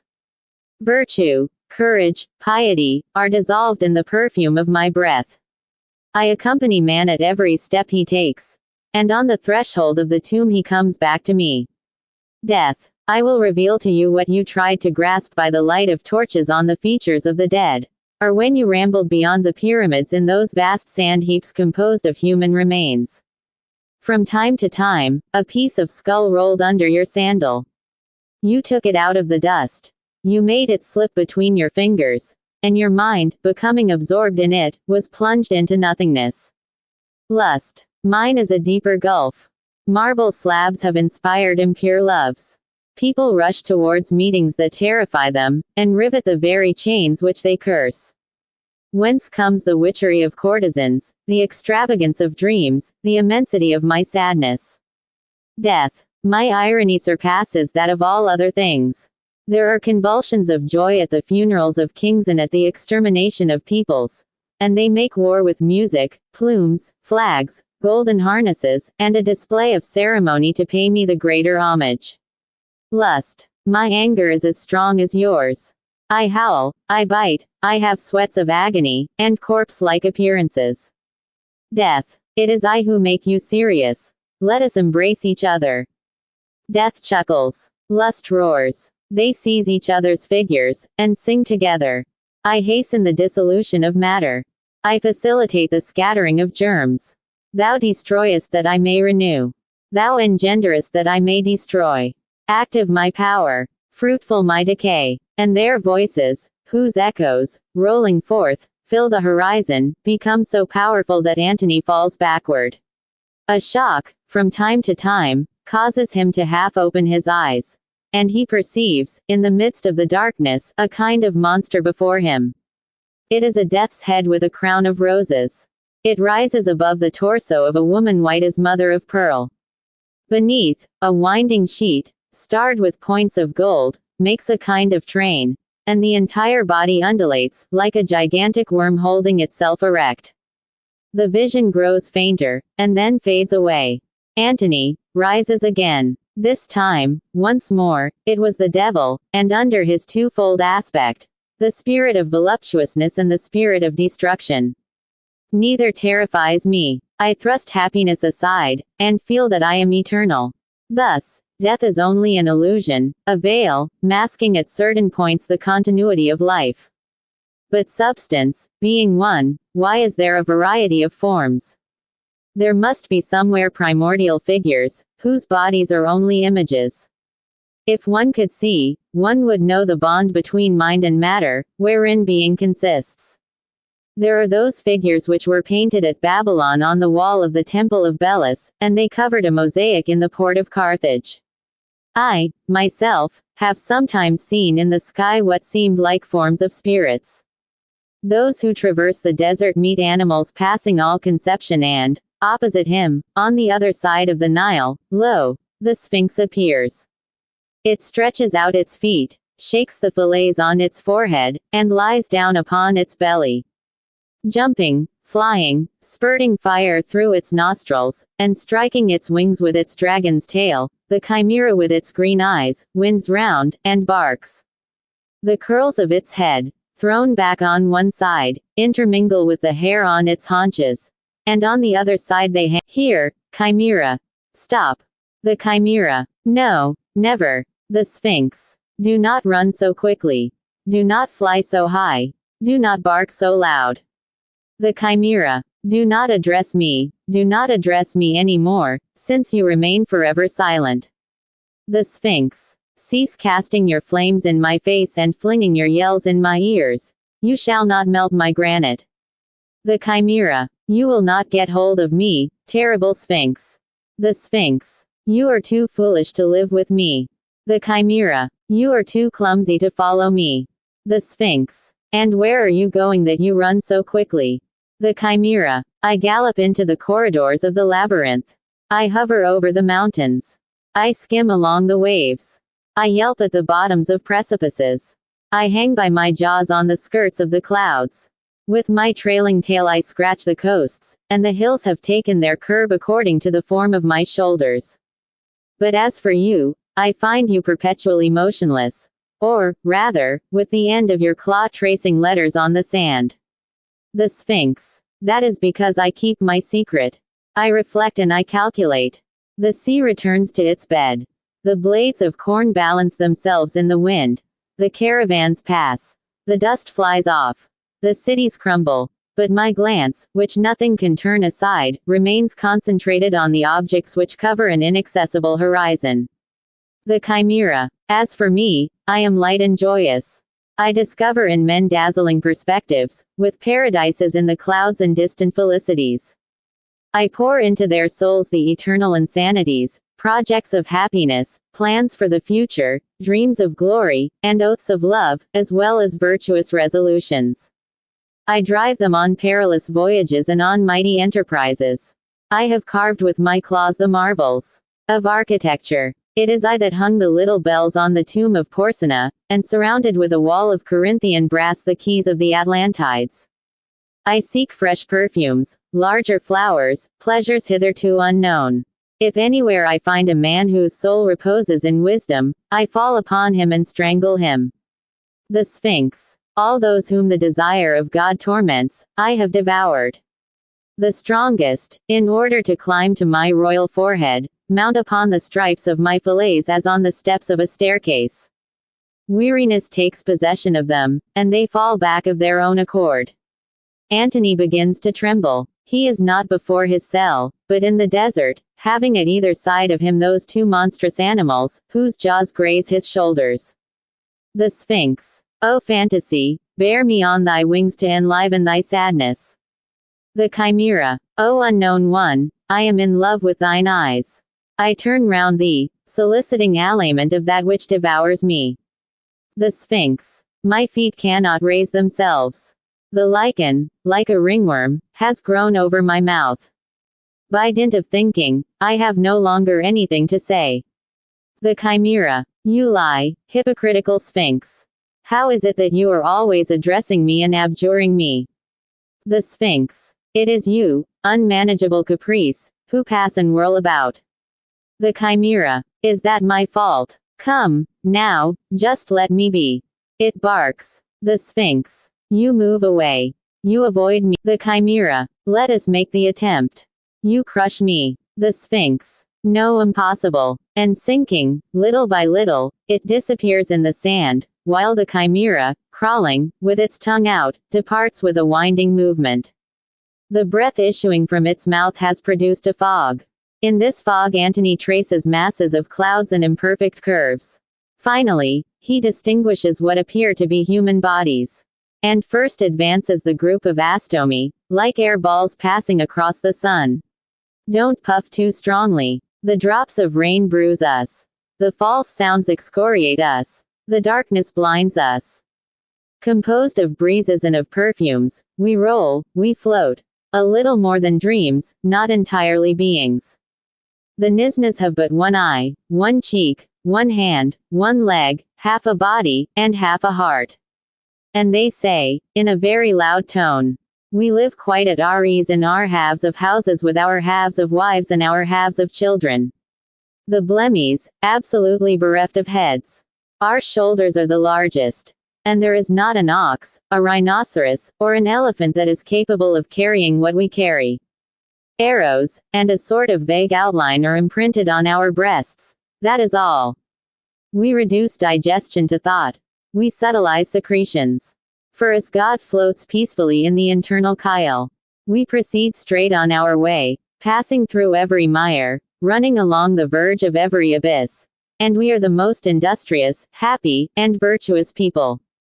The Pygmies. Little good fellows, we swarm over the world, like vermin on the hump of a drum. We are burnt, drowned, or run over. But we always reappear more full of life and more numerous, terrible from the multitude of us that exists. The Shopodes. Kept on the ground by our flowing locks, long as creeping plants, we vegetate under the shelter of our feet, which are as large as parasols, and the light reaches us through the spaces between our wide heels. No disorder and no toil. To keep the head as low as possible. That is the secret of happiness. Their lifted thighs, resembling trunks of trees, increase in number. And now a forest appears in which huge apes rush along on 4 paws. They are men with dogs' heads. The cynocephaly. We leap from branch to suck the eggs, and we pluck the little birds. Then we put their nests upon our heads after the fashion of caps. We do not fail to snatch away the worst of the cows, and we destroy the lynx's eyes. Tearing the flowers, crushing the fruits, agitating the springs, we are the masters, by the strength of our arms and the fierceness of our hearts. Be bold, comrades, and snap your jaws. Blood and milk flow from their lips. The rain streams over their hairy backs. Antony inhales the freshness of green leaves which are agitated as the branches of the trees dash against each other. All at once appears a large black stag with a bull's head, carrying between his 2 ears a mass of white horns. The Sadhuzag. My 74 antlers are hollow like flutes. When I turn myself towards the south wind, sounds go forth from them that draw around me the ravished beasts. The serpents come winding to my feet. The wasps stick in my nostrils. And the parrots, the doves, and the ibises alight upon my branches. Listen. He bends back his horns, from which issues an unutterably sweet music. Antony presses both his hands above his heart. It seems to him as if this melody were about to carry off his soul. The Sadhuzag. But, when I turn towards the north wind, my horns, more bushy than a battalion of spears, emit a howling noise. The forests thrill. The rivers swell. The husks of the fruit burst, and blades of grass stand erect like a coward's hair. Listen. He bows down his branches, from which now come forth discordant cries. Antony feels as if he were torn asunder, and his horror is increased on seeing the manticore, a gigantic red lion with a human figure and 3 rows of teeth. The silky texture of my scarlet hair mingles with the yellowness of the sands. I breathe through my nostrils the terror of solitudes. I spit forth the plague. I devour armies when they venture into the desert. My nails are twisted like gimlets. My teeth are cut like a saw. And my hair, wriggled out of shape, bristles with darts which I scatter, right and left, behind me. Hold! Hold! The manticore casts thorns from his tail, which radiate, like arrows, in all directions. Drops of blood flow, spattering over the foliage. The catoblepas appears, a black buffalo, with a pig's head hanging to the earth, and connected with his shoulders by a slender neck, long and flabby as an empty gut. He is wallowing on the ground, and his feet disappear under the enormous mane of hard hairs that descend over his face. Fat, melancholy, savage, I remain continually feeling the mire under my stomach. My skull is so heavy that it is impossible for me to carry it. I roll it around slowly, and, opening my jaws, I snatch with my tongue the poisonous herbs that are moistened with my breath. I once devoured my paws without noticing it. No one, Antony, has ever seen my eyes, or those who have seen them are dead. Ground. But the grass lights up, and, in the twistings of the flames, stands erect the basilisk, a huge, violet serpent, with a trilobate crest and 2 teeth. One above, the other below. Take care. You are about to fall into my jaws. I drink fire. I am fire myself. And from every quarter I suck it in. From clouds, from pebbles, from dead trees, from the hair of animals, and from the surface of marshes. My temperature supports the volcanoes. I cause the luster of precious stones and the color of metals. The griffin, a lion with a vulture's beak, white wings, red paws, and blue neck. I am the master of the profound splendors. I know the secret of the tombs where the old kings sleep. A chain, which issues from the wall, keeps their heads erect. Near them, in basins of porphyry, women whom they have loved float upon black liquids. Their treasures are ranged in halls, in lozenges, in hillocks, and in pyramids. And, lower, far below the tombs, after long journeys in the midst of suffocating darkness, are rivers of gold with forests of diamonds, meadows of carbuncles, and lakes of quicksilver. With my back against the door of the vault, and my claws in the air, I watch with my flaming eyes those who may think fit to come there. The immense plain, even to the furthest point of the horizon, is quite bare and whitened with travelers' bones. For you the bronze doors will open, and you will inhale the vapor of the mines. You will descend into the caverns quick, quick. He digs the earth with his claws, crowing like a cock. 1,000 voices reply to him. The forest trembles, and all sorts of horrible beasts arise. The Tragelaphus, half stag, half ox. The Myrmecoleio, a lion in front, an ant behind, whose genitals are turned backwards. The python, Axar, of 60 cubits, who frightened Moses. The great weasel, Pastinaka, which kills trees by its odor. The Presteros, which renders idiotic those who touch it. The Mirog, a horned hare dwelling in the islands of the sea. The Copard Falmont bursts his belly by dint of howling. The Saynod, a bear with 3 heads, tears its little ones with its mouth. The dog, Cepus, scatters on the rocks the blue milk of its dugs. Mosquitoes begin to buzz, toads to jump, and serpents to hiss. Lightnings flash. Down comes the hail. Then there are squalls, which reveal anatomical marvels.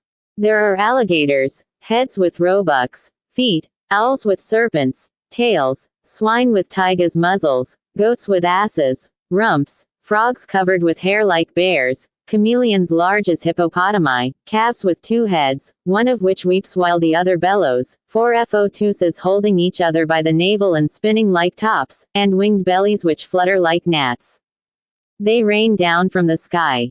They spring out of the ground. They glide from the rocks. Everywhere eyes flash, mouths roar. The breasts bulge out. The claws lengthen. The teeth gnash. The flesh quivers. Some of them bring forth their young. Others with a single bite, devour one another. Suffocating from their very numbers, multiplying by their contact, they climb on top of one another. And they all keep stirring about Antony with a regular swaying motion, as if the soil were the deck of a vessel. He feels close to his calves the trailing of slugs, and on his hands the cold touch of vipers, and spiders spinning their webs enclose him in their network. But the circle of monsters begins to open.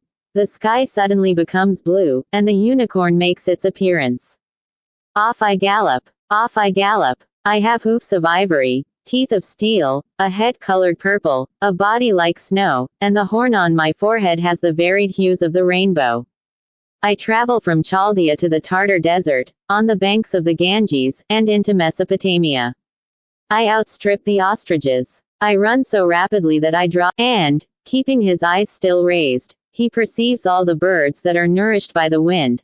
The Guith, the Ahuti, the Alphalim, the Juknith from the mountains of Kaf, and the Homai of the Arabs, which are the souls of murdered men.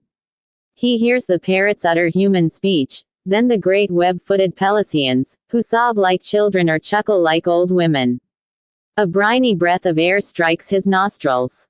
A seashore is now before him. At a distance rise waterspouts, lashed up by the whales. And at the extremity of the horizon the beasts of the sea, round, like leather bottles, flat, like strips of metal, or indented, like saws, advance, crawling over the sand.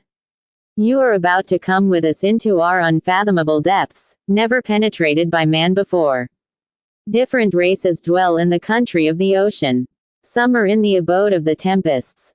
Others swim openly in the transparency of the cold waves, browse like oxen over the coral plains, sniff in with their nostrils the ebbing tide, or carry on their shoulders the weight of the ocean springs.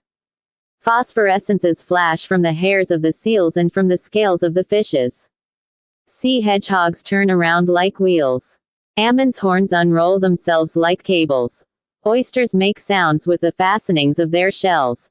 Polypi spread out their tentacles. Medusae quiver like crystal balls. Sponges float. Anemones squirt out water. And mosses and seaweed shoot up. And all kinds of plants spread out into branches, twist themselves into tendrils, lengthen into points, and grow round like fans. Pumpkins present the appearance of bosoms, and creeping plants entwine themselves like serpents. The didames of Babylon, which are trees, have as their fruits human heads. Mandrakes sing, and the root baras runs into the grass. And now the plants can no longer be distinguished from the animals. Polyparies, which have the appearance of sycamores, carry arms on their branches. Antony fancies he can trace a caterpillar between two leaves. It is a butterfly which flits away. He is on the point of walking over some shingle when up springs a gray grasshopper. Insects, like petals of roses, garnish a bush. The remains of ephemera make a bed of snow upon the soil. And, next, the plants are indistinguishable from the stones. Pebbles bear a resemblance to brains, stalactites to udders, and iron dust to tapestries adorned with figures. In pieces of ice he can trace efflorescences, impressions of bushes and shells, so that one cannot tell whether they are the impressions of those objects or the objects themselves. Diamonds glisten like eyes, and minerals palpitate. And he is no longer afraid. He lies down flat on his face, resting on his two elbows, and, holding in his breath, he gazes around. Insects without stomachs keep eating. Dried up ferns begin to bloom afresh, and limbs which were wanting sprout forth again. Finally, he perceives little globular bodies as large as pins' heads, and garnished all round with eyelashes. A vibration agitates them. Antony, in ecstasy. Oh bliss! Bliss! I have seen the birth of life. I have seen the beginning of motion. The blood beats so strongly in my veins that it seems about to burst them. I feel a longing to fly, to swim, to bark, to bellow, to howl. I would like to have wings, a tortoise shell, a rind, to blow out smoke, to wear a trunk, to twist my body, to spread myself everywhere, to be in everything, to emanate with odors, to grow like plants, to flow like water, to vibrate like sound, to shine like light, to be outlined on every form, to penetrate every atom, to descend to the very depths of matter. To be matter. The dawn appears at last. And, like the uplifted curtains of a tabernacle, golden clouds, wreathing themselves into large volutes, reveal the sky. In the very middle of it, and in the disk of the sun itself, shines the face of Jesus Christ. Antony makes the sign of the cross, and resumes his prayers.